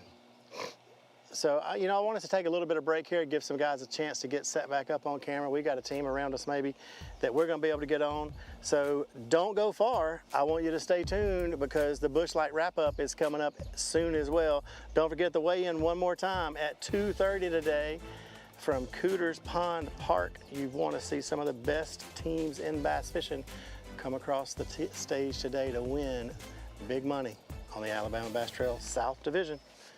We'll be right back.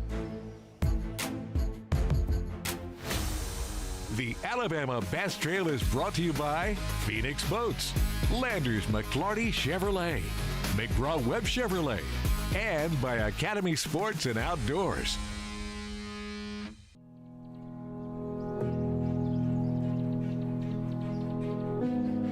At what point does a town become a city? Is it when more and more businesses locate there? Maybe it's when the services and amenities improve.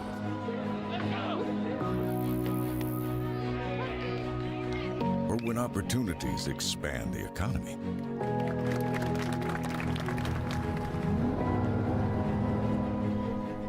Or in that moment when new neighbors move to town and soon become old friends. But what if you could have the best of both worlds? A city on the move with the soul of a small community. Where the more things change for the better, the more they stay the same. Now, that's city life worth preserving. The city of family. The city of growth. The city of charm. The city of Prattville, where we'll always have the heart of a town.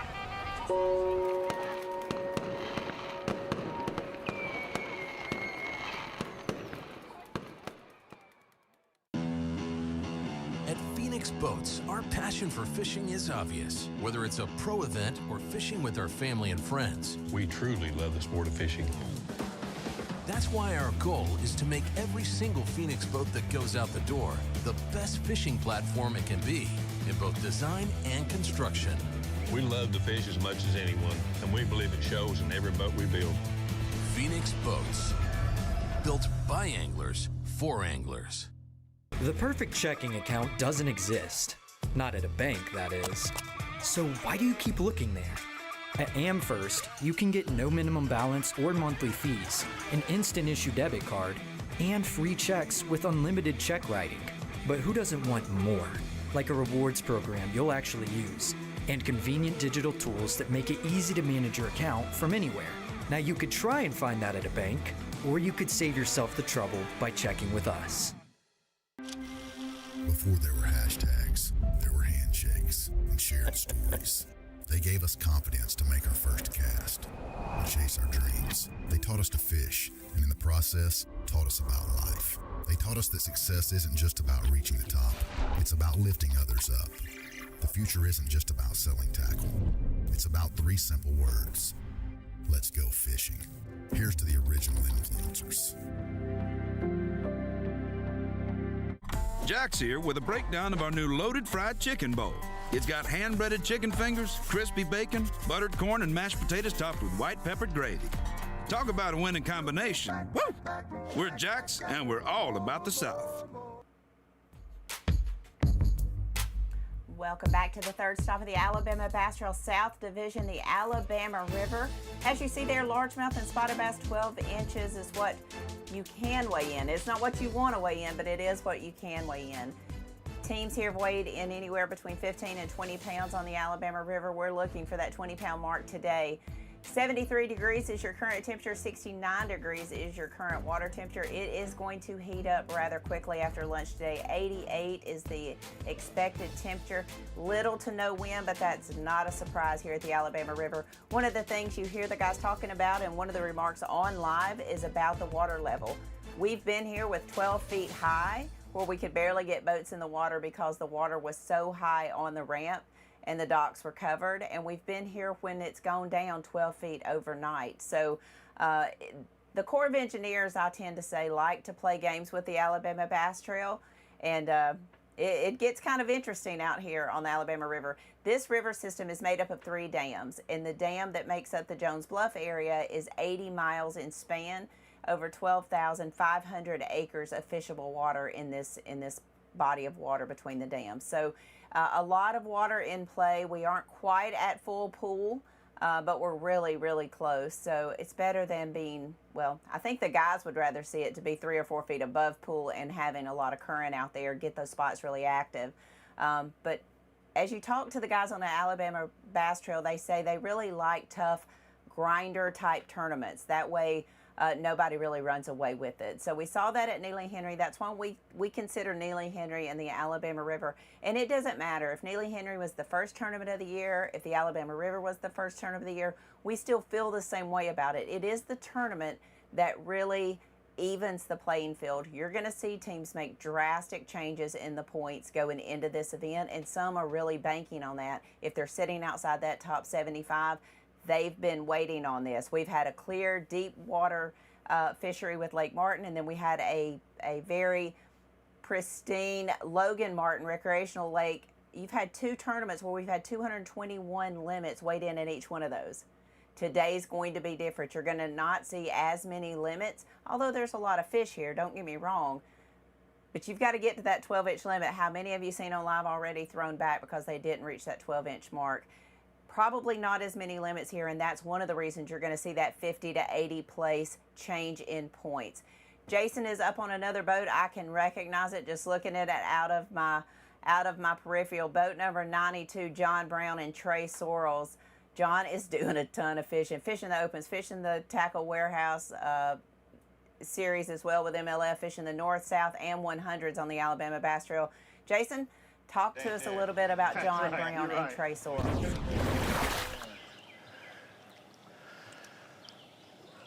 got 3.5 off that point this morning, and so it's just wishful thinking won't come back.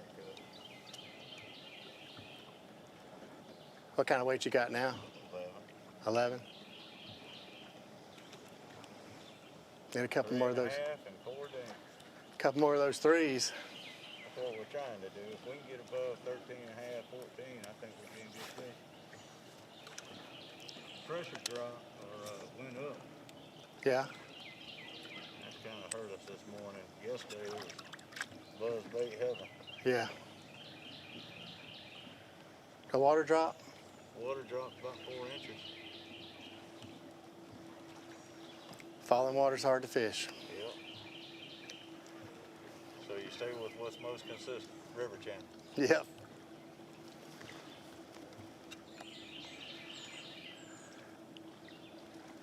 And they seem to be hanging around wood. To some degree.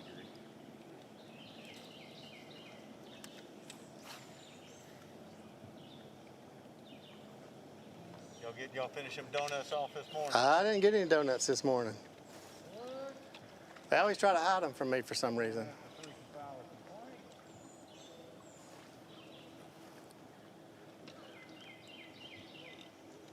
made a special stop yesterday with the light on. I knew they wouldn't be open this morning.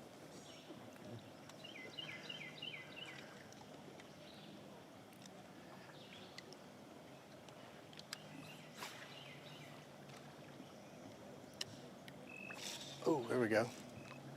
He's on the other side of that tree.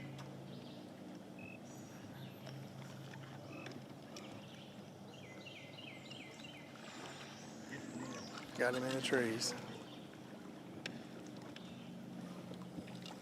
Just lay down. Oh, see, there he is. It's the one we want to get. Yeah.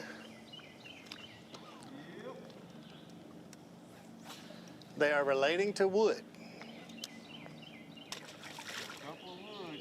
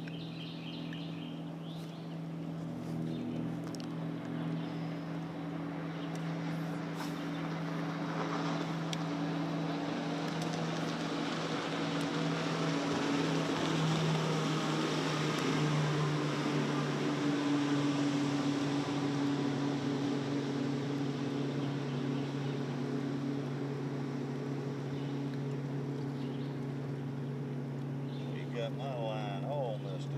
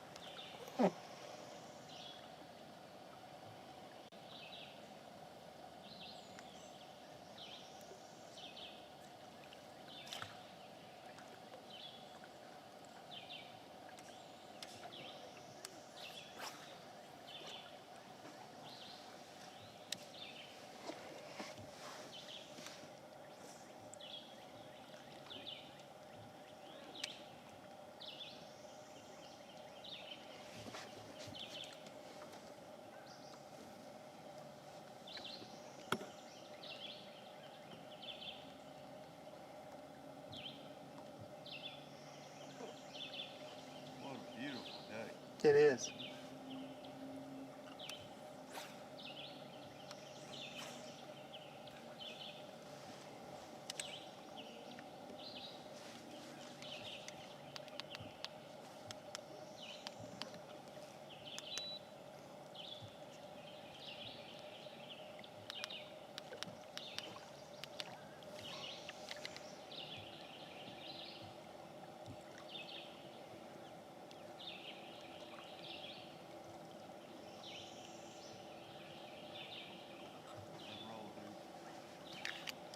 All right, looks like they're gonna make another move. I got some donut holes. I'm good, bud. No, thank you. John off from the three dough. left. I got a big one in the boat.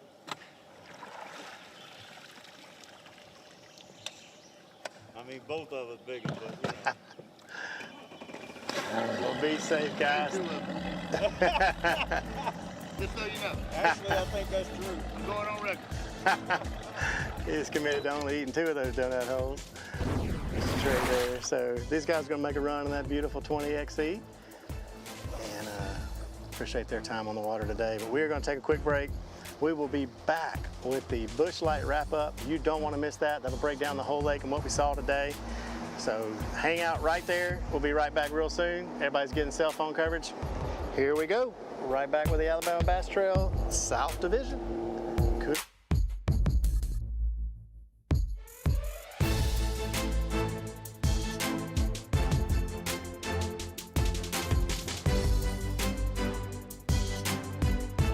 The Alabama Bass Trail is sponsored by Rapala, VMC, Crush City, TH Marine.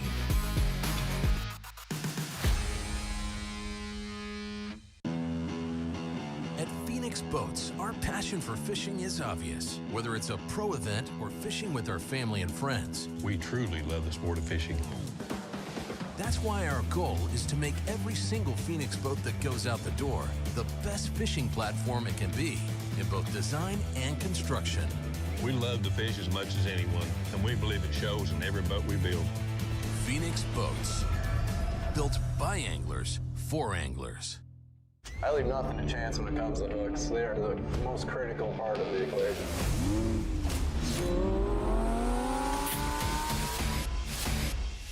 This is truly the best hook I've ever used. Thinner, stronger, slicker, all the pluses that you really want in a hook. That red line right in the roof of her mouth, exactly where you want to get them. When you have the opportunity to create something good, you might as well make this great. And I think that's what we did with the Red Line series of hooks. In the relentless pursuit of domination on the water, one name stands above the rest. TH Marine's Atlas Jackplate. The power behind champions since 2007. The driving force that propels you to victory. More winners choose Atlas. For the fisherman who demands the best, Atlas delivers. Because every move counts. More winners choose Atlas. It's the moment when everything is on the line and precision, power, and control make all the difference. A moment over 20 years in the making, anchored on loyalty, trust, and support that goes beyond all expectations. A relentless pursuit of perfection. All born from a revolutionary idea to help you rule the water. Power Pole. Welcome to Minnow King. How can I help you? Everything looks good. I'm friggin' starving, man. Been spawning all morning. Ugh, TMI, bro. What do you want? I'll take a Crush City freeloader and gizzard shad. Anything to drink. Water. Pull ahead, please. Welcome to Minnow King. We're gonna have what he's had. Yeah, throw me in a Ned BLT, too. Pull ahead, please. Calm down. Quit feeding so much. Oh, yeah, man, I'm trying to, man. If you overfeed him, he's gonna hide under a log. Jack's here, and in the South, we know how hard it is waiting for bowl season to come round again. So we're kicking off our own bowl season. For a limited time, you can get our new loaded fried chicken bowl. It's a hearty heap of hand-breaded chicken fingers, crispy bacon, buttered corn, and mashed potatoes with white peppered gravy. Might not fill the football-shaped hole in your heart, but it'll sure fill your stomach.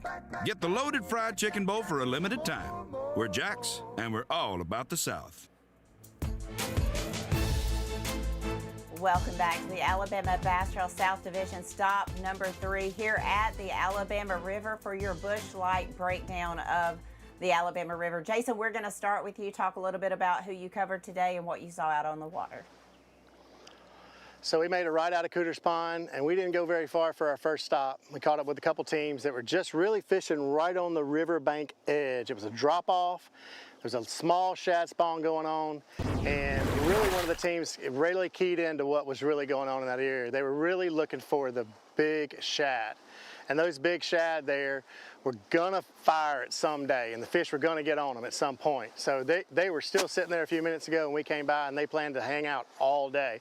We continued to right down that same bank, and we just picked off one team after another, and they were all doing the same thing. They were just kind of flipping that bank, flipping that bank, flipping that bank, and then other teams were just kind of running that channel. As they began to run that channel, the deeper sections seemed to produce a little bit more. So we saw teams with limits and we saw teams without limits and working their way to get there. So a lot of those teams have never been here before, and then a couple of those teams have spent a lot of time practicing that area. So it's kind of neat to see teams just migrated to that area because it looked good. So great things happening from here. Darian, tell us what happened on your end.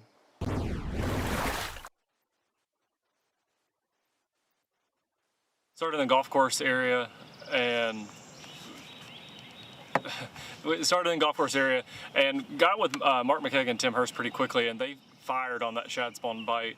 Said they caught 4 fish in 4 casts, which was obviously a really good start. They had many coals, caught a 3-pounder, missed a 3-pounder, and then came back probably 30 minutes later and caught that same fish. So as far as what we saw, Mark and Tim definitely had the best bag of the teams we were able to cover. Then we made a long run all the way down and ended up getting stuck on a sandbar, trying to get back to CJ Knight and Anthony Goggins. Never got back to them. Honestly, I'm going to be excited to see weigh-ins because I don't even know how they're going to get out of there, but we'll see here in a little while if they make it back. There was several boats back there. We just couldn't get to them, and there was no service. So, yeah, really good day on the water. Luke, we'll see what you got. Well, we went up the river from way in, and there's been not a lot of current. A few fish catches, though. The biggest bag we've seen, Lindsay and Holt, they're in that 11 to 12 pound range, but they only had 4 fish when we left them. They're really good foundation, and they got a lot of fishing time left, waiting on some current. They're fishing offshore, which is something I really didn't expect to see. I thought this would be more of a shad spawn dominated event in those first couple hours, and then we would see a lot of shallow flipping, but we've seen a lot of guys up the river offshore fishing that river ledge. So a lot of that going on the main river. And you can see I'm power poled down in some shade right here. I think this is going to be the afternoon program as this sun gets a little bit higher. It's getting hotter out here on the river. There's not a lot of current. I think shade's going to be a major player. And we will see at 2:30 at Cooter's Pond who figured it out the best. Miss Kay, another good one on the Alabama River. That's right. It's a great place to kind of see where everyone stacks up in the points race. Do want to remind you, Luke said it very well right there, 2:30 here on alabamabastrail.org, also on all of our social media channels. I do want to remind you, Friday, May the 2nd, Friday, May the 2nd, that is the announcement of the 2026 Alabama Bass Trail season schedule. We will take new team registration August the 15th at 5:30 a.m. Central Standard Time. Again, May 2nd, we will be announcing the 2026 Alabama Bass Trail schedule, and all of the entry fee information, everything will be announced then. Y'all stay tuned. Be back right here at 2:30 this afternoon. Have a great day.